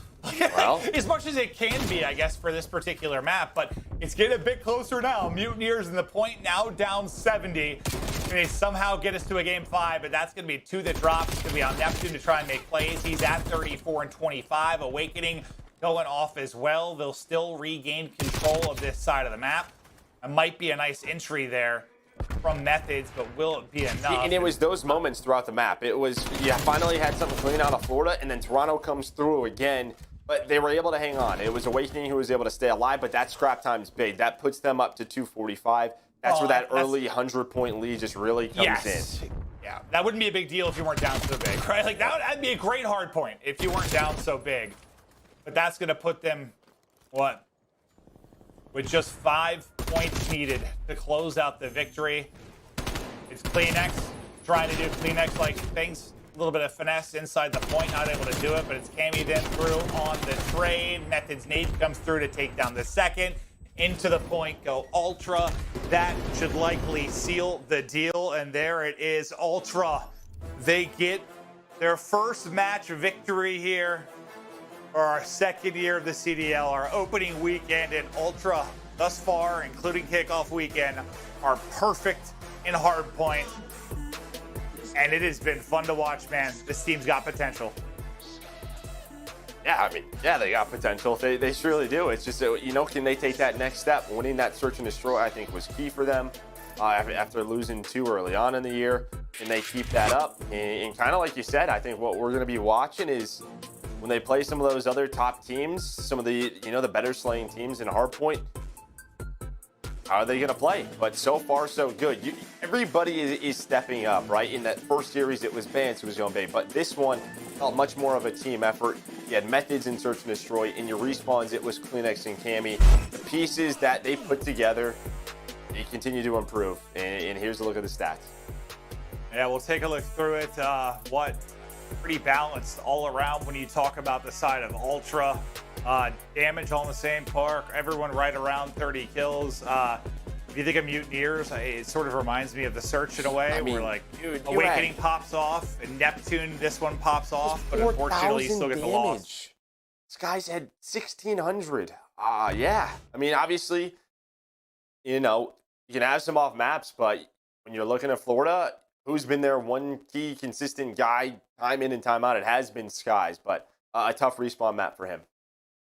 Yeah, no, it certainly was. And he is a guy that I think we talked about the past couple of years being one of the more consistent main ARs in the game. Like, he has been so consistent statistically. That guy that comes out and drops like a 1.2 for you when you need it. But yeah, just a tough map there for him. But Joe, we are going to take a look now at the scuff play of the game. One of the moments that we saw over the course of that map for Hardpoint, where Ultra were able to close it out. And, you know, there were some key moments for Ultra, obviously. Not a lot of shiny ones for Mutineers till the end, but let's take a look at this second Hardpoint. As CleanX is on a 5 spree at this point.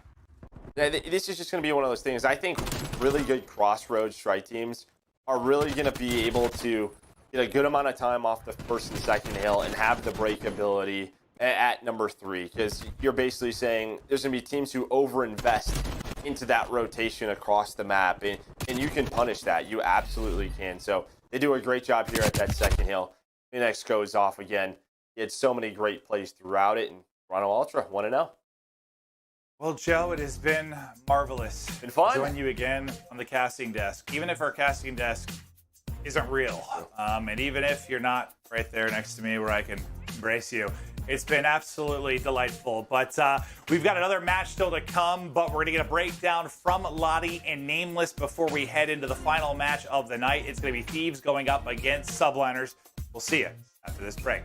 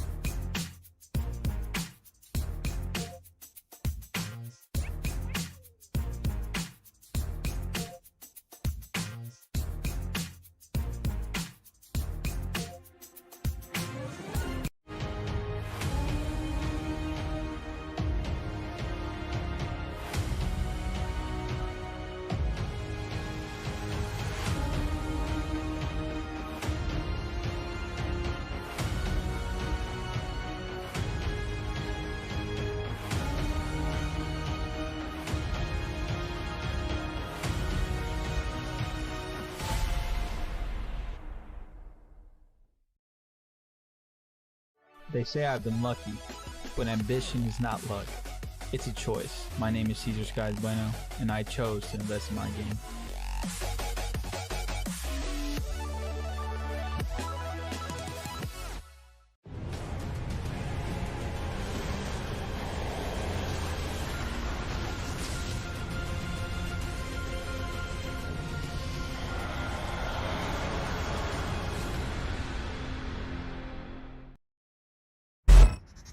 The New York Subliners. This is basically a brand new roster for the Subliners.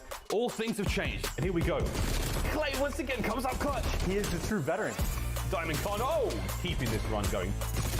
Asim has really been having himself a hell of a series. Mack popping up in the feed. Shout out to Mack, that was a killer two-piece. And a fantastic end to the round there for New York.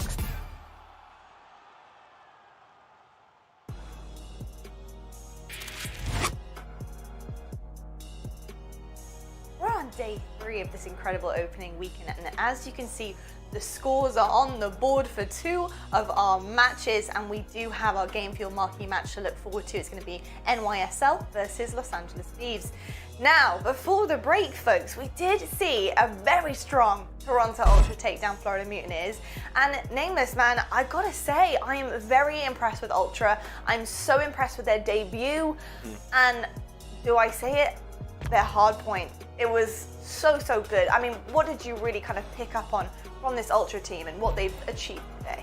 I know this might sound very bold, but watching Toronto Ultra play hardpoint, from the sample size that we have thus far, they look to be a top 2 hardpoint team in the game right now. I mean, watching their setups, their execution on getting the spawns, they're filling in the gaps when it needs to be filled. It was unbelievable. I mean, we saw in that second rotation on Garrison, when players needed to pick up green, they were rotating over perfectly. The communication was there and the listening. They look like a well-oiled machine. And I'm telling you, people have been sleeping on Toronto, man. I had them win that series in my pick'em. I just think that they're a solid team with a lot going for them. You know what? I'm awake now, Nameless. I promise you, I'm awake now, because yeah, that definitely was an eye-opener, especially from the Ultra side.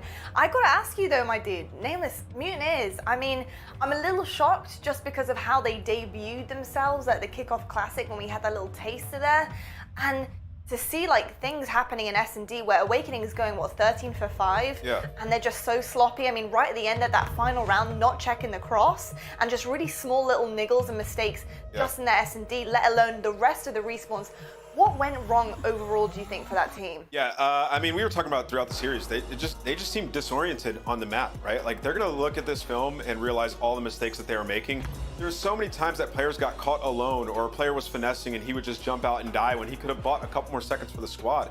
I think back to that control, the amount of defenses that they lost, trying to play the wide split, pick up the players on the flank.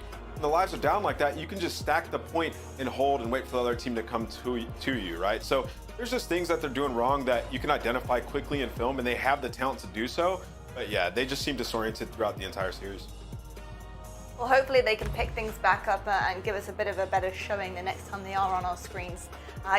Look, there's always one winner, there's always one loser. I never like to see anybody lose. It sucks, I know, but hey, the comeback, that matters. And talking about coming back, we got New York Subliners back on our screens very shortly, alongside LA Thieves. And I gotta ask you again, Nameless, man, I mean, New York Subliners, they have picked up an absolute legend that is Clayster, and he had a very unfortunate start to the season where he did get dropped on the champ team, Dallas Empire. I know that hurt, that definitely hurt for him, but he's coming back strong. Do you feel any kind of pressure on the side of Clayster? Do you think he's gonna feel that pressure on his shoulders, or is it coming from somewhere else? Well, first off, I gotta say, Clay looks great. I mean, look at the guy. He's ready to go. He just got his champs ring, so he's feeling good. And yeah, for Clay, I think there's some pressure on him, but I think it's on the entire roster. I mean, you think about Diamondcon, he just got put onto a Pro League team with a world champion. He's definitely going to have to perform. There's a lot of pressure on him to be a slayer. And then Mack, I mean, last year he burst onto the scene and he was frying, but can he do it from title to title? So, you know, across the board, everybody has something to prove here in their own right. So, I mean, New York has finally had the time to practice. If you look at the kickoff tournament, all that stuff happened right before it. And now they've had 2 weeks to figure out what was going wrong. And they also debuted against Empire, so there's something to be said there. So I think that going into this match, it should be a little bit different. Nothing. I mean, he doesn't look that bothered. He just gave us a little glimpse of the ice on his fingers, 3 of them as well. I'll tell you what though, folks, we're going to head to a break right now, but when we come back, we do have our Game Fuel Victory Spotlight. I am joined by Cammy from Toronto Ultra to break down that last series. We'll see you after this.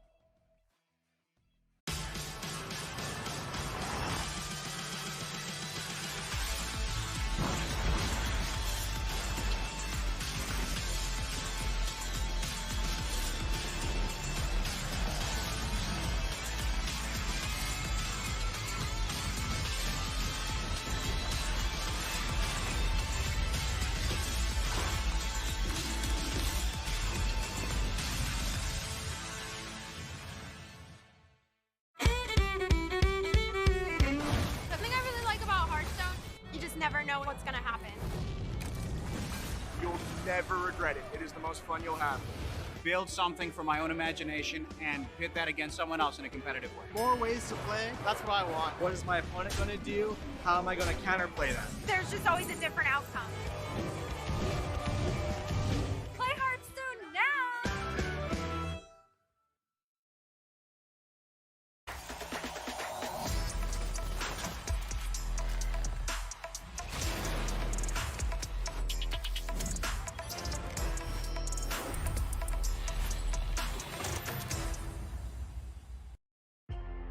Hello everyone and welcome to the Game Fuel Victory Spotlight. Joining me, I have Cammy from Toronto Ultra.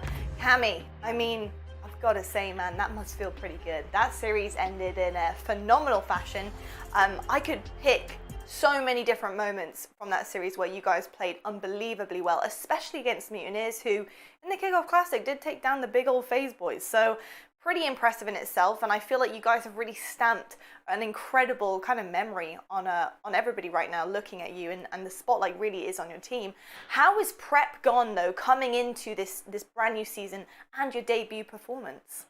I'd say our prep's been pretty good. I'd definitely say we have our bad days and whatnot with practice, but I feel like we had a really good understanding of the game and stuff like that. So just obviously that comes down to us performing on the day, and well, I mean, we did it. So it was good gameplay from the boys, and we just got to keep it up. Absolutely. Now, for fans and prospective fans alike, what really separates you and your team from maybe some of the others in the league? I mean, our team's just a bit different. I think we've got a few different cultures and stuff like that in terms of, like, obviously we've got American and Zin, we've got the people from the UK, and me and Ben, Toby from Denmark. So, you know, there's different cultures and stuff like that. I think our content's really good. So, you know, I think I'd say that's what probably separates us the most. I know you have a professional chef on your team as well, in your roster, don't you? A professional chef, Chef Tony. He's always cooking up a storm for you guys. But Cammy, honestly, fantastic numbers from you and from your team as well today. I've got to ask you last question though. There's obviously a lot of big names, a lot of big orgs in our league right now. I mean, do you feel like a lot of people have been sleeping on Toronto Ultra? Yeah, definitely. I was actually going to say that. Like, even scrolling Twitter and stuff the past few days, obviously seeing people's predictions. I rarely seen, apart from as a Toronto fan, you know, anyone really predicting us to win. So it's satisfying again being the underdogs going into the series and getting the win. But yeah, there's definitely a lot of stacked teams, stacked rosters. But I think we've got it. So we'll see what happens coming in the future. But I'm pretty hopeful. Yeah. Definitely. I said to Nameless on the desk, I'm awake now, Cammy. You have my attention. This was a pretty good way to do it as well. So I hope that fans start waking up as well. Thank you so much for joining me once again, and best of luck for the rest of your season. Thank you. Well, there you go, guys. We're going to head to a quick break, but when we come back, the East Coast is coming for the West Coast. It's going to be LA Thieves taking on NYSL. They can't stop the kid. Shake the numbers, I'm running it up. I got plenty bands, I'm thumbing it, yeah. Do what you can, you can try, you can't stop it. Up, way up, like a rocket. Acting up, acting that way out of pocket. For the grind, for the hustle, I can't knock it. Do what it take, do what you do, you can try. Yeah. I've been up, I've been stuck up in the sky. Yeah. Know me at the top.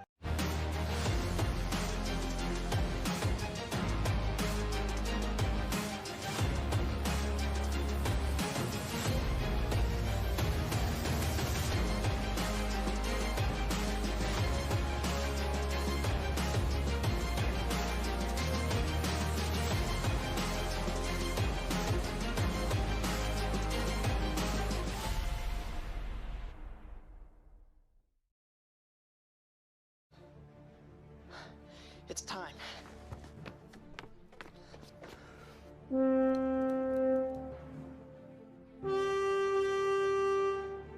Magic.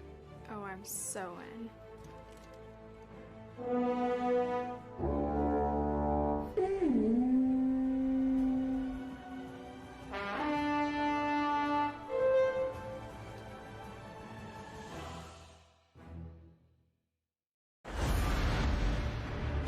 Beyond the veil lies the Shadowlands, where every soul has its place.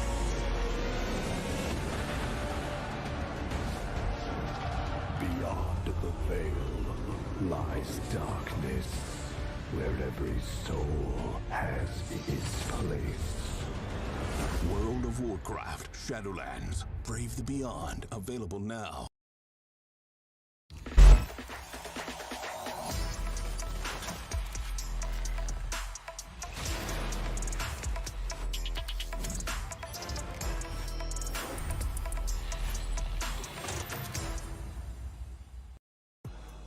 You may have missed us, but we are already back, and it is time for our Game Fuel marquee match, and it's gonna be a fun one.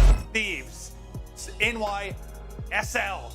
Let's get into it, Joe. I don't even know where I want to start with this. I mean, this should be. I'm worried that it could be kind of lopsided, but I still don't know what the hell to expect from NYSL. Like, I don't know, man. Yeah, I think kind of with what's going on with the roster, you obviously have Diamondcon now joining NYSL. You're still waiting on Hydra. Yeah, the roster is just in a bit of a flux with the whole Zimmons situation. Obviously, we miss him. Yeah. And then on the other side, LA Thieves, they look really, really good on day one. So, yeah, not too sure what to expect yet. Well, let's talk about our Game Fuel featured player, and that's going to be Clayster. And well, we could talk about Clay and his accolades. I could write an essay on it. I mean, we could talk about what this guy has been through or done. He keeps finding himself these interesting positions. Like he wins a world championship with the United, finds himself on a different team. Wins a world championship with Empire, finds himself on a different team. Like this guy has, I don't know if had the highest ups and downs of like anyone, but whatever, he finds a way to win at the end of the day. But this situation is it's a different one. I mean, just because of all the issues, the stuff like you said with Zuma and Hydra, like it's a lot. I feel like it's a lot of pressure on Clay to not only be the intangible leader be a leader and have the intangibles he has, but like is he maybe going to just have to be putting up numbers too? And yeah, not that he hasn't. He's got to be a leader in and out of game, right? I mean, that should lead by example. Yeah, absolutely. He's got to be he's back in that main AR position. He's sort of in that 4v4 role where he was dominant for a very long time. So, we give him that sort of favor for sure. But yeah, with sort of what's going on, with sort of the people on his team right now, he's going to absolutely have to be their guy. Oh, for sure. No, yeah, I totally agree. And is this going to be the roster when it's all said and done? I've got no idea. But let's meet the current squad for the NYSL.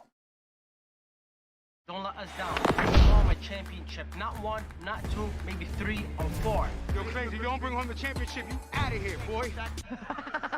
Hey, if there's one thing about the city that I understand, it's that they don't tolerate losing. He's in from behind again. Clayster with 2. So I'm bringing championships. We're bringing them by the dozen. Just make sure the snipes is hitting. Headshots only. Anything higher than the headshot is uncivilized. What a Zuma is? Zoom? He's on Zoom meeting? The stallion is frying. The stallion is cooking. Not quite what I was thinking. You guys gonna kill it out there. Good luck this season. Thank you guys so much. This season's for y'all. Subliners, way to go. New York's behind you 100%. We're bringing a championship to New York City.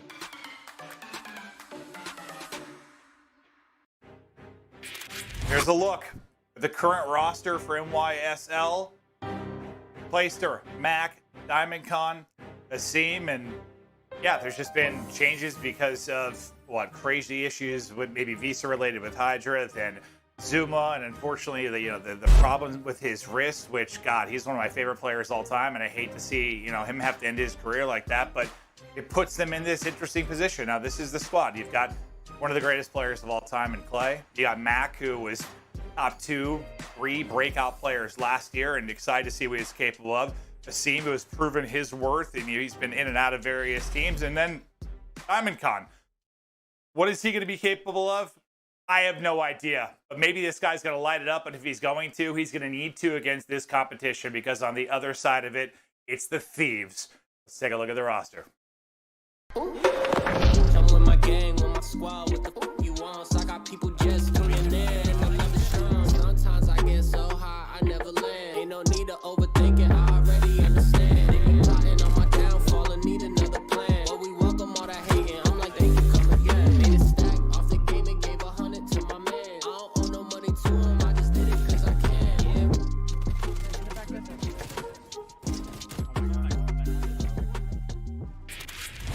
The LA Thieves, and the roster is stacked. But Joe, looking at them on paper, why do you think they have it? What it takes to be one of maybe the best teams in the league?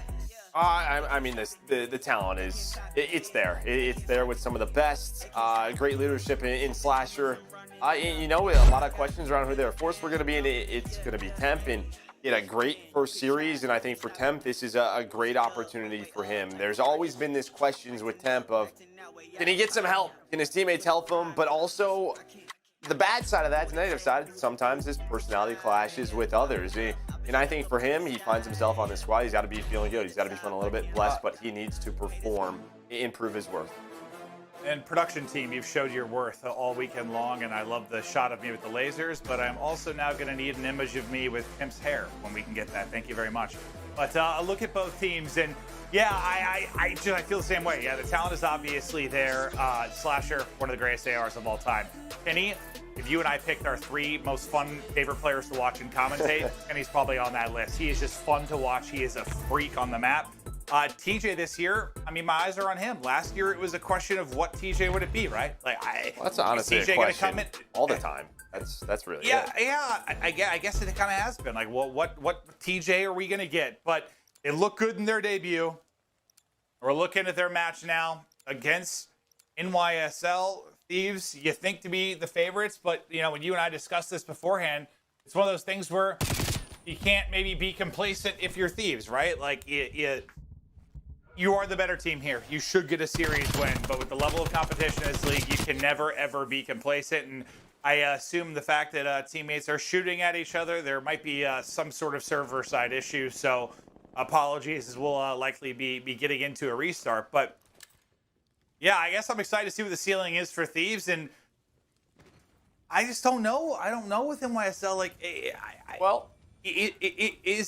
Is Hydra going to be on the team? Oh, okay. I guess I guess we're not restarting. I guess we're going. Okay, I don't know. I just got the call we're playing. I'm not exactly sure what's going on, but we're going to get into the match. I saw teammates shooting at each other, so I figured there was a restart. I don't know what's happening, but the Thieves they're still shooting at each other. All right, so let's just talk about the NYSL roster. I would say for me, I guess one good thing is you're not just picking up like the situation with Zuma and Hydra. There's an opportunity where you probably have maybe 2 rookies or 2 players that don't have a ton of experience. Good thing for them Asim was just sort of out there. He was out in the flux, didn't really get picked up. So you have a player who's been on a professional team for multiple years now, right? Absolutely. It's just one of those situations where he's just trying to prove his worth. And then you have Clay and Mack. And Mack, like you said last year, could potentially be a future superstar in our league. And now you have Diamondcon. And I mean, what I've been reading is Diamondcon has been showing some incredible stuff in scrims, and they've been getting better and better. So it's not the worst situation because they were able to figure it out, figure the roster out, and have those pro players on their team. So I'm not sure. I'm not sure what's going on here. Yeah, I've got no idea. We'll hang out. I mean, I was hoping we'd get another Clayster's Love Shack scenario. If you remember that from last year, he used the emotes and the hearts to create some sort of room that was used for purposes of love, and there you saw he was given the thumbs up, and I think you saw Asim doing some sort of crouch dance that he was creating. So the NYSL players having some fun until we figure it out. And yeah, apologies, I think we're just waiting on the call from League Ops. I mean, all right, I'm hearing whatever the issue was. It's not one of those ones you restart for, so I don't know what to say on broadcast other than this is being played out. Clayster is now just showing Kenny that he really cares about him. Okay. All right.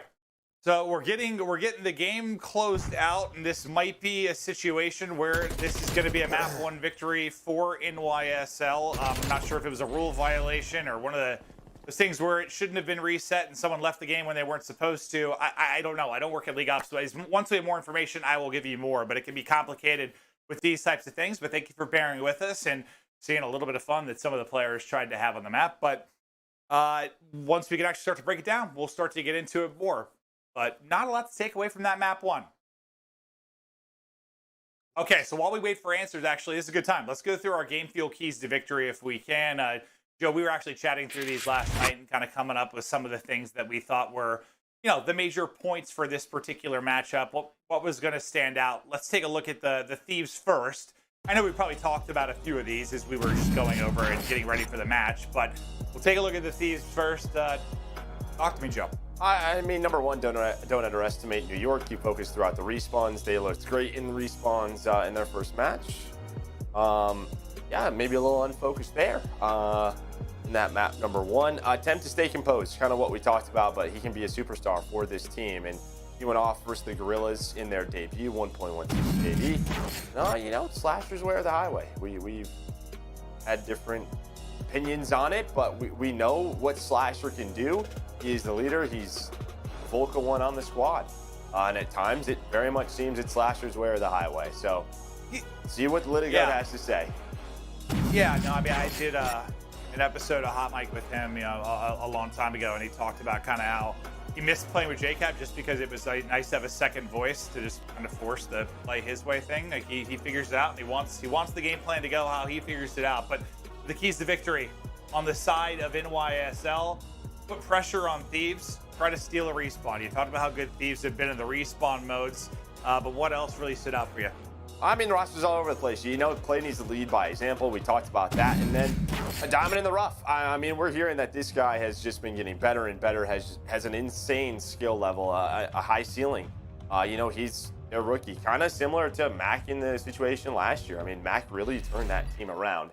Obviously, this is their first match, but kind of what we talked about with Neptune. If he can get comfortable, he can show his individual talent. He can make things messy for LA.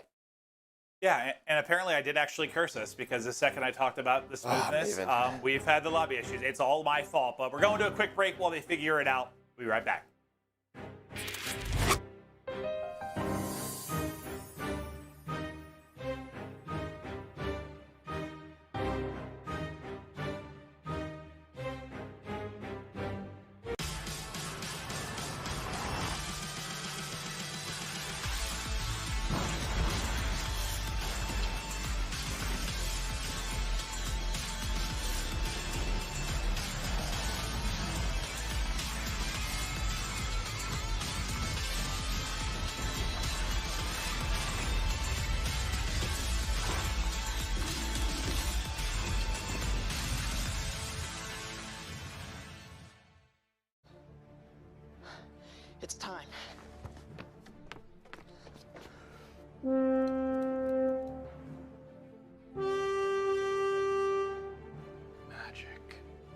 so in.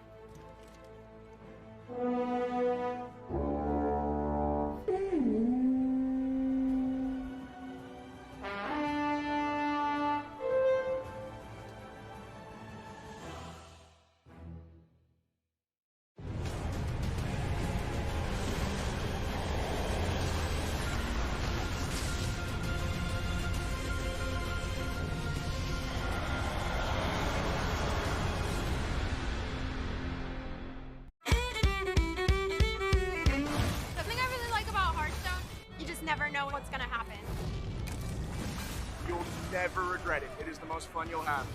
Build something from my own imagination and pit that against someone else in a competitive way. More ways to play. That's what I want. What is my opponent going to do? How am I going to counterplay that? There's just always a different outcome. Play Hearthstone now!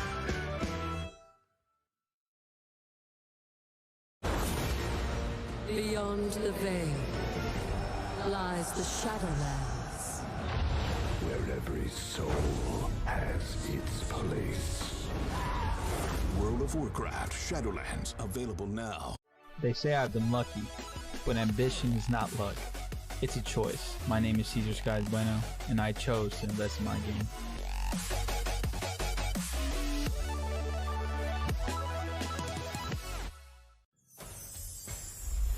I will fight with honor. My weapon brings justice.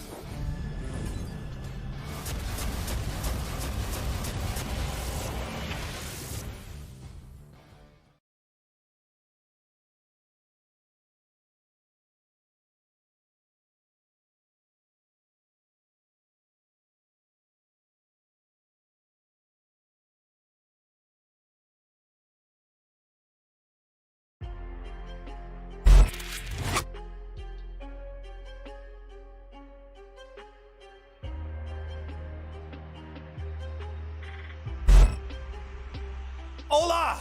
We have returned. Joe and I, the mightiest of duos. You're an amazing human being. You really have just cursed us. Oh, man.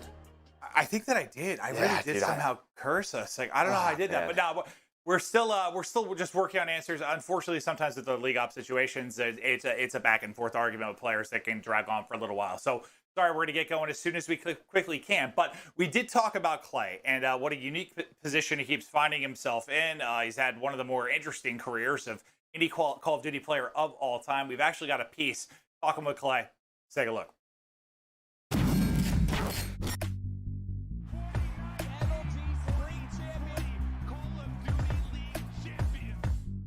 The adversity I've faced throughout my career is something that I firmly believe is a huge reason for my success. Through all these obstacles I've faced and through all the hardships and the highs and the lows has shaped me to become a more sensible, a more caring, a more compassionate human being. I was never upset at those guys on Empire. Honestly, this one has been the easiest to stomach for me just because it's not like I was getting replaced. This specific situation, it was a league-mandated trimming of teams from 5v5 to 4v4. It made it a lot worse knowing that it's happened now twice after a champs win. I keep saying like I'm the luckiest unlucky person. Like I've obviously won back-to-back world championships. I just can't catch a break when it comes to, you know, just the team. Even this year, one of my best friends, one of the best players in the world, now retiring before the league starts. It's eventually I'll get to a point where I'm over it, but I'm not there yet. I'm still keep putting my best foot forward and make sure I try and go back-to-back-to-back. I stir the pot a lot. I love doing it. Yeah, I would say it's 100% cognizant, but I'm surprised so many people continue to fall for it. As the years have gone by, people have gotten better at reading me and are like, oh, that's bait or that's a troll. You know, I have beliefs and I have opinions and I'm not afraid to share them. Esports needs more of that. We're not robotic NFL players, robotic NBA players. We have the freedom, we have control of our own social medias. The majority of our fan base has been built by us. You gotta stay real, you gotta stay true, you gotta stay authentic, and sometimes I regret it, and sometimes I wish I didn't be so honest and so open, but I think that it connects. It shows that like I care about it. I don't know if I would say a form of therapy, but it is a form of release for me, and it's just kind of a way to get my feelings and thoughts out there. It's polarizing, but it's a lot of fun for me, and honestly, like that's what I'm doing it for. I'm just doing it for myself. The main motivator for me for 2021, honestly, would be like love, if I could pick one word. loving what I do every day, loving the process of what I do every day, and really just like loving Call of Duty competitive. I'm just truly thankful for the opportunity. If we don't win the world title, we don't win the world title. I'm gonna give it my best shot. I hope my teammates give it the best shot. People can discuss all they want after I win this one.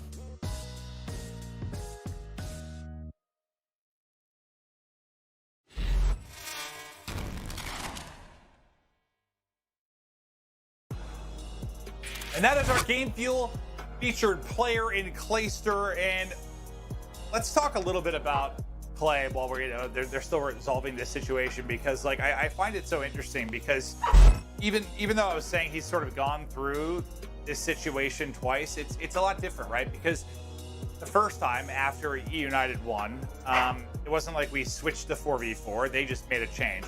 This time it's like, they had to, right? We switched from 5v5 to 4v4, they had to make a change. He was the odd one out. Now, the end result is he finds himself in a difficult spot where he has to try and rebuild in a way. Now, when he went to Empire, he had what, 2 really good young guns, and then he had 2 mini, and most should consider the greatest of all time in Crim. Here, there is still potential for that young talent, right? Like, is everyone going to turn into a Shotzzy or iLLeY? No, but is there potential for these young guns, if they get Hydra and have Diamond? Like, is there potential there for them to be good there? Yes. Like, I guess my question to you, Joe, is there somehow a world in which Clay is going to pull this crap off again and suddenly find himself in an amazing position come into the year? Hey, Lou. Can you give me one moment, Ashley? I'm gonna walk away because he won't stop. Oh, okay. Okay. Hello. We're gonna focus on me. I mean, potentially. I thought you were gonna do it on the solo cam. No, leave it. It's fine, dude. We like hanging out with dogs. Yeah. Dogs are the greatest thing in the world. What's up, Lou? Yeah. Let's just solo on Clint. I'm gonna walk right over here really quick if you can. All right. Bye, Joe. Can we bring the camera just to me now? Oh, look. I'll answer my own question. I think it's gonna be tricky. I mean, everything we've heard about Hydra is what a absolute beast he is, and excited to see him on the team. But I guess I think the key difference for me here is I think Clay is the perfect veteran to put with like young talent and make them succeed, right? Like, he did it. Think about what happened when he joined with Simp and aBeZy. I mean, Simp and aBeZy weren't Simp and aBeZy when he joined, right? Like, Simp and aBeZy became Simp and aBeZy when they were playing with Clay. Not saying they could have done it without him, but like that's where they blew up. Same can be said for Shotzzy and iLLeY. Same maybe for some of the young guys here, but like I feel like the piece that's sort of missing is that other kind of godlike veteran player or whatever that he had with him, like your Crimsix. This is a different scenario, and I don't know how he's gonna pull off NYSL being one of the best teams in the league. But if I've learned one thing in my long commentary career, I think I'm entering year 7 commentating. Every time I've ever doubted Clay, I've learned to never doubt Clay. Well, I never do it anymore. Based off your point as well, I know there isn't another veteran there. Like, you do have a team for right now, but say this starting lineup does turn into, Hydra, Diamond, Mack and Clay.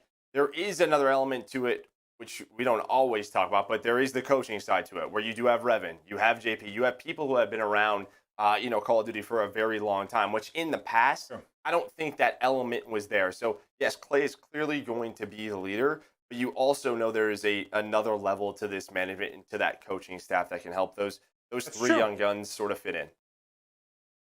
That's true. That's true. That's a really good point. So I don't know. It's weird because there have been times in my career, I don't want to say where I've like been rooting against Clay, but sometimes, back in like the complexity days, or like when you're on top so long, and like we all know that Clay can, he can just be he could be annoying on social media sometimes. Like Clay would piss me off, it's like I found him like a villain sort of, but now I found myself like really rooting for him considering these circumstances. Like, it sucks what happened to him, and I want to see if he can succeed, but they're still working through the issues. Again, apologies for the delay. We want to get the matches going as badly as you do. We love you guys. We love the CDL. We'll be right back.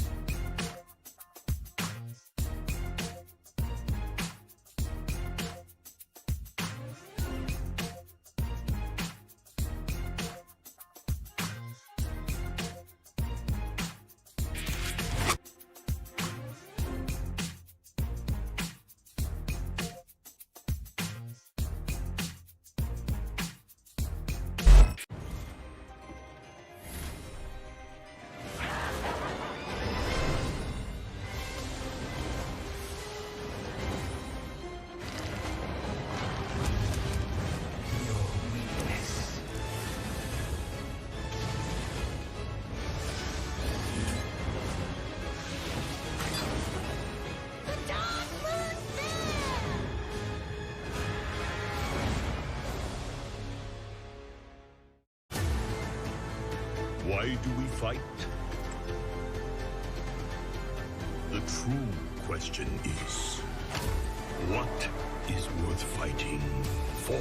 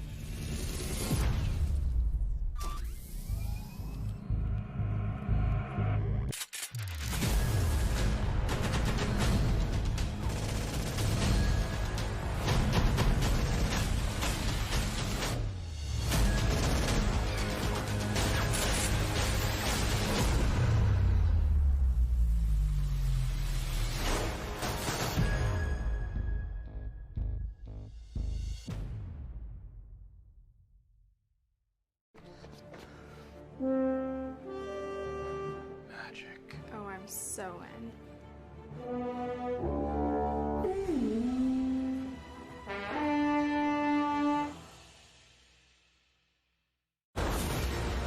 Beyond the veil lies the Shadowlands.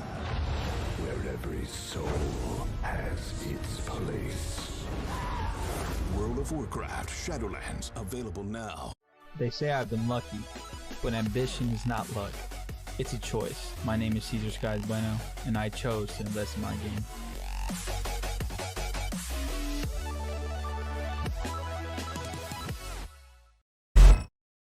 You're actually gonna do this. Oh, Joe! It tastes horrible, Joe! It's disgusting. It tastes like squirrel pee. Why do you know what squirrel pee tastes like? I don't, Joe. Welcome to the brand new Call of Duty League. Minnesota, it is time to rock the battle for the North. Ravens just putting them down. Florida gets the W. Prestinni wins the battle versus brother. There's no time at all left for Florida, and Atlanta FaZe defend their city. When this global pandemic and COVID blows up, it leads to this new online format. Second team all year to win their home series event. Congratulations, Subliners. Envoy going big for the squad. And that is a massive hole in Parent Legion's armor. I can't believe it. Envoy with 5.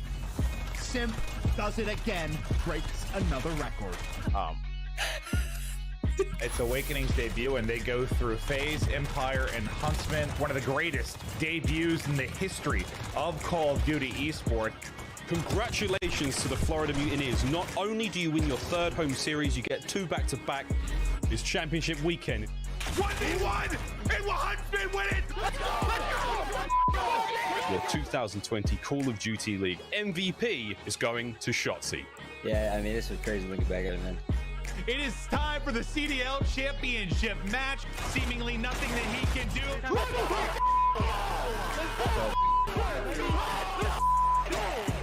The inaugural season of the COD League was wonderful. It was a roller coaster.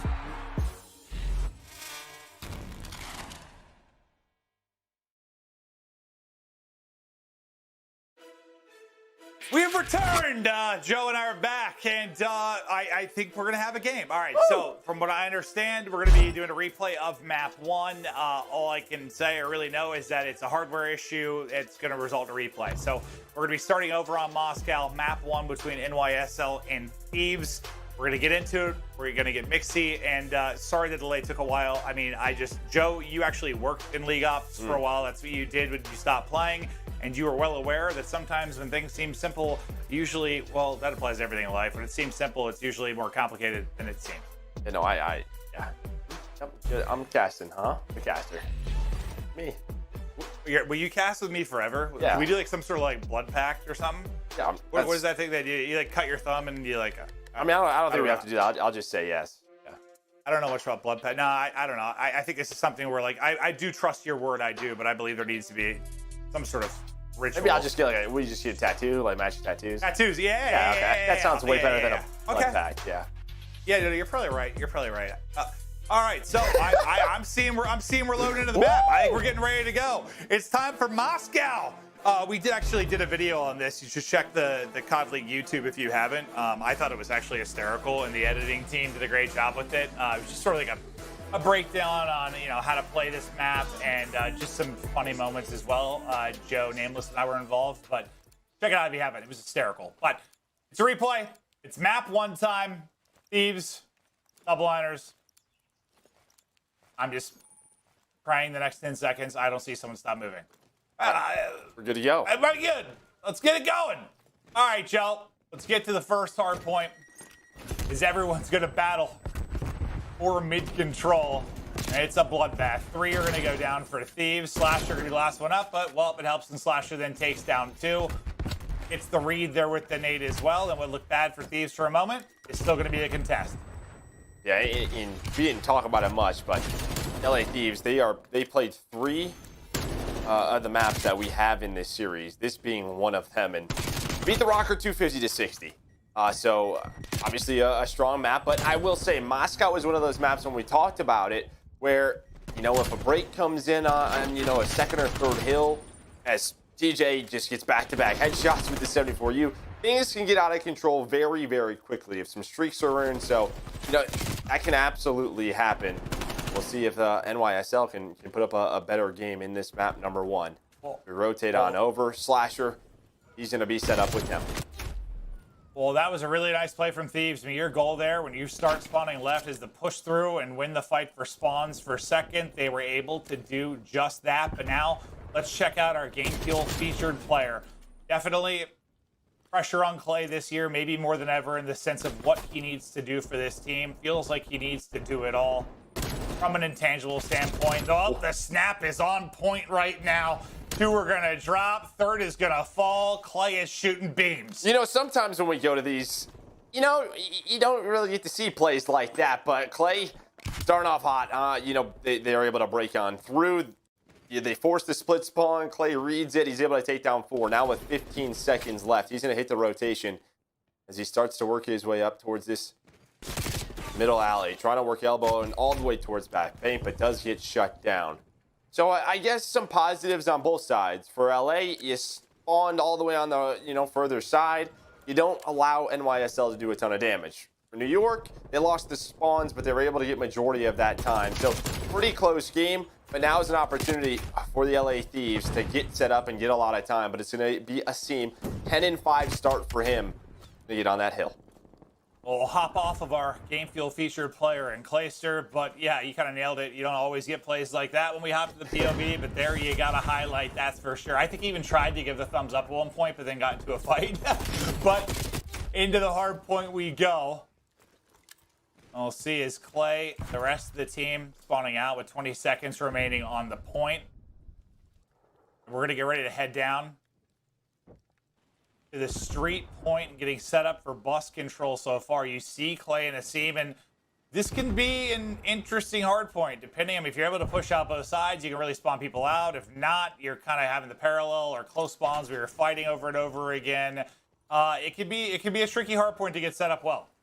Yeah, it can, but there's also a lot of power positions. I mean, if you get an AR in the bus, if you get an AR on the statue, it's very tough to break, because we're going to see Diamond inside of this bus. LA, they have a pretty split push, but kind of what you said, you have both sides control. So where are they going to spawn? They're going to spawn all the way towards that back fountain. It's going to take some time. So the 2 players that were left in TJ and Slasher, they're going to have to wait for their teammates to spawn up. Here comes the push, and well, that's as good as it gets. That's 4 dead. Diamond, the only player from New York to find that kill, and now it's LA's turn. Well, NYSL have to deal with obviously getting the reset in. They just got smoked off the hard point and broken. I'm curious how they're going to respond. Let's get over to an Astro listen-in with NYSL. Close bus though. He's on that. I'm going Eskies, guys. Flashers gold. He's on the tree. He might go green window. He might hop up. Okay, I'll watch it. I spawned deep bank I got Austin green. One flashing from mid. Yo, gold window. He's on time. Can you switch? On the Cubby side hill. Cubby side hill. Cubby. I'm turning around. I'm blocking trees. I'm sure right now. I'm saying Eskies. Back square, back, two back police, Yeah, core dead. Nice. Boston's spawning out. Coming Eskies on me. I'm spawning out now. Get time. I'm in the shade right now. Back green, Split me. split out of green, wait. I help. Easy. Push right. Nice, get time, we're fine. I will shoot. You're good, Mack, you're good, Mack. Go. Just on the tree on me. Go. I'm looking over you, I'm trying to look over you. Dead coming Eskies. I'm helping you. I think I'm Eskies. Deep tree. Dead on time. Deep street, guys, I'm helping. One more goal, I have your help. Could be Eskies. Deep street weak, Danny. Picking him up. Go back up, Eskies, Mack. Okay. Look for Temp street right now. Got him. Good job. Nothing street. Two street guys, two street on me. Okay.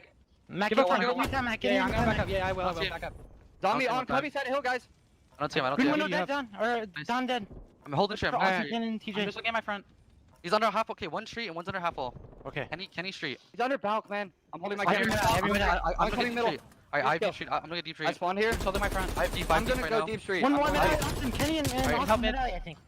Deeper on the truck. I spawned truck on the back. On the back, spawn kill truck. Heard you. There's two. Spawn kill truck, guys. There's two on time. Austin push right. He's on that trophy. They have to push around. They're gonna be middle. Go to the right side, Con. Hop on, hop on. Austin dead. I got one. You're alone. No, one mid mouth, one shot. They're still on you. One shot. Yeah, make sure we just don't fuck up this road. And I think inside of that, you heard a bit of what we were talking about with Clay and the importance of the team. I mean, he said something there that I don't think I heard any other listen in the sense of usually you hear people calling out what they're doing, what they're seeing. At one point, Mack was pushing down bottom Eskies. And Clay literally said, Mack, go back to top Eskies. Yep. Like, it was like, go back to that position. We want to make sure the spawns don't get screwed up. But yeah, I think stuff like that is great. Like, you don't hear that from a lot of teams where someone that literally is a general, like, get back there. Yeah, but you heard the importance at the end. He said a word I can't say on broadcast, but he said, let's not mess up this rotation. It was a big break out of Los Angeles Thieves. I mean, it was, 140 to about 78. So if they don't get that break there, it's probably, a 100-point game for NYSL. But he said, don't mess up this rotation. They haven't so far. 20 seconds off of the hill. They can get set up. 40 seconds left. Los Angeles, they're going to have to try and push on through the front. It's going to be difficult to do. A couple of nades connect, but you're just hoping maybe for some scrap time, and then you have to really worry about bust. But Kenny is already down towards the bottom. He's going to make that rotation a lot easier. Yeah, bust is where Thieves were set up poorly, but they got the break last time through. This time, if they can get early control, let's see if they can actually lock it down, because that'll get them right back in the mix of it. But I mean, this has been a great game so far, especially from NYSL. Asim is going off. Play is going off. Mack's only 9 and 13, but you know what you love to see? That low of engagement, so you have a minute and a half in the hard point. So that means he's just been soaking up time while his teammates have been frying. Is that the guy you want to be doing that? I don't know if that's the answer, but just the map. The fact is, yeah, the map. But yeah, you're right. The map kind of plays to it, but he has just been soaking up that objective time. But now this is a big moment for Thieves. Now, they weren't able to get somebody in bust, or the person in bust died. So now the close spawn will come in for NYSL. And this is just sort of what I was talking about earlier. When these spawns happen, it's just like gunfight, until maybe someone gets 3 or 4 dead. But it looks like NYSL have been able to battle in. But there's always going to be that advantage, right? Diamond, he gets in the bust, able to find 2 kills. Lots of stuns, lots of nades going in, some trophies going down. They'll take this contest. So are the Thieves. Nice shots out of Slash are going to take down 2.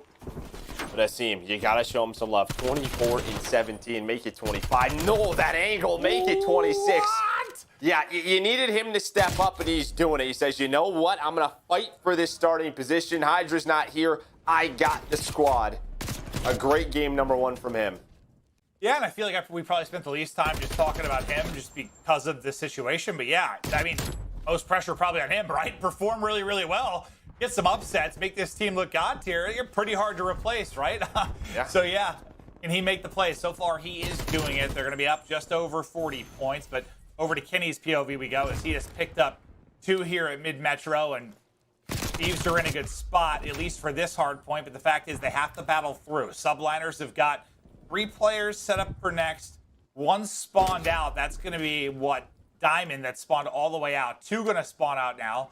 A chance for Thieves maybe to take the numbers and push this, but they know, you can see they're kind of looking back, knowing 2 spawned out. The problem is they went the long way around, right? They wrapped all the way around street. They weren't able to cut off anybody through mid. So by time the push comes, most players should be back for Subliners. Yeah, I think they were just hoping maybe to catch those players that spawned out, and then you can try to push on through. But yeah, as soon as you get towards that middle plot control on the first kill, you can spawn players out towards that back street where the bus is. And all this break, it has to be in. NYSL, they can win this first map here. We talked about it. They can steal that respawn. That would be big for them, give them a lot of momentum. They might just do it in this map number 1 on a map that Los Angeles looks so darn good just a couple of days ago. Oh, not looking as good right now. 30 points for victory now. Our Subliners, the pressure is in for Thieves. They're trying to keep their chances alive. Asim has been the man of the map. Right back onto him. Him and Mack will combine to take down 3 in every second here. So crucial at getting them closer and closer to a victory. But look at Clay. All the way, tucked away on the other side of the Those map. kills are They're huge not because ready for it. Look at the spawns, right? With 12 seconds left, the kills come in. What? Kenny and TJ, they're going to spawn at the old hill. That allows NYSL an opportunity to maybe win it here at Fountain. Slasher's still alive, though. Slasher trying to hang on. He's able to find 2, and he hangs on to the spawns. A big play out of him, but you only need 16 more seconds. Yeah, I mean, what a play from Clay, but it looks like it's not enough to close it out there. Thieves obviously can't win it, but yeah, I mean, the timing of that was just perfect, right? His teammates were pushing the front. Old was still up. Everybody spawns out. Great stuff from Clay, but Thieves do battle right back in. Sometimes the talent will even beat out the best of plays. 2 go down now for Subliners. We'll have just about a tie game if they get the rest of this time. We'll head back over to Boston, who will get control, at least on that side early. It looks like it's going to be Kenny in the position to make the play, but he's got a lot of NYSL players flying at him. A nice one-on-one win there for Mack. Yeah, maybe if he wins that one, it kind of slows things down because you would have a 2-on-1, and yeah, Mack's going to get the next kill. Another. Slasher, though, is in a good position. This is the spot I was talking about. Can look over this entire street, buys time for his teammates to get pushed in. Again. Asim, he's just going to run into that. That's 3 dead. Clay, the last one alive. That's going to be 4 down. And, well, the comeback is in. Only 13 seconds needed. Kenny with the triple. They line up. He gets all the kills. 2 do fall for Thieves, so they're still in the point. It's a nail biter right now. Subliner still tied up again. 240, 240. Nice shots from Slasher. 2 will drop. Temp picks up 1 as well. Still 30 seconds on the point. They can win it here. Subliner spawning out all over the map, just trying to scramble in. Can they get in time? No. Thieves will take the map 1 with the big comeback, and that was a fun one, Joe. Yeah, you're going to see a lot of those. I mean, but what does it come down to? A couple of key breaks, a couple of key plays, maybe holding on to those spawns. Yet, what Clay was sort of like the old school sneak/anchor play that almost worked. But a couple of deaths come in. Slasher stays alive. His influence keeps the spawns for his team. They're able to hold on to Fountain. Then you get over towards Bus, and yeah, I mean, it's Kenny, right? The man on your screen who was able to find 3, really open up that street. Yeah, I feel like you could pick so many moments, but I guess the one that, for me, sticks out is when Clay made the sneaky play. Like, he made a godlike play. They got spawns, but there was one player there that went huge for Thieves, and they ended up getting a wipe.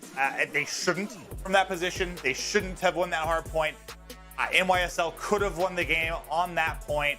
When they lost that and the game continued on, I mean, I just feel like that's one of those ones it's got to break you. It's just got to be frustrating. Like, I think if you're like Clay and the teammates, like once you got those kills and spawned 2 out, you're thinking we got the game here, we got it in the bag, and then they just don't win it. Yeah. Looking at the stats, nothing like too insane. I think that stands out. Like pretty just balanced across both sides. Yeah, pretty balanced. I mean, Asim 33 with the 74U. Yeah.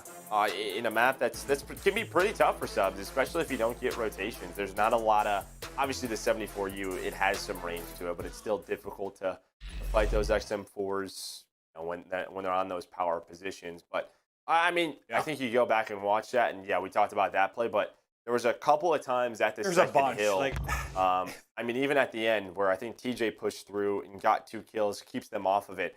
NYSL actually could have won on that second hill that we saw. So there was the contest there. There was another time there was a big rotation. NYSL, they set up, but then it's 4 dead right away. And the LA Thieves just break a little bit too easily. And that break potential that we talk about is what's going to make a lot of great hardpoint teams the best. No, yeah, that's why it was so tough. You could pick there's a lot of key moments. It was an absolutely crazy map. But while we're waiting for the map 2 to get started, let's talk about Temp a little bit, because this is a guy that finally gets. You think of players that are so talented that you were waiting for that win to come through. It's like a Huke, a Temp, like guys that were finally able to get wins that we know had the talent to do so. And at first when they were looking for a 4th, I think there were a lot of people maybe wondering why it wasn't going to be Drazah, because I think what we saw for them last year when Drazah came in, he looked really, really good. He did. He looked outstanding, but there's always that risk with young talent and title to title. And when you have someone as a free agent you can pick up that's been as good as Temp in multiple titles, you just got to go for it. But I guess the question, Joe, is there, like you would have the risk with Drazah maybe because of the lack of experience, is there some risk here with Temp just due to maybe his history and clashing with teammates and stuff like that? Well, I think that's a discussion beforehand, right? That's a discussion with management, with their coach and JCap, and his attitude that he brings to the games. I mean, listen, I think he's been on a lot of great teams where he was expected to win, and it just simply didn't happen. And, I don't want to say there was an ego, but, when you're younger, you're so overconfident, you're feeling great no matter what. And then, honestly, a lot of things didn't go your way. I mean, he's had some great placements. He won an event last year with NYSL. But that sort of humbles you a little bit, right? Like, you have to bring something different to the table. You have to rethink the way you're going to play the game, the type of teammate you're going to be. Again, the fact is, I mean, he was kind of probably sitting on the sidelines hoping that, Priestahh didn't join this team. Hoping that they didn't go with Drazah. There was the talks about John coming back. Just sort of like, all right, hopefully I get the shot, right? And I just think he's going to take advantage of that. I think it helps that obviously there's a lot of history there with Slasher, whether you go back to the AW days with, what was it, Denial, or if you, talk about what would have been the best, like, boots off the ground the team, MV team ever. Right? When they made the MV team, it was just the wrong title. Like, if that team was together for like another game, maybe they would have been incredible. But that MV team, I mean, they had a top 4, I think, and the potential was there. But God, if it was advanced movement, they just would have been lords. But yeah, I mean, Slasher, I think he's played with Temp a lot. I think he knows what he's dealing with. But now for the Search and Destroy, the map 1 was intense. It was epic. It was everything we want. Kenny's like, you know what? I'm hitting it. 2 of his teammates, though, will fall. He's still got 2 underneath. Can he make the play? 2 down. There's still a 3rd down there. Unfortunately, there's too many nades, but one is his own. Yeah, one's his own. Now it's on the Slasher. Oh, he almost caught some really good timing. Still might. They might not expect to flank this quickly. He's going to spot play. It's going to be a 1 versus 1. Find a spot to play with. A bomb. It's a team. To spot him on rotation, able to catch him, and again, that's with the 74U. I think he's got deadly range, able to connect the shots. It was a quick one. It was pressure right out of the gates from the LA Thieves. And, Kenny almost makes the play. If he gets out of here alive, makes this a 2 versus 2, maybe they win this round. Wait, when did he throw a nade there? Not sure. Yeah, I was thinking, like, when he first died and it showed he died to his own nade, I couldn't think of when he threw one. Am I insane, or did he not throw one there? Maybe a little bit of both. Maybe. That's what it showed in the kill feed, right? Yeah. Whatever. I mean, the result is he died. But I was trying to, but as we said it, I was like, when was that tossed? First one, though, Asim. The man keeps on beaming. And nice shots there to combo with Mack as well. 2 are going to fall very, very quickly as TJ and Slasher are out of the action. This is the opposite of what we saw in the Miami Search and Destroy in the last series. Yeah, this is kind of what I was talking about. Yeah, much different than what we saw in Toronto versus Florida. Those guys took their time a little bit, and these 2 aren't. It's just a battle over the balcony inside of the lobby towards his B site. Anyhow, it's his turn in a 1 versus 2. Almost finds Diamond. Diamond's able to play his life. 40 seconds to work with. Has to find a plant. Maybe get some good timing, and he does. Well, he spotted Diamond earlier, so he's just going to take his time. And that's a nice win. Nice tracking, like hip fire hitting. You got an AR at point blank. Not always the easiest situation, but he wins the gunfight. Now can Kenny come up big? He had the triple to close out the map 1. He's able to get the plant off. Now 1-on-1 versus Diamond. Diamond with a lot to prove. Only thing he proves is that he's in Kenny's line of sight. Kenny with the 1v2 clutch. The man keeps making plays, and well, you see why Joe and I said we love to watch this guy. Yeah, and I don't know the communication going on between Mack and Diamond there, but Mack just can't get caught in that spot. You'd much rather just sort of Diamond play on his own island. I mean, he has the 74U. That's what made that 1 versus 1 so tough. You know, he's sort of like, well, I kind of hope I get a close range gunfight engagement. And he just doesn't. It's Kenny. Was able to find his 6th kill of the game with that XM4. This reminds me, it's like Awakening's opening, right? He had like 6, and the rest of the team combined for 3. Now Kenny doing a pretty similar thing to tie them up at 1-1. But we're checking out Clay for a moment. We're gonna go back over to Kenny's POV. Can he hit some quality beams here into top purple? A nice nade. Nade in for information. Oh, he knows there's somebody there. And I don't know if that was just for information or if he comboed it with anybody else. I missed their name, but he knows something's afoot. Now trophies down for both sides. Yeah, I think with TJ's position, they kind of know this is towards B, so Slasher's going to start to cheat on over. He's just watching the middle side. But it's going to be on Temp and Kenny right now. Nade's going in, back and forth. Temp, well, we'll see you later. First blood to Diamond. It's Kenny and Slasher towards the back. aLLeY player going to slide towards the bomb. That's going to be Asim, who's going to go for the plant. But Kenny continues his hot spree. Slasher rotates over with that Krig. And they all stay alive, and it's all on the Diamond. And after the first blood, he got to the bomb. I was thinking it was looking good for NYSL. Yeah, well, but they get him off of it. I mean, that's tough. Think about it. You had a 2v1 in the first round from YSL that you won. It got down to a 1v1, but a chance to throw away. You have a 2v1 in round 2 that you lose and throw away. You had a 4v3 here that you end up losing. It's like, you know, you're doing the hard part and getting numbers early. You gotta win the rounds. Well, and this is, you know, no matter what, when you have sort of a shifting roster, it's gonna be tough in search because those small little situations, like we just talked about, those steps, right? Step 1, maybe into the bomb. Step 2, planting, post plant, you know, on and on. That takes time to get everybody comfortable in those situations.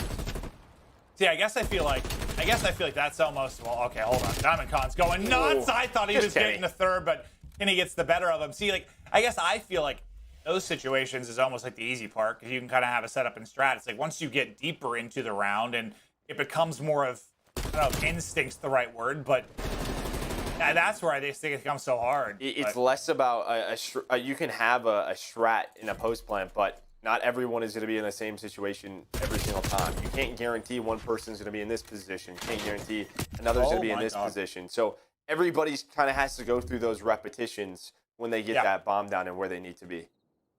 Well, they get numbers again, and it's because of this play here. Snap-a-doodle-doo. Diamond takes down 2. Almost had a chance for a third. I think he might need like one more bullet on Kenny, and he wins that as well. What a play that would have been, but fact is, that play wins them the round.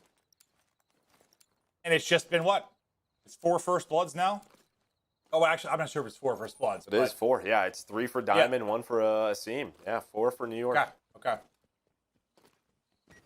Usually, if you're getting first bloods every round, you're going to win a search and destroy. I wonder if there's ever been one, I'm sure maybe a stats person could look it up, where like a team has won every single one of like the 11. Let's say when around 11 they lost. Lost everything, lost the whole map. Yeah, I'm sure probably in 5v5. Wait, but got every first blood or something? I don't know. I'm sure it's happened, but that just would be wild. Little slide out. The trade was there, at least for a second, but once again, numbers to NYSL. They'll have a 3 versus 2 on Slasher and Temp to try to bring it back. Diamond's trying to look over a scene. They know they've got somebody top purple. That's going to be Temp that's set up. Slasher looking for an angle in the back alley as well. I mean, the bit of pressure on NYSL to get this bomb down. Can they get it down safely and keep the numbers advantage? Somehow Temp's been behind them the whole time, but just hasn't been able to find an angle. He's just been like 1 second away. Slasher, he's basically winning on Temp. He just has to. Temp has to make the plays and find one, but the trade's there immediately. Still time. Work the bomb. Diamond hops on it immediately. Not going to be able to find the leg, the planter this time, and wow. The shots out of Clay to clean Slasher on up. I was about to say, did Clay just snap, or That's did he the hop XM4. off on to shoot him? Woo! That's the XM4 versus the Krieger right there. Okay. I will see it here. I thought it was a team shot. That's a little... I think the first hip fire bullet hit, too. Yeah, that was a nice snap from Clay. I'd have to watch it again, but I think he might have had a hip fire bullet hit. He's just incinerated him. You saw the setup, right? Like it was, I think Temp and TJ sort of back-to-back on the staircase, or maybe it was Kenny. But, you know, just trying to bait them into him. I think Kenny gets bad timing up top, so he'd say, now you're just hoping that Temp can try to work the flank because he was still alive, but it doesn't happen. And is Temp going to expect this? Clay with some early round aggression, going to find the first kill, trying to stay patient.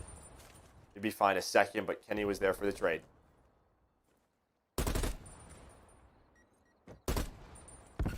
Get into this 3v3.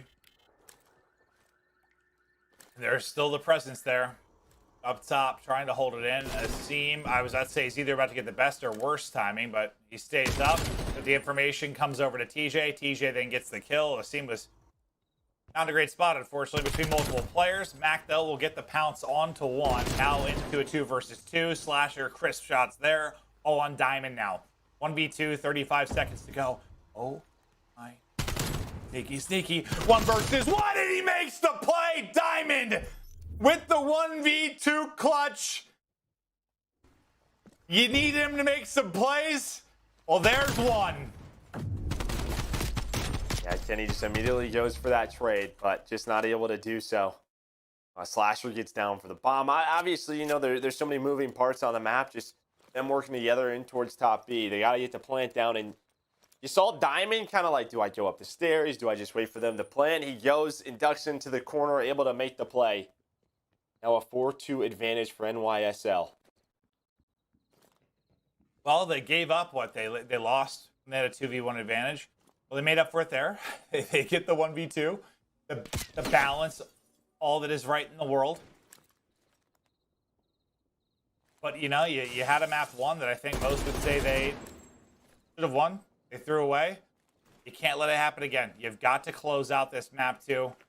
Tie it up. Show that you can play with the top teams. The trigger discipline, though, out of TJ. That is just terrific trigger discipline. Guarantees 2 kills. Beautifully done.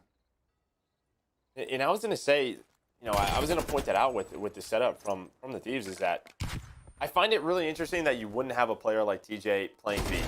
Because it just feels like in that chaos, I would want TJ there. This sort of finesse and make the plays, sort of him and Kenny, you know, in that position, because they've had Slasher at A, but TJ right alongside with him. TJ's been having a slow map, but nice discipline there. Diamond with some nice shots. Now on 1 versus 2, just not a lot of time to work with, though. Yeah, that's going to be the problem. I would love to see another crazy Diamond clutch, but can he get the bomb planted and get it out safe? Kenny looking to pounce right above him. Not going to happen. Kenny closes out the kill. Gets the round to win for Thieves. But if anyone maybe is new to watching and I guess maybe wonder what we mean when we say trigger discipline, it's like a lot of casual players or non-professional players, you know, you kind of see the first shoot guy, the first you're thing done. you see. It's Call of Duty. Yeah, you see it, you shoot. You see a player, you shoot. It's just kind of what you want to do, but sometimes that trigger discipline, that patience not to shoot the first guy, sets you up to get multiple, and TJ does it brilliantly there. And he's on 12. Yeah, but it's the supporting cast, right? Slasher able to find his fit, but TJ trying to turn things around, and well, maybe that's why he's not playing inside of B. TJ with some nice beams with that Krieg. If I've learned anything from my career commentating, TJ, is I don't know if the situation matters, the weapon matters, where he is, whether it's slow or chaos. He's either going to be a god or get smoked. I don't really understand it. Yeah, me neither. But there is a 2v versus 2 now. Well, this is big. I mean, for Thieves, you have a big 4v2 advantage because of TJ. You can't let this one get away from you. That's been a storyline now kind of for both teams throughout this, is trying to close out rounds where you have the advantage. And they do it. Clay gets eyes. Nice shots. TJ out of the mix. Suddenly it's going to be Slasher. Slasher to 1v2. Takes down one. Slasher. It felt like he had a Diamond. feeling. It felt like he kind of knew that Diamond was all the way back there. He still has the feeling, but that position just so strong, and they clutch a 2 versus 4. 2v4, and Diamond now has a 1v2. Diamond has a 1v1. The guy is coming up clutch.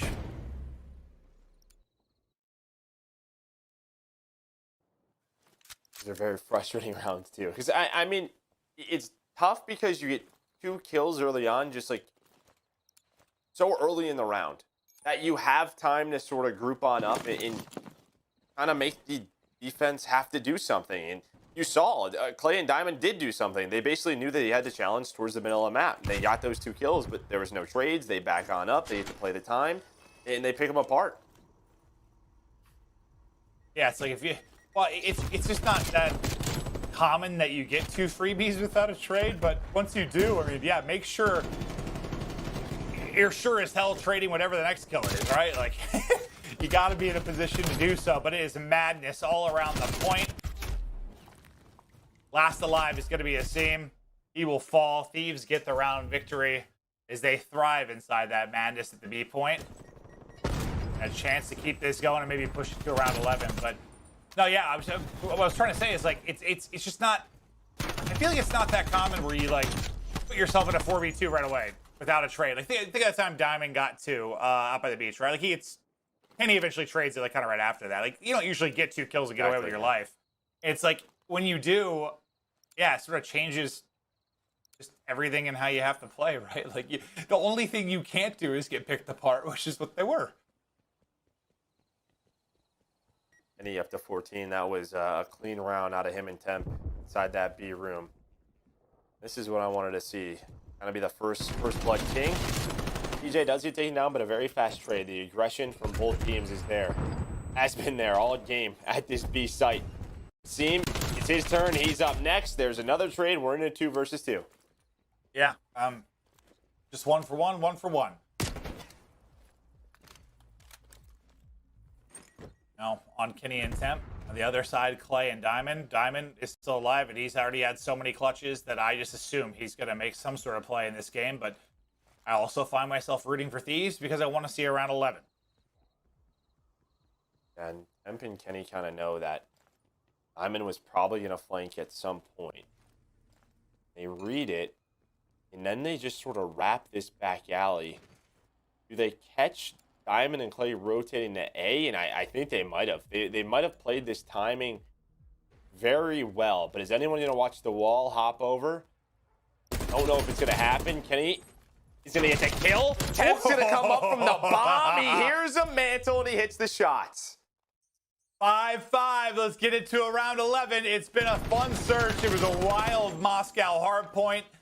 I just feel like, I mean, I know there's been a couple quick ones, but for the most part, it's just coming down to 1v1s, 2v2s. Like, who's going to clutch? Who's going to make the play? This time, it's Thieves. Round 11, baby. Few things you love more in Call of Duty Esports. Well, Game 5, round 11 will probably be the thing. Maybe a little bit more, but still. We'll take it. Here we go. Well, yeah, we'll take them. It's opening weekend. Kenny on 15. Diamond on 12. First Bloods have basically been nothing in this map in half of the rounds. But it's going to be a fast hit again. NYSL right towards the B site. This is where Temp's been so good. I mean, he's on 5 in a row, make it 6. He's turned this around. Him and Kenny, this duo, they struggled a little bit early on defensively. But they've turned it around. Now you have another 4 versus 2. It's a little bit different. You're on defense. And he's going to spot Clay. He's going to lose the fight. No. Oh, no, not again. Not again. You threw away one, or are you going to throw away another? Another 2 versus 2. Here we go. Seconds on the clock. TJ and Slasher. First Clay and Diamond. Bomb down on the B site. And Slasher able to go big and catch one. Clay now. We talked about his importance with this squad. He's last alive. That and is guess a what? read. They know right where you are. That is because a there's read. a nade. Yeah, that missed his toe by a foot. That is high game IQ. Not a slasher, and there we go. He spots him. The shots come in. I don't even think. I mean, he'll have time to hit the bomb. I don't know if he has time. I don't think he has time. He's got to track back. Not enough time to do it. Aids on the site. He'll get 1 kill. All you got to do is stay alive, and they do it. I thought he was going to hop the wall for a second. He did hop the wall. He hopped it. He just didn't challenge. Thank God. They get the round 11 victory. They take it 6-5. Clayster made an insane play there to make a round of it. Like, my God, I thought Thieves might be throwing away another 4 versus 2, but that was it's weird. I'm trying to think of the way to word this. Sometimes, like, it's almost like if you're watching, like, I don't know, like an NBA or NFL game that has, like, no defense. It's like a sloppy game and just a ton of points get scored, so it's entertaining. Like, I feel like this game just had a lot of, like, misplays that led to it being, like, a super entertaining search. You know what I mean? Like there were situations that probably shouldn't have existed, but it made for, like, every round was intense, right? Yeah, absolutely. And again, I mean, it's going to take some adjustments. You know, our players dealing with 5v5, now with 4v4. Like, they're so used to those trades coming in. As we take a look at our stats, I mean, I have to point out Kenny's 16. On the other side, Clay and Diamond. Diamond with 12, Clay with 11. But it's almost like they're just so used to the next gunfight without, like, realizing what their death could mean, right? Like Kenny and Temp there's no need for that next challenge to come in from Temp right away. Like, even with Kenny dying, you still have the 3 versus 2. You're playing your life. Your teammates can rotate to you. So I think that adjustment period is definitely gonna factor into this. Yeah, no, 100%. And just in general, what do we learn in all game modes, but especially search over the course of a year? Teams get a lot better because usually you don't play it quite as much when you talk about scrimming or playing 8s. Like, you just don't. But let's take a look at our U.S. Army tactical play now. It's going to be from round 10, as we're going to check out one of the important moments from this search and destroy. Joe, tell me what you see. Well, it's again, this 2 versus 2 situation, you know, with 45 seconds left. And, you know, Kenny and Temp, they decide to push on through. They know Diamond is behind them, or there's a good chance. Usually there's a flank. If you don't clear, you just don't want to get caught on the bomb. So what do? They sort of wrap back towards this medallion. Now, what does this decision do?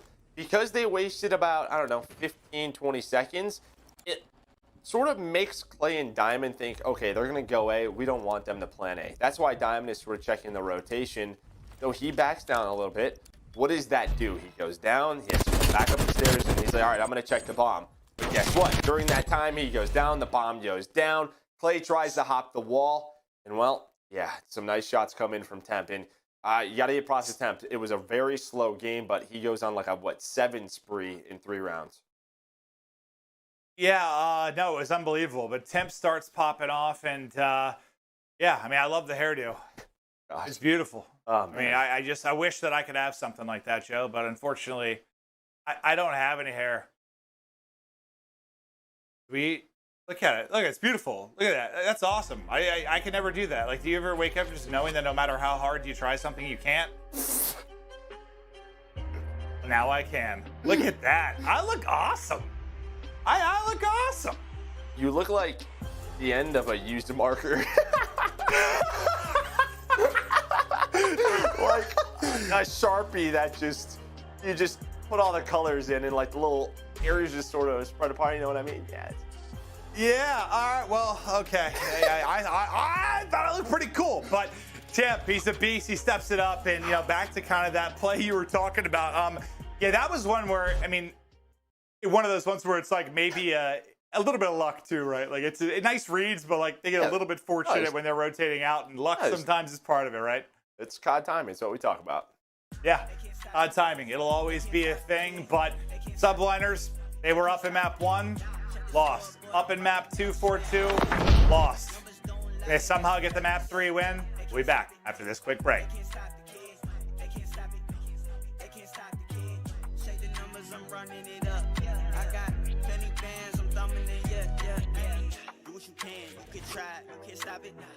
OC dub, way up like a rocket. Acting up, acting that way out of pocket. For the grind, for the hustle, I can't knock it. Do what it it take, do what you do, you could try, yeah. I've been up, I've been stuck up in the sky, yeah. Know me at the top, I can't lie. Haters watch it, throw the piece, tell them bye, bye, bye, bye. I got things to do. Beyond the veil lies the Shadowlands, where every soul has its place. Beyond the veil lies darkness, where every soul has its place. World of Warcraft Shadowlands. Brave the Beyond. Available now. It's time.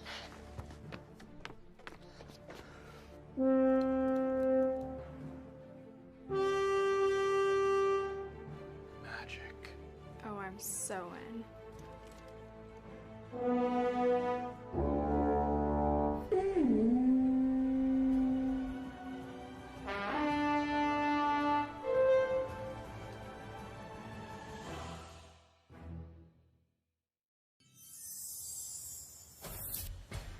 I will fight with honor.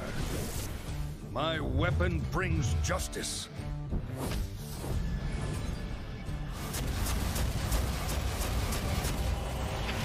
For the Alliance!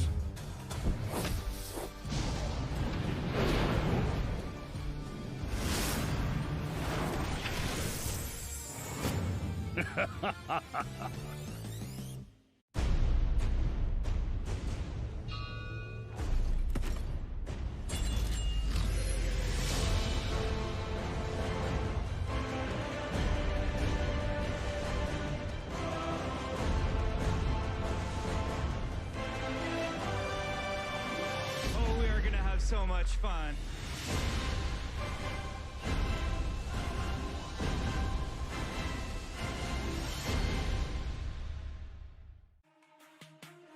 The Call of Duty League is presented by T-Mobile, now America's largest and fastest 5G network.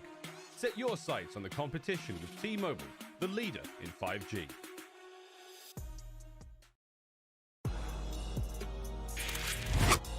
That actually, Joe, I didn't even realize that is our first round 11 of the season. Thieves are able to do it. The bounce back from Temp, a big part of it.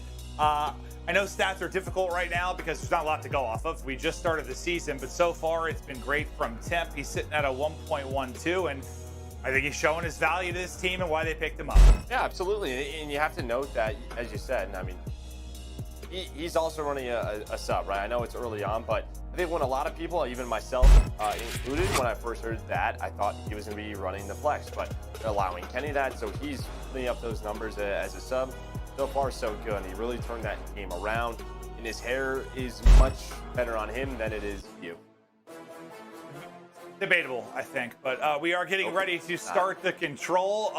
And again, I mean, NYSL probably should have won both maps. I mean, what? Maybe they were up about 230, 180, something in that realm, and had a hard point control. They were up 4-2 in the search and destroy. They had several rounds where they had numbers that they threw away. Like, it's got to be frustrating, but I guess I would think, considering their circumstances right now and the problems they've had with the roster, you're being very competitive with who should be a very good team, and you know you should have won both maps. So is it frustrating you're in this spot? Yes, but like, there's got to be something positive there, right? Oh, absolutely. I mean, these are the competitors. They're going to want to win, but from the outside looking in, it's like, yeah, we were playing these guys very close, and every single day they play with this team, they're going to improve. And, you know, there's a lot of people who try to catch as many online scrims as possible. They've looked better in that, absolutely. So, yeah, they're right there, even with all the things they've had to deal with. Well, now, raid control, and I think I speak for everyone. Seeing raid in CDL is awesome. It looks good. It plays good. It is one of the greatest maps of all time. And I'm thrilled that we get to commentate it, because I actually, when I joined commentary, was like tail end of Black Ops 2, and I barely was involved with it for the most part. So I kind of missed that golden era with stuff like Standoff and Raid. And I know, I'm thrilled. I'm thrilled that it's part, man. Yeah, me too. Me too. It just plays so well with every single game mode. Control, pretty similar. So you're gonna have, you have the A ring and sort of down low. The A zone is what most teams go for first. The B one, it's a little bit more difficult to get to, but if you do get B control, you can spawn the defensive team behind Laundry. It's a bit of a hike to sort of get back to that B zone. And based on what I've watched, I mean, it's pretty 50-50. I've watched some maps on Raid Control where it's all offensive wins or mostly offensive wins, and on the opposite, I've seen a lot of defensive wins. Well, in my eyes, that's a good thing.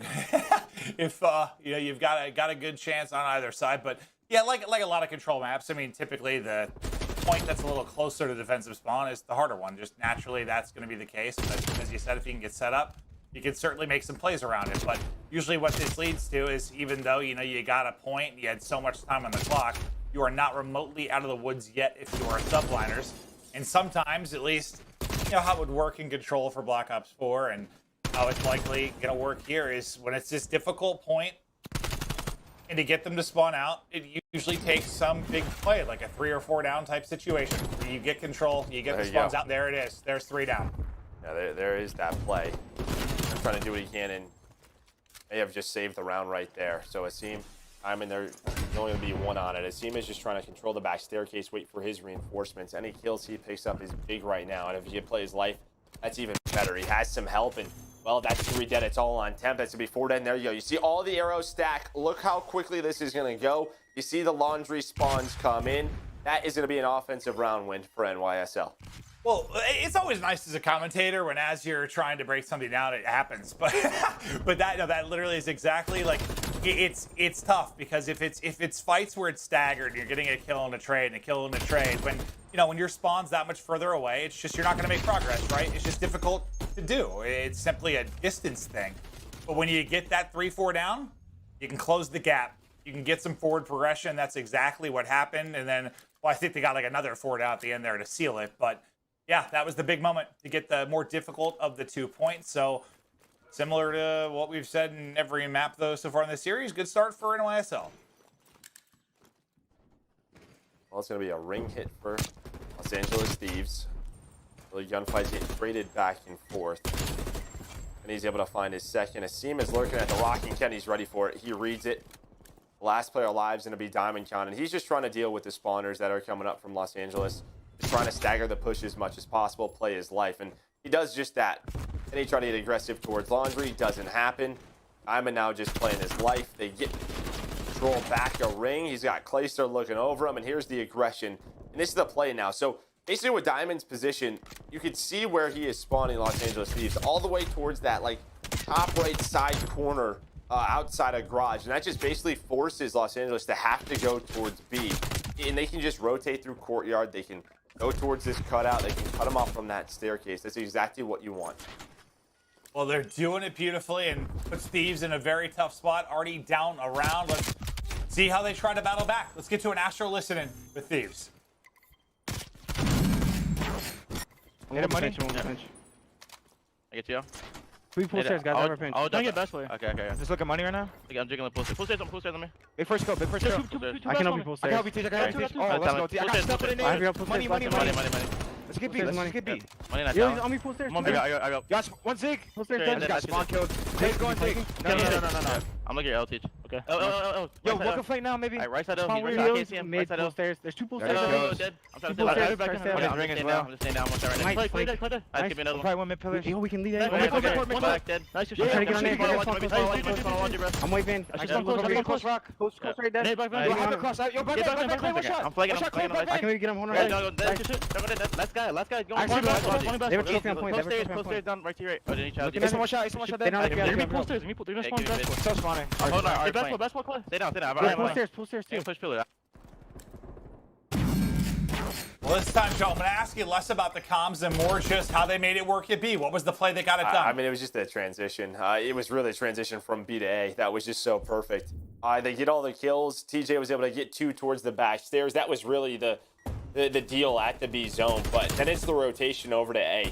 As soon as they get onto A, they get NYSL out of ring control. You're spawning them backcourt, which is so far away. So, I mean, they play their numbers, but that transition cannot happen. We talked about that a lot in Black Ops 4. Going from one zone to the next, you have to get a set of kills if you're the defense to get that setup that you want, to get them spawning where you want. But the Los Angeles Thieves, they just cut right through the middle. They're able to find those kills. You heard Slasher say, I'm going to spawn close. He spawns driveway. They just flood on in. Yeah, it's just, I mean, typically in Control, you get 1 point, you get the extra minute, then it's a battle for the second point. You just don't usually see a transition like that, right? Where it's just like bang, bang, both points done. Like that was flawless, and you're not going to see it happen that often, or at least that's not traditionally how it'll go down. But yeah, you were kind of breaking down that key spot on the map, and I want to see if somebody gets to it so we can really visualize it. Like if they're able to push up towards Jim and kind of really get that position, and not really spawn kill, but influence the spawns massively over a stretch. I can't remember what scrim I was watching from OpTic the other day, but it was Envoy was able to sit there for like 45 seconds. It was absurd. Well, yeah. I mean, you just sort of every kill you get, every spawn kill you get, you stagger the offense right there. You know, it's tough to stack at that point. You have to worry about the spawns on the other side of the map. Like, it just makes life difficult. I mean, you saw it a few times the round earlier. I think Clayster was doing a pretty good job of it behind enemy lines. But as soon as your teammates go down, you're sort of stuck on an island, and he has to make a play. But 3 will go down here for the Thieves, and that's going to be the A zone. And you'll see what LA tries to do. You're going to have Temp, who sort of gets up top in that window. And really, when they get a set of kills here, they're trying to spawn NYSL out towards driveway, the bottom right side of the map, and that just forces them to make a decision of how, you know, where do we want to go? It just wastes a lot of time. But Clayster wraps on back through garage. He was able to find a kill. You kind of see you have a 2-2 split here for the LA Thieves. They have to make a play. I was about to say, the minimap just looks like odd right now with how the fights are going to go down and how spread out it is. But it's Thieves that come away with the kills, at least in the opening. The trade can't come in from Kenny, so Diamond able to get 2 from that top window, and that'll be on to the point. Now for NYSL. Slasher, though, able to get the trade, and that's a lovely read and snap there to take down Mack as well. And they avoid the all-down situation. I mean, they're in that same spot from the first round, right? Like, avoid 3 or 4 down, avoid losing all presence around the point. And the fact that you can keep getting somebody pushed up towards apartment is great as well, as they got TJ that's trying to push through. But you've lost your fight inside a kitchen as well. So this is just, I mean, this is all, it's kind of insane. Yeah, it's basically like a 1 versus 1 now, right? TJ's trying to stay up, Asim's trying to stay up inside a kitchen. You kind of have both teams playing driveway and laundry, and it's like, well, where do we want to do? How do we want to play this? As Asim gets taken down, TJ gets taken down. It's like the map reset now.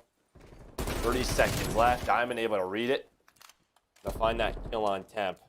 And he's trying to stay alive and do what he can do, but they have to go now. No respawns remaining, though, for the Los Angeles Thieves. The time on their side. You just got to try. Not lose anyone. Play your life. TJ a headshot. Kenny a headshot. The lives coming closer, but now Flasher goes down. Just 3 left up for Thieves. 3 seconds on. The contest is there. The kill comes through for Kenny, though. He's able to go clutch. Time dwindling. Nobody on. And Thieves hold on. And yeah, I think that time it was a little bit different. I mean, obviously the 3-down situation they were in, but like they never were able to get pushed up to like apartment, right? They never, at least in that sequence, they never were able to push up. And that's when, I don't want to say spawns got crazy, but that's when the map sort of, I don't even know the way to describe it. You break it down much better than I do, but it just gets kind of chaotic, like, right? Like, well, it's just like these 2v2 fights all over the place. You don't have someone set up there. They know they're not spawning as far as they could. So NYSL is spawning probably front garage, like right by that middle zig. And, you know, there's that fight over mid control. They don't want to overextend. And, yeah, it's not as clean as you want. So, but they're able to clutch up. TJ does a great job staying alive. Kenny watches over him. He goes on a big spree to end that round. And now they're just 1 round away from winning their 2nd match of the year. If they can close it out. Kenny going to be wrapping in through mid towards ring, just kind of holding mid control for now. Pushing all the way through the backside, though, is going to be Mack. Mack's trying to do a flank on a B. That's a nice read there from TJ. He's able to pick it up. They lose a player at mid-map, though, as well. So now NYSL has got to make a decision. Now you have this sort of what we were talking about, right? Asim got pushed up, was trying to get a spawn kill. But now he's just kind of at a point where, all right, I didn't get a kill, so it's going to be really tough for you guys to retake that point. So what are they going to have to do? They're going to have to just give it up. They give it up. That's going to be B in the time extension for Los Angeles. Yeah, it's great to be in that spot number 5 is if your teammates are winning it on the other side too, or will have good position there. But if they die, then yes, its influence is not as great suddenly. But the beams continue now for Slasher. They just need A to close it out. That would close out day 3 here of our opening weekend for year 2 of the CDL. I know we've had a couple of delays today, just with a couple of issues, but overall, man, we've had some wild matches. It's been fun. I know Joe and I are excited to be back in the action, excited to be back with you all, and thank you for hanging with us. But what do we got? Like a 3-life advantage now for Thieves. Well, not anymore. Here we go. You finally just set up. So you see where Los Angeles is spawning. Right into Asim, and they kind of have to decide, are we going to push through water, are we going to go through mid? And they're going to look at the stats. I do got to point some out. I mean, Mack's just having a rough one. He's 10 and 28. Not only does he have the least amount of kills, he also has the most deaths on his team, which is not what you want at all. That is a lot more than the rest of his team because he's just wasting respawns. Yeah, it's actually interesting because when we looked at it earlier, I saw his stat was bad, but I don't remember it being bad enough that I needed to highlight it. But that, wow, yeah, I mean, triple negative, especially what you said, especially in something like control. That's it's gonna be difficult to get wins, that's for sure. It might just be just a tough map for him. But Mack, obviously one of the highlight players of last year, and we expect big things from him. But not going well on this particular map. But there's 30 seconds remaining. Hanging on the clock. That's gonna be 4 down. Big play there from NYSL. They're up 5 lives as well. This is just like, what do you do, right? You spawn all the way up there, do this trap that NYSL has, and it just takes so long. You have to make such a tough decision. You're fighting people in power positions behind cars. You have to go up the stairs. Beautifully done by the Subliners right there throughout that defensive round. And there's a couple of key moments, and I think Asim staying alive over there towards Art and towards that gym side for so long in the middle of that round was big for them because they lost that B point so quick. Yeah, you lose B, but once you get that next wave of kills, like the route just to get to A until they die is so much longer, right? Like you can't just cut driveway or something. Like it just becomes this trek. Trying to even get into the action. Everyone's on power positions, pre-aimed, waiting for you. Beautifully done there. And at what? Waiting for you. Beautifully done there. And at what? You have like a 10-point hard point. A round 11 search. Let's go to a round 5 control. And you got to feel like YSL at some point, they're going to clutch up one of these games. A good start for them, though. They get the first 3 kills into the round. But TJ does TJ things. And that's like the one, it just counters everything they did. Like, they get 3 down, it's perfect. TJ is like, I'll get 3 of my own. Well, and he's they just lose map control. I mean, you see the position of Diamondcon, he was going for spawn kills. Like, they were like, all right, let's push up, put him in the same trap. It just doesn't happen. TJ bails him out. He opens up the A site. He opens up the spawn zone for him. Somehow, going 3 dead. Worked out, all because of this man. He's on 5 in a row now. TJ is just a man on a mission. Looking like the best player in the league at this particular moment in time. What a play from TJ. And yeah, just think of the difference where we'd be right now on this map if he'd been traded like off the first kill. It's just insane the impact that triple ended up having, but they still have to work to get B. The lives pretty similar. It's a minimal advantage now for Thieves. You have that artillery. Diamondcon will get picked off from kind of that gym side. All 4 players from YSL have been able to push up towards mid-map.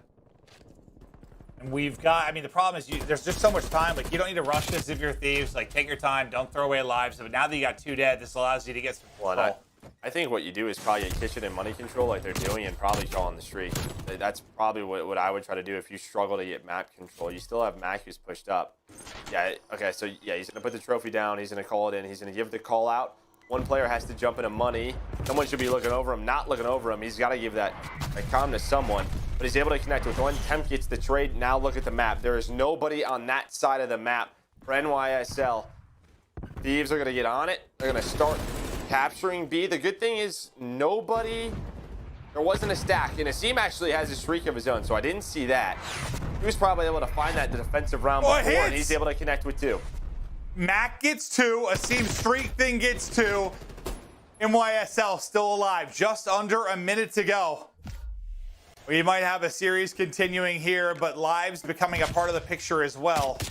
Not a ton remaining for either side, but as one goes down for NYSL, that's the call for Thieves to try and get the push in the kitchen again. They win some key gunfights. There's one in the back. Diamondcon hits the shots, but the trade is there. They're all spawning, though, right on the point based on the position of Thieves.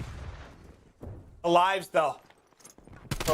Is it going to matter? Because you're going to have to get on the point, I think, at some point here for your Thieves to at least delay this if you're going to win from a live standpoint. Nice double there from Slasher. 3 almost funnel into him. No respawns remaining for Thieves. Only 2 left up for Subliners. Asim and Diamond. Last 2 players to go. 15 seconds on the clock. Asim's got to get a kill. Not able to do it. All going to be on Diamond, who was so clutch in the search and destroy. He's got to get them all. Not going to happen. The trade is through, and Thieves get their second win. They get the 3-0. But you couldn't have 3 closer maps. Well, you really couldn't have. And here is the best play of the round. And, of course, it's TJ. I mean, that changes everything. Yes. Because you want to know why? Not only does it give them it leads to streaks. It leads to the artillery, which it sort of bailed them out when they lost map control. And I know Asim counters it, but he just bought so much time for the LA Thieves. You won them that round. Well, plain and simple. Yeah, and I mean, you can think about it in so many different ways. I mean, you could say the fact that happened and they got the point so quick is why they had enough time to play it to a live situation in the first place. I mean, he doesn't make that play. We're not even talking about that situation at the end, right? Like, you just don't have as much time to work with. You take longer to get the first point. Like, it helped them in every single statistically categorical way possible. Like, that play from TJ, it won them the map in the opening 20 seconds of the game. And yes, there was more to it, I know, but that won them the map. That was unbelievable. And it's just got to be like, I just feel like, dude, if you were NYSL, holy hell, like, TJ doesn't make that play, you probably win the control. You can take one round from the search where you threw away maybe a 2v1 or all 3 different rounds you had numbers advantage, you win the search. The hard point, the sneaky play from Clay, or 10 other plays you mentioned, like, they are just like, it feels like they're very close to being a good team. I think you see it on Clay's face. I was like, just saying, I know you're going on a tangent, but I mean, we had sort of the team screens, and it was just the other 3 kind of listed, and I think it was just like all these tiny little mistakes we continuously made, and that's what cost us. I mean, individually, they were right there with them. I mean, you had big play after big play from Asim, Diamond. I mean, obviously, Mack has an off game. It's going to happen to everybody, but they were there. It's not like his off game costed them. I mean, they were right there. There's just so many little things that added up. This could have easily been in a 3-0 NYSL. But is that one of those problems? Like, all right, there's been a lot of teams in the past that have played teams very tough consistently, pushed teams to map 5, but they're just never get past that hump, right? Like, they never get good enough where they're like beating the top teams. Like, do you think from what you saw, and I know it's one match, it's very early, but like, were these little mistakes, like, is this just little fixes where this team has really high potential, or do you think maybe it's just a bigger issue? I think it's just little mistakes. I think they can fix it, no problem. I think on the other end, probably what you were hoping if you were a LA Thieves fan is maybe a little bit thinner of a game. I mean, maybe we're underestimating how much chemistry and how much better this NYSL team has gotten over the small period of time that they've been teaming. But you would think with the fluctuation of this roster and what's been going on, how clean we saw Los Angeles play just a couple of days ago against Minnesota, you were hoping for maybe a more dominant game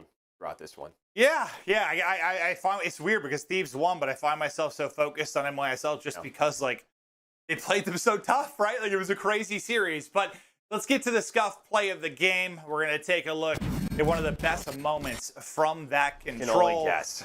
If it's not TJ, someone's getting fired. It is. Sure enough, it's TJ. Yeah. And we just, we catch the final kill of it, obviously. You don't see the full thing. And, well, just look at the mini-map, right? Like, because he got those kills, his team, he opens up the driveway spawn for his team.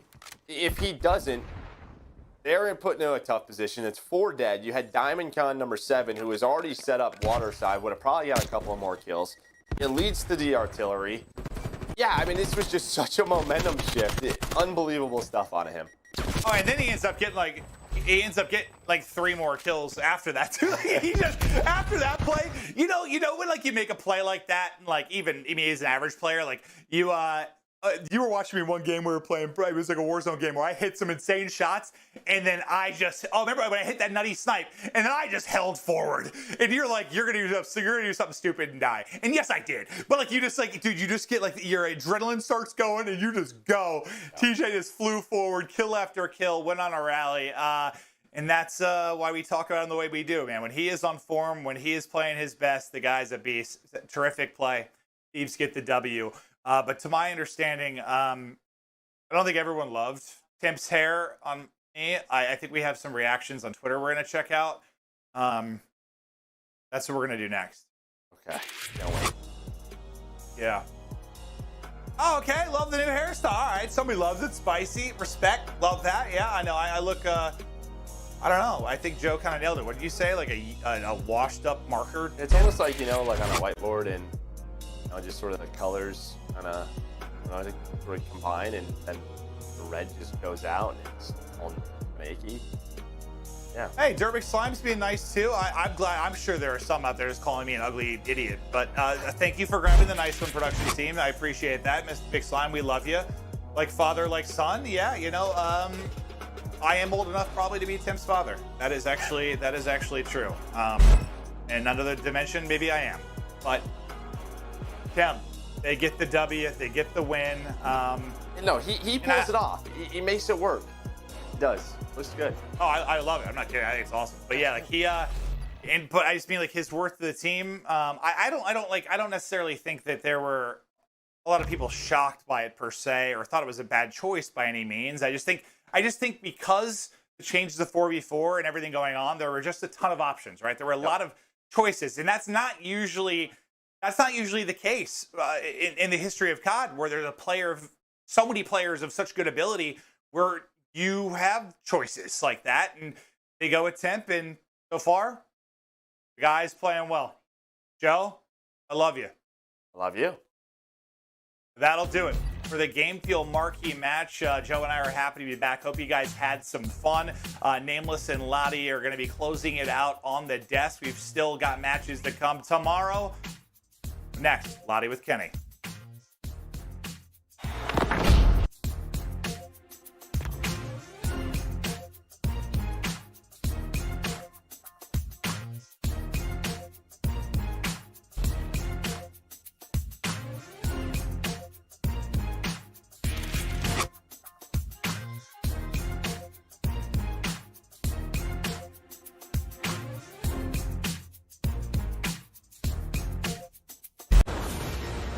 Beyond the veil lies the Shadowlands, where every soul has its place.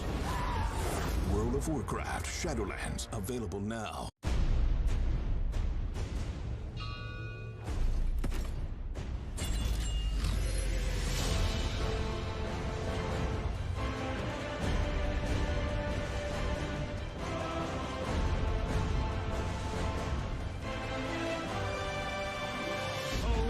So much fun.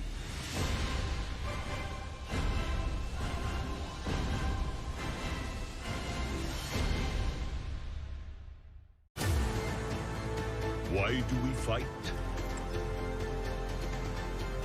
The true question is, what is worth fighting for?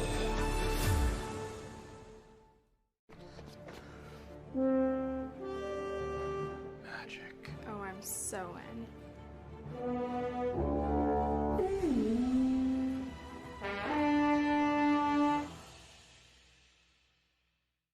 They say I've been lucky, but ambition is not luck.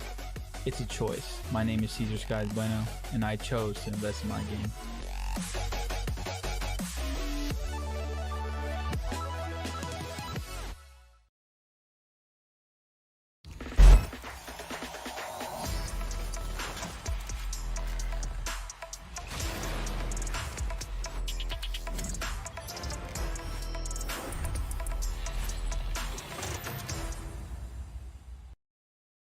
Hello everybody and welcome to the Game Fuel Victory Spotlight. I have a very special player joining me, the beast, that is Kenny from 100 Thieves. Kenny, it's so lovely to have you back and interviewing you for another season of the Call of Duty League. I gotta say, man, those were some games against New York. You put on a serious show for all of us here. I mean, it was a close call, S&D. We went round 11, and you guys really managed to capitalize on some very sloppy mistakes from New York there. So what was the game plan really going into Miami? Well, we wanted to fix the things that we mess up on versus Minnesota. We feel like we played a lot of rounds kind of, I guess, differently, and we gave like Lamar accuracy a lot of kills that he shouldn't have gotten. We tried to fix that today and also fixed a lot of rush strategies we had offense. But overall, I personally think we played the map okay. We could definitely play it better, but I'll take the W. Yeah, absolutely. I mean, you guys look really solid, and I was very, very impressed with what I saw and how you guys adapted to obviously the gameplay coming through from New York as well. Because hey, Diamondcon was very sneaky back there on Site B. Oh my gosh. Yeah, true. You had me a bit worried for you guys for 1 second, but it's okay. We're good. So looking at overall the league and how your team perform, and you know better than us how you guys might stack up against the rest of the rosters. How do you think you guys will actually perform when we get down to playing a few more teams? I mean, we feel like we've beat the best two teams other than Dallas so far, so I'm feeling pretty confident right now. I feel like we stack up perfect versus Dallas, like individually, and like I feel like our strats and everything are kind of the same in respawn at least. But I mean, I'm just feeling really confident right now. Last year was a really slow start, so we're starting out pretty hot with a 2-0, and I'll take that any day. So absolutely, a dub's a dub, man. Now, Kenny, you're back home, and we can already see the level of comfort and familiarity that comes with you guys and the core roster being back on Thieves. Now, I know it's early doors, but what would it really mean to you and your team to go all the way and win champs this year? Well, I mean, I've gotten back-to-back seconds at champs, so I feel like I gotta get that first somehow. But winning it for 100 LA Thieves, I'm sorry, will be big. Just because this is like one of those orgs that treats us like especially me and Austin know, well, Slasher, that they treat us like family. So if anything, I want to win it for myself and really win it for them. I feel like it'll be really big. We brought them major championships, but bringing a ring to LA Thieves would be definitely probably the biggest accomplishment for me and them. Love it. The goals are set, man, and hey, you're doing pretty good. It's only the first weekend for you guys, so I think big things are around the corner. Thank you so much, Kenny. Congratulations. Thank you so much. Best of luck going forward for the season. No worries, man. There you go, guys. That has been it here. Thank you. We're going to head to a quick break right now, but when we come back, myself and Nameless are actually going to break down some of the gameplay we've seen today and talk about what we can expect heading into tomorrow. So we'll see you right after this.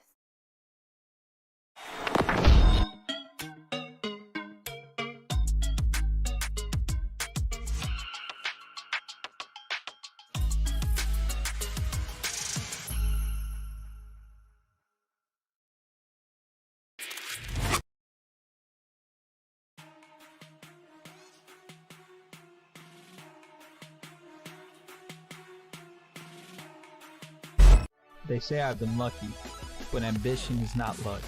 It's a choice. My name is CDL and I chose to invest in my game.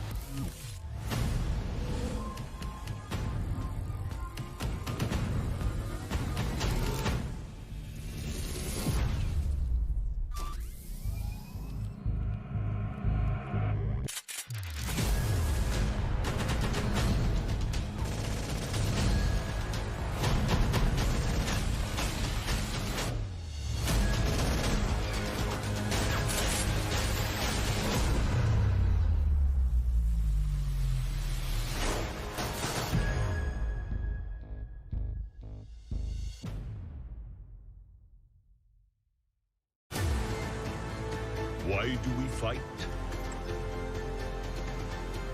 The true question is, what is worth fighting for?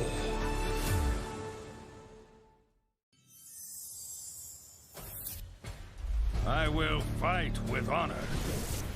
My weapon brings justice.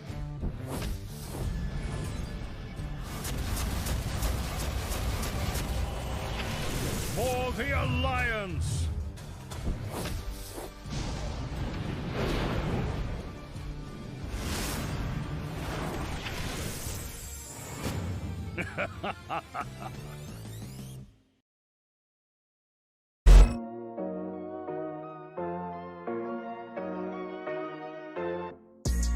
Like, I've had enough of this. It's fun and game's over.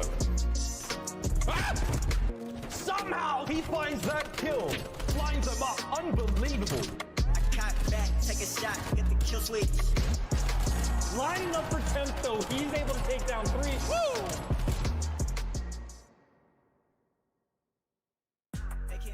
Hello everybody and welcome back to the Call of Duty League. Now the sun has come up and the sun is going down on day 3 of our opening weekend. Nameless has already got the giggles from me on the desk here. You're not tired of my dad jokes yet, Ant? No, you know, your dad jokes, they're always great. Every single segment, you always get a giggle. Thanks, Anne. I appreciate it. I'll keep doing it then. Fine. I mean, it's been a hell of a day, hasn't it? Really, to be honest. We've seen quite a lot of teams that we were really anticipating, and really just seeing how they were going to do, how they stack up against the rest. We're really just getting a taster and a flavour of what some of the rosters are going to look like and who they're going to form into. And talking about that, let's talk about New York, NYSL. Anne. I mean, it's been a very, very rough and shaky start for them, including the kickoff classic, against Dallas Empire, and then coming into that, the next one, 100 Thieves. Yeah. What is going wrong, man? Is there something actually clinically wrong, or do you think it's just very small things that they just need to clean up? To be honest, I mean, that was the closest 3-0 we're probably going to see all season. I thought New York had a good series. Map 1, you think back, Asim, he was playing incredible. There's just a couple moments that they threw away. If you think at the end of that first map, right, when they were getting, when LA Thieves were getting that 60 points on Statue Hill, all they had to do was go gold and push out back bank and set up for next hill. Instead, they decided to fight some people through elbow, and that's just a mistake that you can go back to film. You can see that, and you can identify it and fix it for the next time you play that map. So moving on to that search and destroy, there was a couple situations where they had the game in their hands and they threw it away. So I think they were super close. You could see the passion in Clayster at the end. We started to scream at everybody, but it comes from a good place, right? It's like, yo, we're so close, guys. I can see our potential. We just have to unlock it. So I honestly think this was good for them. I think this was a good series for them to learn from. Yeah, for sure. And just to note, Clayster obviously getting fired up. You can see that on our player cams. It's something that we do love to see. We love to see the reactions of all the guys and what they're kind of going through emotionally. And I think in turn, Clayster being so passionate and being such an important IGL for this team, I think that is going to come across into their gameplay very, very soon. I think if they can gel as a team, get that chemistry, but more importantly, just get their rotations down, know who's got what, try and outslay a little bit, and use some of the firepower we've seen, like Diamondcon, turning up, S&D, I mean, everywhere, across the board. We've got some very talented players on that rank. So I think that just with a little time, this will be a very, very good team and a contender in the league, hopefully. Absolutely. But I tell you what, guys, we do have a killer date tomorrow as well. I know, so much Call of Duty. I love it. We do have our schedule for you, presented by the US Army. So, starting off your day, we got Seattle Surge versus London Royal Ravens. Minnesota Røkkr are taking on Dallas Empire next. And our gorgeous game fuel marquee match is going to be Chicago versus Atlanta. That's right, OpTic versus FaZe, baby. I'm so gassed for that match. That is definitely the one to watch. And talking about it, I mean, Nameless, the stats from kickoff for Atlanta FaZe versus yesterday versus LAG, 180. especially for S&D, 180. I mean, absolute 180. This team has just reformed. And, speaking to Arcitys himself, he literally said, look, we had jitters going into it. It's our first game jitters, a little bit of nerves on the table. I get it, yeah. And they are ready to play now. So, the fact that they're able to step up to that caliber in literally 1 week, what does that say about this team, Ant, for you? I mean, we all knew that it would happen at some point, right? Like, it was a shocker when they came out and lost to Mutineers in that first match. Like, well, what's going on with FaZe? And You know, that first match jitters thing is absolutely real. Back when I was competing, that first match on LAN can be a little bit of a struggle. You know, that first important match, the nerves can get to you and you can lose that one, especially when you're playing an underdog team. And, you know, when it really mattered, when the lights were on and it was an official league match, they dominated. And same with OpTic, though. Like, they look incredible as well. So tomorrow, there's an opportunity for one of these guys to solidify themselves as that top 2 team with Empire. Absolutely. And, you know, looking at OpTic, the way that they're playing, we have heard it so many times. I've even heard it in their pre-show. Scump said it himself, S&D is something that they've been focusing on. It's something that they're notoriously not fantastic at, and it's always needing to be finessed in some way or another. But do you think FaZe can actually take a little chance on that? Do you think they can capitalize on the fact that OpTic might not be that great at S&D? I mean, Arcitys, yesterday, he went 13 for 6 on Garrison against, was it against LAG? I can't remember, actually. Who he was playing, but 13 for 6, which is ridiculous against any team. And he seemed to be the playmaker on that S&D roster. So, do you think OpTic will fall to FaZe, or do you think that OpTic will kind of secure this one in the bag? It's a really tough call, right? Like, these are 2 teams that are absolutely phenomenal. Arcitys is playing his old team. So, I mean, I think that, you know, Pete Hamilton, the guys over at FaZe, they backed the Brinks truck up into Arcitys' home for a reason, right? Like, they gave him some money. They expect him to go off. He's a great leader. I think he's going to have a big series, and I think FaZe will take it home. I think so. And talking about taking it home, man, I think we better go to bed. It's getting pretty late here. We've had a couple matches today. They've gone pretty far-fetched, so I need some sleep before we head into day 4 tomorrow, man. I'm pretty knackered here. Yeah. I'm pretty knackered, but I'll tell you what, you've been stellar all day. It's been an absolute pleasure, as always, to break stuff down with you. And until tomorrow, my friend, guys at home, thank you so much for tuning in to day 3 of our kickoff weekend. I'm so excited to see what tomorrow is going to bring. And until then, good night.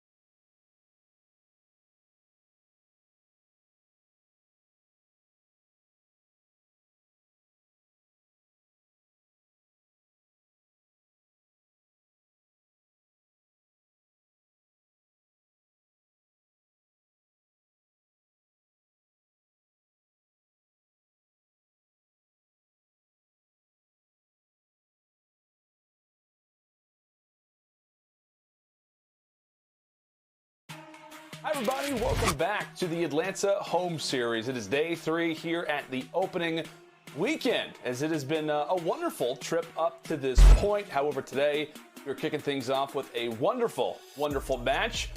Myself and Study, not Maven and Merc just as of yet, but I know, oh gosh, Joe, my goodness, you know, we got a lot of different things that we could obviously bring out of the bag, but like I said, hey, Study, like I said, we got 2 great teams, both trying to throw the hands, if you know exactly what I'm talking about. But Study, how you doing today, my friend? I'm feeling good, man. I'm excited to see these guys go at it. We got Paris Legion versus the Guerrillas. One of these teams are going to go 0-2. I just can't wait to see who's going to come out on top throughout this series. Definitely. Both teams want to make somewhat of a statement after their 3-0 losses yesterday. And in fact, let's go ahead and meet one of our teams, the Los Angeles Guerrillas. The Guerrillas getting it done. I'm loving what I'm seeing out of the LAG.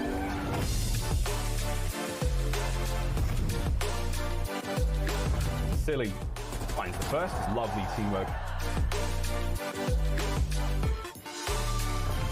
My God. Dealt with the pressure inside the hill and the double nade from Apathy. Salt lines him up, finds himself too. Vivid just has the one to win against Octane. And Vivid has got his number. Beautiful round. Fantastic execution from the LA Guerrillas. Oh, yeah.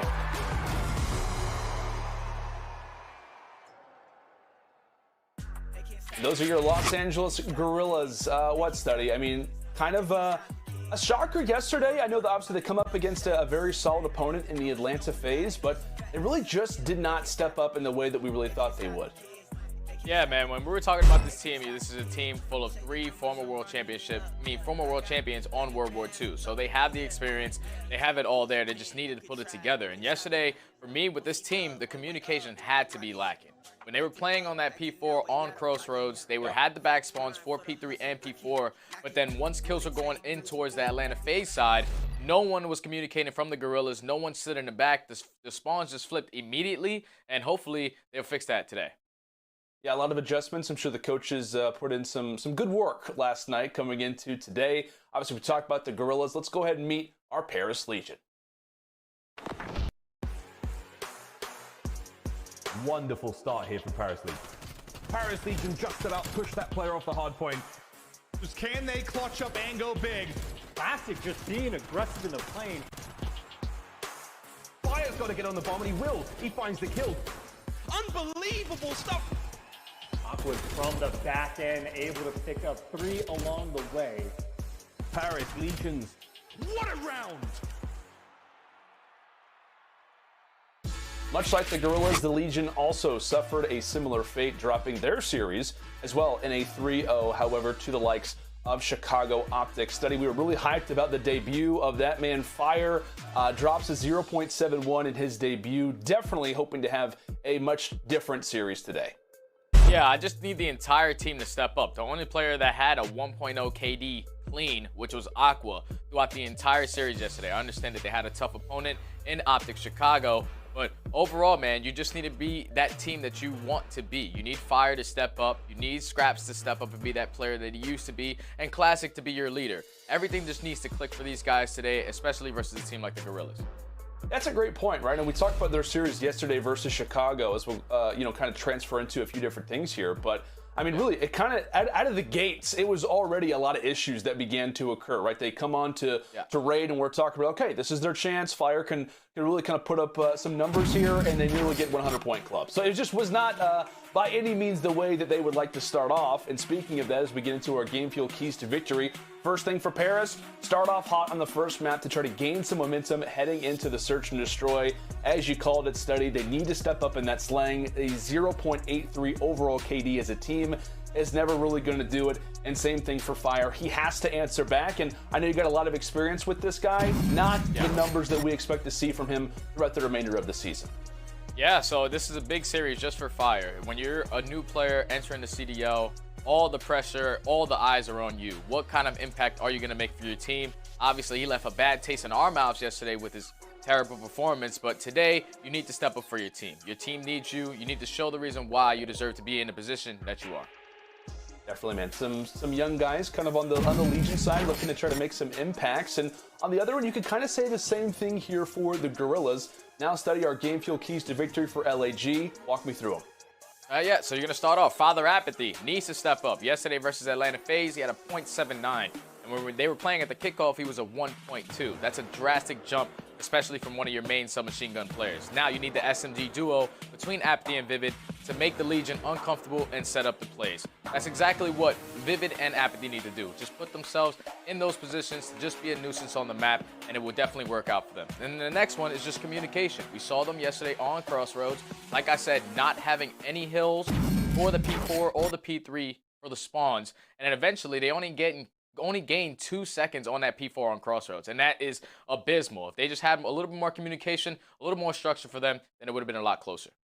Yeah, I know like the LAG team, as well as like a few of their analysts and whatnot, kind of took to social media to talk about it and say, hey, listen, Atlanta pretty much just took control over every single one of our mistakes. And so I think coming into this particular series, they have the ability to kind of change things up a little bit, right? Kind of change what went wrong yesterday, kind of go back to the drawing board and kind of see where they sit. But I'm really glad that you brought up Crossroads, because when we get into our maps and modes, I'm pretty sure we actually see Crossroads making an appearance. So the same map that we saw LAG massively struggle on yesterday versus Atlanta in regards to that P3 and P4, that is going to be starting us off here. We also have Miami Search and Destroy, followed up by some good old Checkmate, Control, Garrison, Hardpoint, and if we get to it, Raid S&D. You always like, man, some good old Raid S&D to kind of close things out. And to be honest, yesterday, Study, we had back-to-back 3-0s. I'd be happy if we could at least see that second Garrison Hardpoint. Well, the way that this series, between the way that they played yesterday, both getting 3-0, both of these guys have something to prove today. So I don't expect it to be a 3-0. I feel like this series is going to go down to the wire. Every single map is going to be really close. Just who's going to make the right plays to pull it out. Yeah, that's a good point. And I want to say both of these teams kind of had a similar situation yesterday, right? They're facing off against a roster who is kind of regarded to be in that top 4, top 3 conversation. They both lose the hardpoint in a pretty dominant way. The Search and Destroy was somewhat close. The Control, came within a round or two. I got to ask you, who are you more impressed by in regards to Legion or Guerrillas yesterday? When they talk about the Control, specifically, I was more impressed with Paris Legion. They ended up choking that raid Control versus OpTic. They had the lives advantage. They just didn't have the proper positions. Once they were able to have both players pinch on the opposite sides, going from one player spawn to the opposite, they had the full setup. All they had to do was stack the point, and eventually they would have closed that out. But just some minor mistakes, and hopefully they make up for it today. Absolutely. That's kind of the name of the game today, right? Work on those mistakes, and we'll see who can obviously come away with their first victory. But guys, we're actually going to throw it to a quick little commercial break. Having a technical problem with the player. We'll get all those things sorted as we step aside. Game 1 hardpoint up right after this.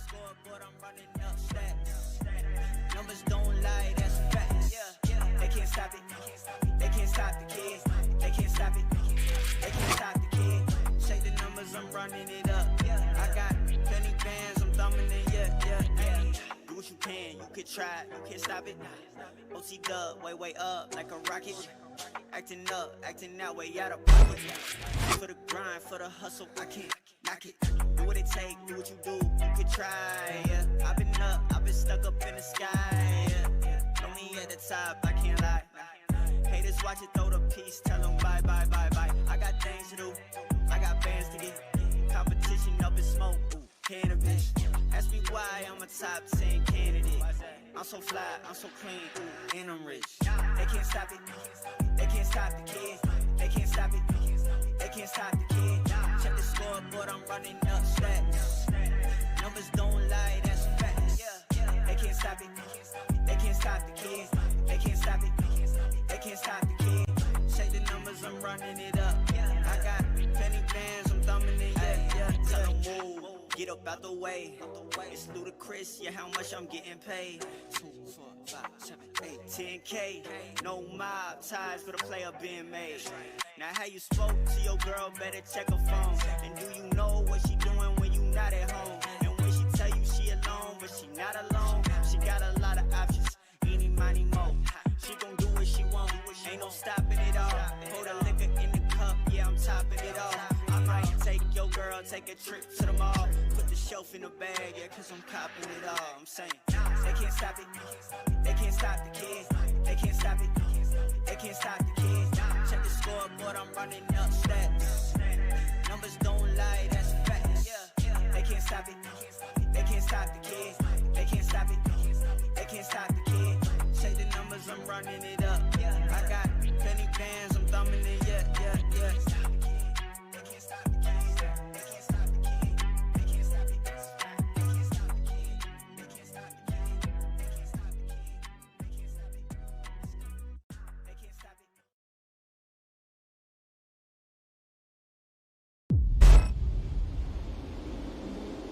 They say credit belongs to the man in the arena who spends himself in a worthy cause.